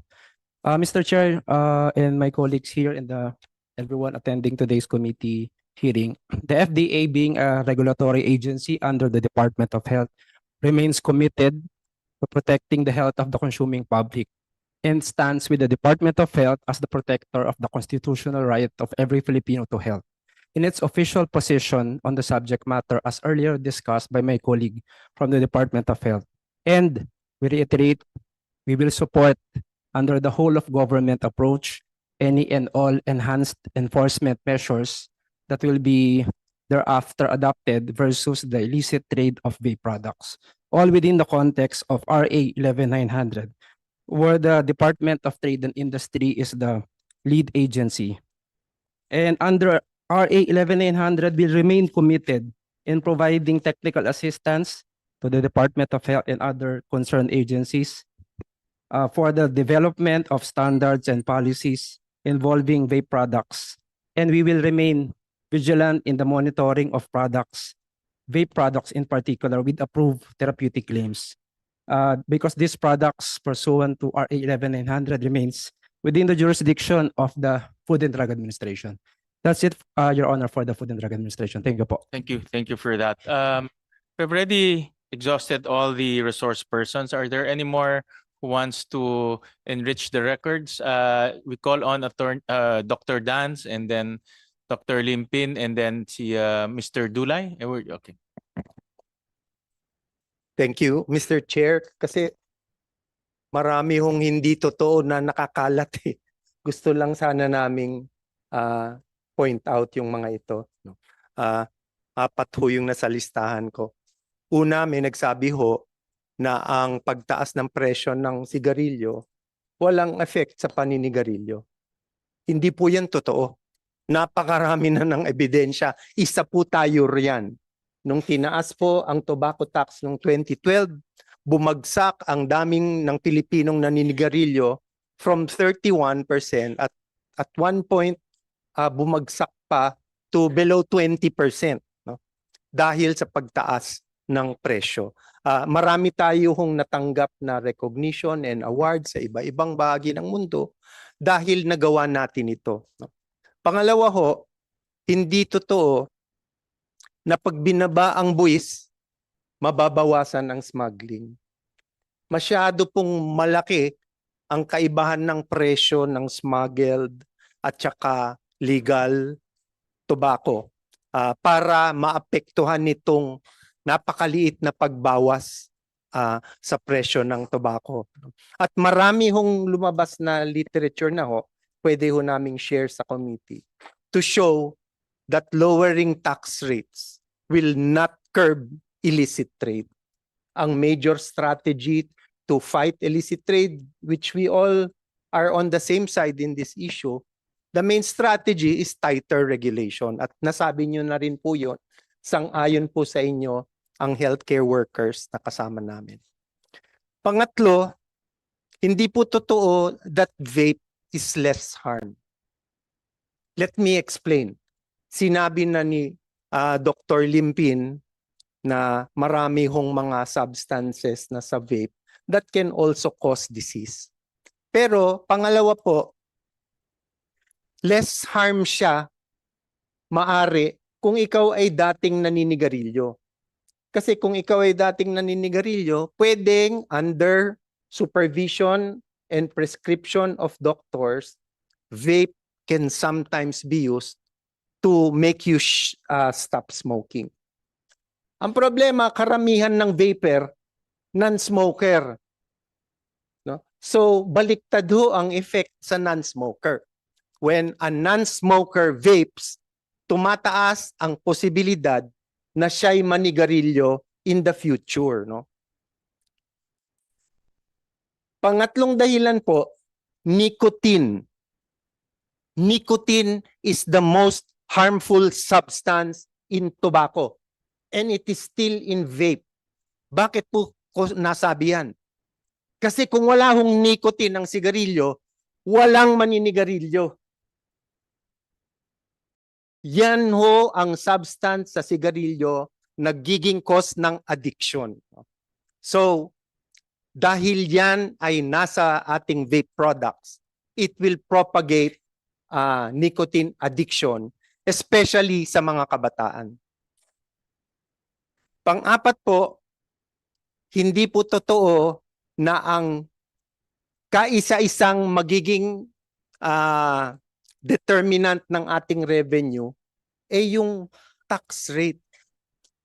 Yun po yung sinasabi ng Laffer curve. No? Meron siyang sa x-axis yung tax rate, ang revenue sa y-axis. Yun po sa science tinatawag namin univariate relationship. No? Ang Laffer curve ay katawa-tawa. Baka kaya siya tinawag na Laffer curve. Hindi lang tax rate ang determinant ng revenue. Kung gusto natin malaman ang impact ng tax rate sa revenue, kailangan isama natin ano bang inflation, no? Ano bang dami ng population? Ano ba ang purchasing power natin, no? Napakaraming kailangan isama. So hindi ho totoo yung Laffer curve. Theoretical concept po siya. Hindi natin magamit siya para malaman ano ba ang tamang tax rate. Kaya ang ginagamit namin a more scientific, more sophisticated model developed by Walbeck, no? To determine what the proper tax rate must be. Pero ang nakikita ko, kung ignore na lang natin yung mga hindi totoo na kumakalat, isa ho lang ang mag-agree tayo na problema ang smuggling. Number one, no? Or illicit trade. At ang illicit trade, hindi lang smuggling yan eh. Meron ding tax evasion dyan, di ba? And hindi natin alam how much of that illicit trade is from tax evasion and how much is from smuggling. Sana alamin naman natin yan, no? Isa pang agree naman tayong lahat kung illicit trade ang pag-uusapan, whether it's smuggling or tax evasion, ang tanging lunas po is tighter regulation, hindi po pagbawas ng buwis. Yun lang po from the healthcare sector. Maraming salamat po. Dr. Limpin? Yes, thank you po. Medyo I would like to be quite honest to everyone here. Medyo nakakakulo ng dugo kapag marinig ho ninyo na we are the health advocates here are accomplices to the criminals and smugglers ng bansa. Hindi ko po ho matatanggap yon. Number one, paano ho kami magiging accomplices to the criminals? Kami nga po ang nagbibigay ng buhay sa mga kababayan natin. At kami rin po ay naririto para pigilan na magkasakit at mamatay ang mga Pilipino. So paano ho mangyayari na ganon? And it is very clear the ones who are saying that are actually coming from those who are peddling products that are causing death and diseases to our countrymen. So, napakahirap naman siguro na, siguro ang maisasabi ko lang dyan, baka kailangan ibalik ninyo ang statement na yan sa sarili ninyo. Kasi, hindi po kami ang pumapatay sa mga Pilipino. Yun pong mga produkto na binibenta ko katulad ng mga sigarilyo at ng mga vape products na yan ang siyang nagiging dahilan kung bakit nagkakasakit at namamatay ang mga kapwa nating Pilipino. We have to be clear about that. We are not also accomplices to smuggling in the country. Pinasabi ninyo dahil sa pagtaas ng buwis, yan ang driver for smuggling. But hindi po sa mga ibang bansa napakita na ang pagbaba ng presyo dahil natakot po sila sa smuggling like in Canada, this actually led to more people being driven to continued smoking, and it did not also the decrease in the price did not lead to a reduction in smuggling. Therefore, ang sinasabi ho namin talaga dito, hindi ho yung presyo ng sigarilyo dahilan kung bakit nagkakaroon tayo ng smuggling. Ang dahilan kung bakit tayo nagkakaroon ng malaking problema sa smuggling is because of poor administration. Restriction, regulation ng ating mga produkto. Yan ay napakita na sa iba't ibang bansa. And therefore, we just need to be able to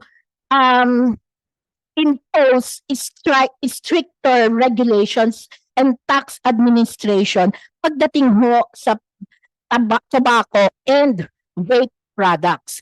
Hindi rin po yung pagtaas ng sigarilyo ang dahilan kung bakit dumadami ang hindi rin po yung smuggling lang ng mga illicit vapes ang dahilan kung bakit dumadami ang gumagamit ng vape sa mga kabataan natin.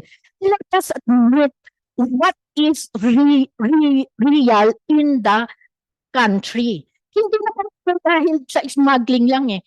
Marami po akong mga pasyente na nagbe-vape. Ano ang ginagamit? Ang RELX ba ay legitimate industry? Sila ho ba ay legitimate company? Di ho ba? They are legitimate company. At marami sa mga pasyente na dumadating sa mga clinic namin, RELX ang ginagamit. Ang heated tobacco products like IQOS, ito ho ba ay legitimate, coming from a legitimate company? Yes. Di ba? Unless ang PMFTC, andyan ho si Ms. Cersei, unless sabihin nila na marami silang ini-smuggle na mga IQOS, then probably there is a problem really. I do not know. No? Hindi ninyo pwedeng basta-basta kasi sa dami ng smuggling kaya dumadami ang mga tao na nagve-vape. It is really because of the nicotine addiction. Yung isa ho nating speaker, tinanong, can we stop nicotine addiction? I say, as a doctor, yes. And the means to stop the addiction is to stop using it. No, hindi ang alternative natin gumamit ng vape. Because it is not also true na gagamit tayo ng isang alternative that would also cause harm. Paano namin ibigay na alternative ang isang produkto na alam namin meron hong chemical na nagkokos ng cancer, meron hong mga chemical na nagkokos ng chronic obstructive lung diseases, meron hong mga chemical na magkokos ng pagbabara ng daluyan ng dugo sa puso. How can anyone who knows science and who knows medicine be able to recommend a product that we will know will end up healing a person? Yan ho ang sinasabi naming precautionary principle. Nakikita ho ninyo, I am very emotional because I am hearing lies from people who doesn't know what science is all about. And yung sinasabi nilang Public Health England saying 95% less harmful, alam ho ba ninyo kung sino-sino ang gumawa ng consensus na yun? There were only 12 people who made that consensus. And guess what? 2 of the 12 came from tobacco and vaping organizations. So paano ho ninyo sasabihin sa amin na yung statement na ginawa ng Public Health England has no element of conflict of interest? And since there is definitely an element of conflict of interest, then we accept the statement that it is 95 less harmful. And when they were asked, these people, in the ones who made that consensus, when they were asked, where did they get that 95% less harmful? They could not even present any evidence. Therefore, that 95% less harmful na statement is not true. And we know that for a fact it is not true because we have seen people who got sick. We have seen people who died from the use of these electronic cigarettes. So, Your Honor, I am very, very emotional about this because I, as a health person, will not stand will not stand to let these lies just go unrebutted. Thank you. Thank you, Dr. Limpin, for that very passionate comments. We'll call on, I think Mr. Dulay was raising his hands. Go ahead, sir. Thank you, Your Honor. Just on the comment on the intention of RA 11900 on the issue of flavors. No? In January 19, 2022, in the BICAM conference tackling the vape bill, the chairman of the BICAM committee was asked specifically the question if flavors are allowed, and if only the flavor descriptors are not allowed. And the chairman of the committee answered in the affirmative. Flavor is allowed, but you cannot put flavor descriptors that are nakakaakit sa mga minor de edad. Lastly, dun po sa ad valorem tax on devices na nakita natin kanina, ang devices po, tinatax na po ng VAT yan. So, pag dinagdagan po natin ng tax yan, parang double taxation na. Hindi naman po siya talagang parang essential, no, na i-tax kasi yung consumable naman parati ang tinatax. Sa sigarilyo po, if you compare it with cigarettes, ang sigarilyo lang naman po ang tinatax, hindi po yung lighter or kung ano man yung ginagamit yung posporo, hindi naman yung tinataxan. Same taxes lang po din, baka VAT lang din sila. We fully support taxes on consumable products. Yun lang po naman, Your Honor. Thank you for that. Where's meron pang si Mr. Tistor ng anong grupo po? Good afternoon, Senator Gatchalian. I'm Saturnino Distor, National President ng Philippine Tobacco Growers Association and also a farmer leader. I'm representing about 100,000 tobacco farmers in different regions. So, ang masasabi ko lang dito, talo ang tobacco natin, Philippine tobacco, sa ating foreign tobacco na ginagawa nilang illicit trade. So sana makita rin natin ito ang epekto sa aming mga magsasaka at nagtatanim ng tabako. Salamat po. Thank you. Thank you for that. I see, sorry, AER first, and then I think Mr. Oplas was raising his hand after. Yes, thank you, Mr. Chair. If we may go back to the slides, I was not able to present one of the slides. I wanted to address one of the concerns of the industry because they've been saying that if we increase the taxes, it's going to kill the industry. But in fact, Mr. Chair, we collected data from the Philippine Statistics Authority on retail prices of cigarettes. And we found evidence that the tobacco industry has actually successfully increased prices, retail prices, more than legislated tax rates and VAT. So what does that evidence tell you? It tells you that they actually had room to increase their prices more than the tax rates. That it's not true that the tax rates are killing them. In fact, I showed a slide earlier on their profits. This is what Dr. Javier has been mentioning earlier. By overshifting, this is a concept called overshifting. They're able to game the market and actually make a killing of the cigarettes, killing literally by killing people and killing in terms of profits. So I just wanted to share that. We can send the slides directly to your office. On the second point on evidence. Is that in your presentation? Yes, it's on the slides. Can but we, Comsec, can we show that just in the interest of getting details? It's the second to the last slide. Right before the policy recommendations. There you go. So in gray is the legislated tax rate plus VAT. So increase year over year. The lines are actually how they were able to increase in retail price. So you'll notice they're all above the bars, meaning the tax rates did not only translate, but they were able to put a little more on top of that.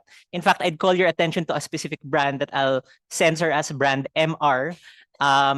If the tax rate increased by 5.6 pesos in 2023, they were able to increase the retail price by 18.84. So if they're saying that the higher prices are killing them, then it begs the question, why are they increasing prices more than what the tax demands of them, Mr. Chair? I'd like to also point out to another evidence point. It's not in the slides. This is something that is consistent with the BIR statements. Earlier, the BIR pointed out that revenue grew from vapes from, I think, 11 million removals to 140 million removals in 2023 to 2024. This is part of actually a consistent trend that removals have been growing exponentially. In 2021, it was 165,000. In 2022, it was 3 million. In 2023, it was 11 million. And in 2024, it's 140 million. It's an order of magnitude of growth every year, which means actually that our BIR is strengthening their enforcement efforts. The taxes are increasing in each of these years, but the removals are also increasing in each of these years. Again, this is evidence that contradicts that the industry is dying. What it actually is showing is that the BIR is becoming more experienced. They're becoming more adept at catching these people. And a personal story, Mr. Chair, when we approached the BIR in 2022, when we were starting this discussion, we recommended that they implement a track and trace system. And sila na po mismo yung nagsabi na we're already starting to implement a track and trace system. So I think the data, the evidence is showing that enforcement, good enforcement is possible. And on a last note, and this is a little bit more rhetorical, medyo na dismaya po ako dun sa sinabi nung dayuhang speaker. Hindi dahil dayuhan siya, no? Pero may sinabi siya, sabi niya, I don't think that enforcement campaign will be successful in the Philippines. And I think that's very disappointing if we adopt that kind of policy stance. We're signaling that our government agencies and that our legislation is impotent in combating illicit trade. I don't put any hope. I don't think there's hope in the vape industry. Rather, I think there's hope in our leaders. I think there's hope in our regulators. I think there's hope in legislation to improve our enforcement on these issues. And we really do hope, Mr. Chair, that you will consider our proposals to strengthen the fight against illicit trade and protect the youth and public health in this policy. Thank you, Mr. Chair.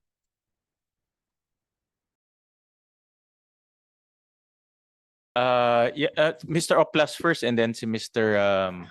Principe. Thank you, Mr. Chair. 3 points, Mr. Chair.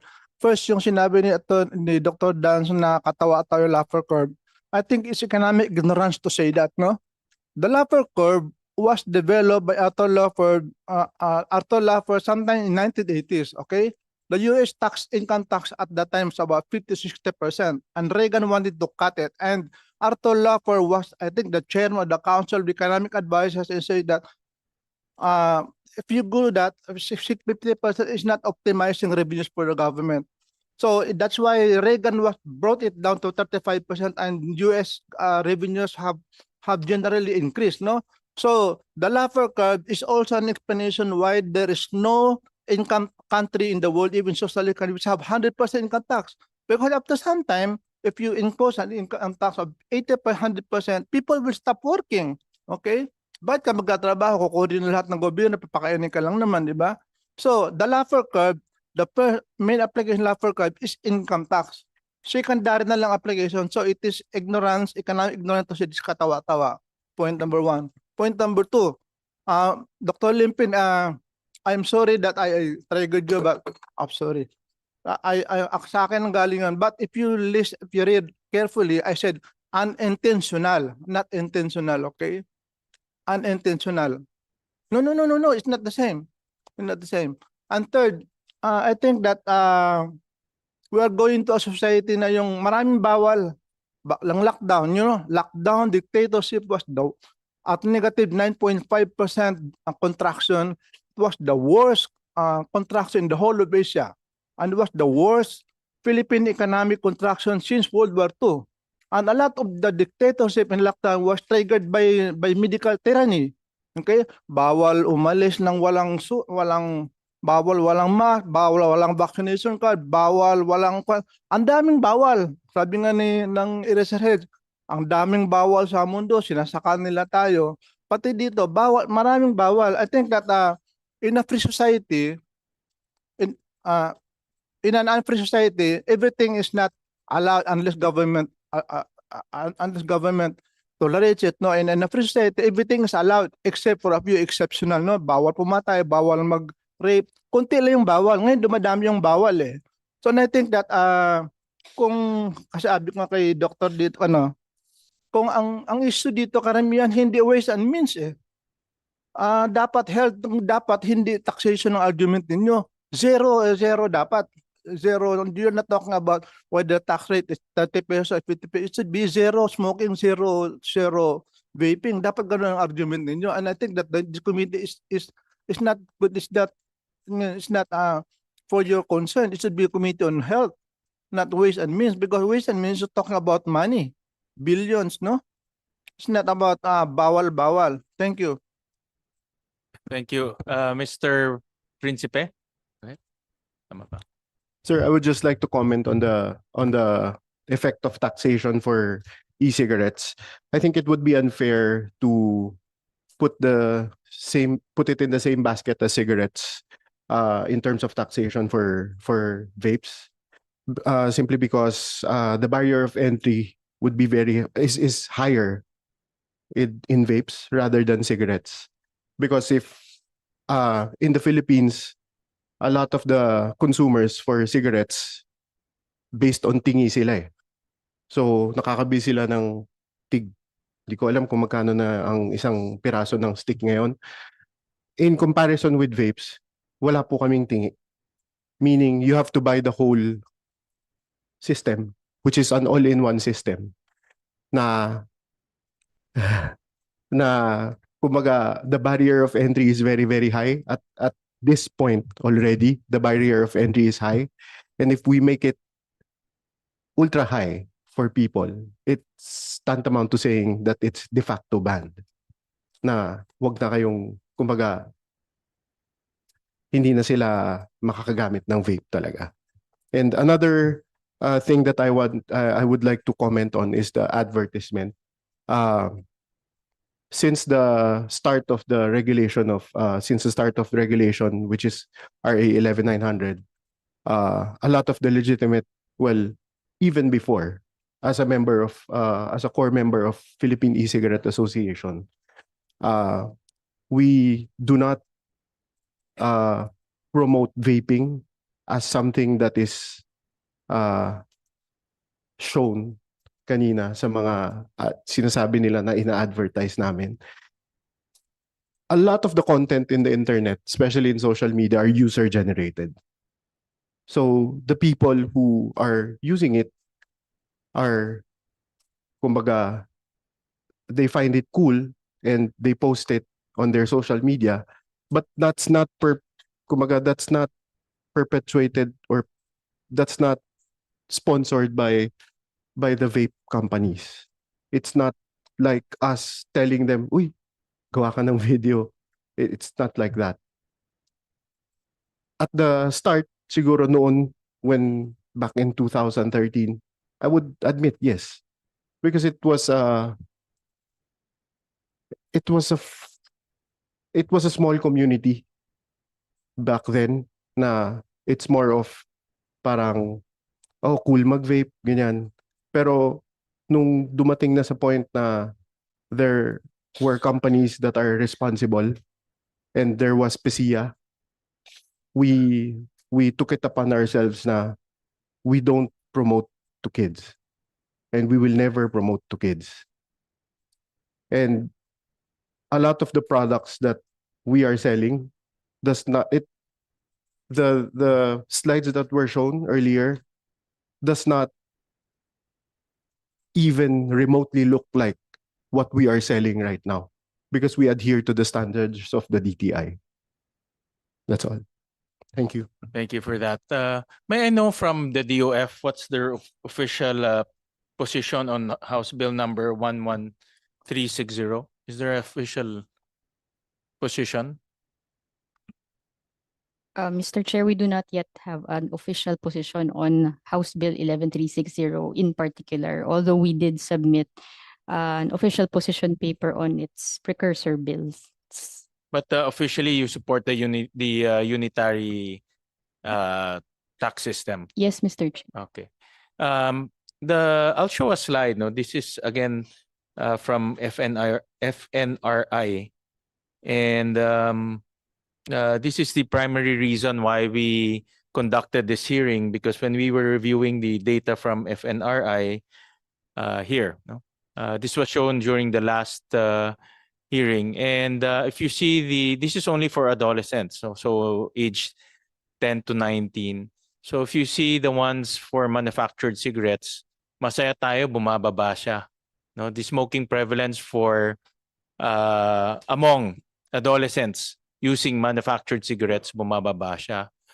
Pero if you look at the electronic cigarettes, tumaas siya, no, ng almost 40%. So if you do the simple math and no, just 1:1 analogy, the next slide. The reduction on manufactured cigarettes is 20%. Obviously, they transferred to e-cigarettes, that's 32%. But there's still 11% surplus, meaning, and I would treat this as new e-cigarette smokers. No, that's an equivalent of 120,000 adolescents bago na pumasok sa e-cigarettes. And this is only in a span of 2 years. No, it's already 2025 right now. So my point here, if we do not arrest this problem, we will see more adolescents, mas maraming bata pumapasok sa e-cigarettes. No, a majority of them are new smokers. No, and this is what I am worried about. No, that's why when we were reviewing this data, we see the need to address this issue by changing the consumption habits of the young. Hopefully, no more young will enter into these e-cigarettes. If sabi kanina ni Mr. Israel, some of them are in the transition or they want to quit, and the way to quit is using e-cigarettes. That's their own choice. But the adolescents, ito yung mga teenagers, age 13 all the way to 19. Some of them hindi pa marunong magpumili. No? Mga bata to no? Hindi sila marunong pumili at pinipili nila yung hindi maganda para sa kanilang kalusugan. No? So this is why we called for this hearing, and we want to review the tax rates of e-cigarettes because we see this issue coming to fore. And at the same time, we demonstrated earlier that and thanks to Mr. Principe, it's very difficult to determine what is freebase, what is nicotine salt. No? Thank you for Mr. Principe for telling us na dapat gamitin mo para malaman yan. No? So and that leads to a very common sense effect. No? people will just import or declare freebase, diba? In guise of people will import freebase because it's cheaper, and then sell nicotine salt in reality, no? And that's a technical smuggling or a phenomenon that we are also seeing. Kasi it's very obvious, no? Just go to the market and you can buy nicotine salt anytime. But well, in fact, in DTI's records, there's no entity that is permitted to sell nicotine salt in the country. Zero, zero ang nag-apply. No? So they're taking advantage of that loophole in our taxation system. So having said that, we have a few recommendations that we want to share to the body. And I think the bottom line here, and I think everyone is in agreement, we might not agree on some of the comments of each other, but we all agree that illicit trade is a thriving business in our country, both in cigarettes and vaping. And enforcement is very weak in our country. Let's just admit it. Aminin na natin, it's very weak. So we have a few recommendations. We'll just flash it on the screen. And this is primarily to DTI. No? And time again, we are saying to enhance enforcement of regulations under the vape law. Number 2, implement the flavor ban under Republic Act number 11467 and the Department of Justice opinion number 8. I think we should already work as one government. I know it's an opinion, but it's an opinion that is in favor of a healthy populace. No, so with that in mind, let's implement that opinion. If somebody wants to challenge that, then let them challenge it. No? But in the eyes of the government, we want to protect the youth. Number 3, conduct market analysis to determine the extent of non-compliance to regulations. Earlier on, we asked the opinion of our friends from the industry. Maganda yun, meron tayong pulso. Pero wala tayong data. Wala tayong hard analysis. Wala tayong surveys. And this is what the DTI should also do under the law. No? So that you can recommend to us concrete policies that we can implement and also fund. No? Ang trabaho ng Senado, maglagay ng pondo. No? So we call upon the DTI to already conduct market analysis on vapor products. And then lastly, and I will file a resolution to make this effective, create an interagency task force against illicit trade on accessible products, particularly cigarettes and vape products. This is a recommendation from BIR. So we'll file a resolution to that effect. I think we need to sound the alarm bells right now. And the course of action is to create that interagency task force led by the DTI, because primarily the vape, we need to address the vape issue. But this interagency task force, I will propose to the Senate to come up with concrete funding. Sana multi-year funding so that we can create sustainability. But it's important to create this specialized task force to address this problem in illicit trade, both cigarettes and vape. No? We're already entering a very dangerous phase, and we need concrete actions. So with that, yes, Mr. Jetro. With regard to the fourth recommendation, can we make it an interagency task force on the 3 sin products? Sugar sweetened beverage, tobacco, and alcohol. That's just a recommendation on my part. So we'll take note of to make your it more comprehensive. Yeah, we'll take note of your recommendation. But the 4 hearings already that we conducted, it's obvious that government is not doing enough to address illicit trade, no? Both in cigarettes and vaping.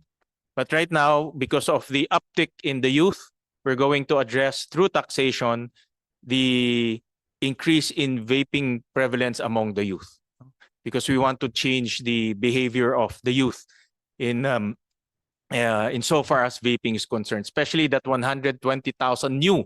Bago lang 'yun, ha. No, ibig sabihin ito siguro mga bata pa ito no. No, I want to stop that. Dapat wala ng mga adolescents pumapasok sa mga vaping activities. So with that, any last words? Yes, Dr. Dance. Are there going to be recommendations on the rollback of tobacco tax? Kasi the Syntax Coalition recommends setting health targets and estimating optimal tax rates based on models that have been proven effective rather than just a random discussion of the Laffer curve. So we're hoping there will also be resolutions on the rollback of tobacco tax. You know, Dr. Dance, I don't agree that Mr. Laffer will destroy the youth of this country. I don't agree. No? Mr. Laffer can present his models elsewhere but not in the Philippines. Kawawa naman yung mga kabataan natin. I agree po. It's not a model. No, that's the main problem. Like I said in the beginning, the committee report will focus on vapes. We will increase vape taxes and change it to a unitary system. Of course, there's an appeal to some of our colleagues on the rates. We will study that very carefully. And at the same time, we will make sure that enforcement, maybe outside of the legislation, but enforcement will be strengthened. We will propose additional funding for the enforcement agencies so that they can work properly together and work effectively together. So that's the direction.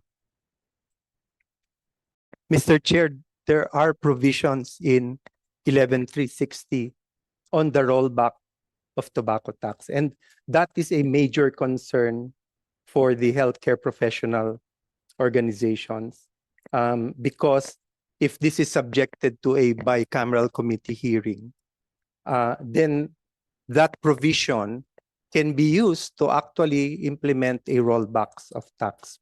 Like I said in the beginning of the hearing, Dr. Dance, as long as I'm the chairman of this committee, I will not agree to include that cigarette provision in the BICAM report. If we don't agree, then so be it. So be it. Then we'll talk again during the 20th Congress. Thank you, That's Mr. the Chair. ruling of the chair. Right. All right. Thank you very much for your time. We'll suspend the hearing for now. If we need to call for another hearing, we'll do so. At maraming salamat po sa inyong oras. Thank you.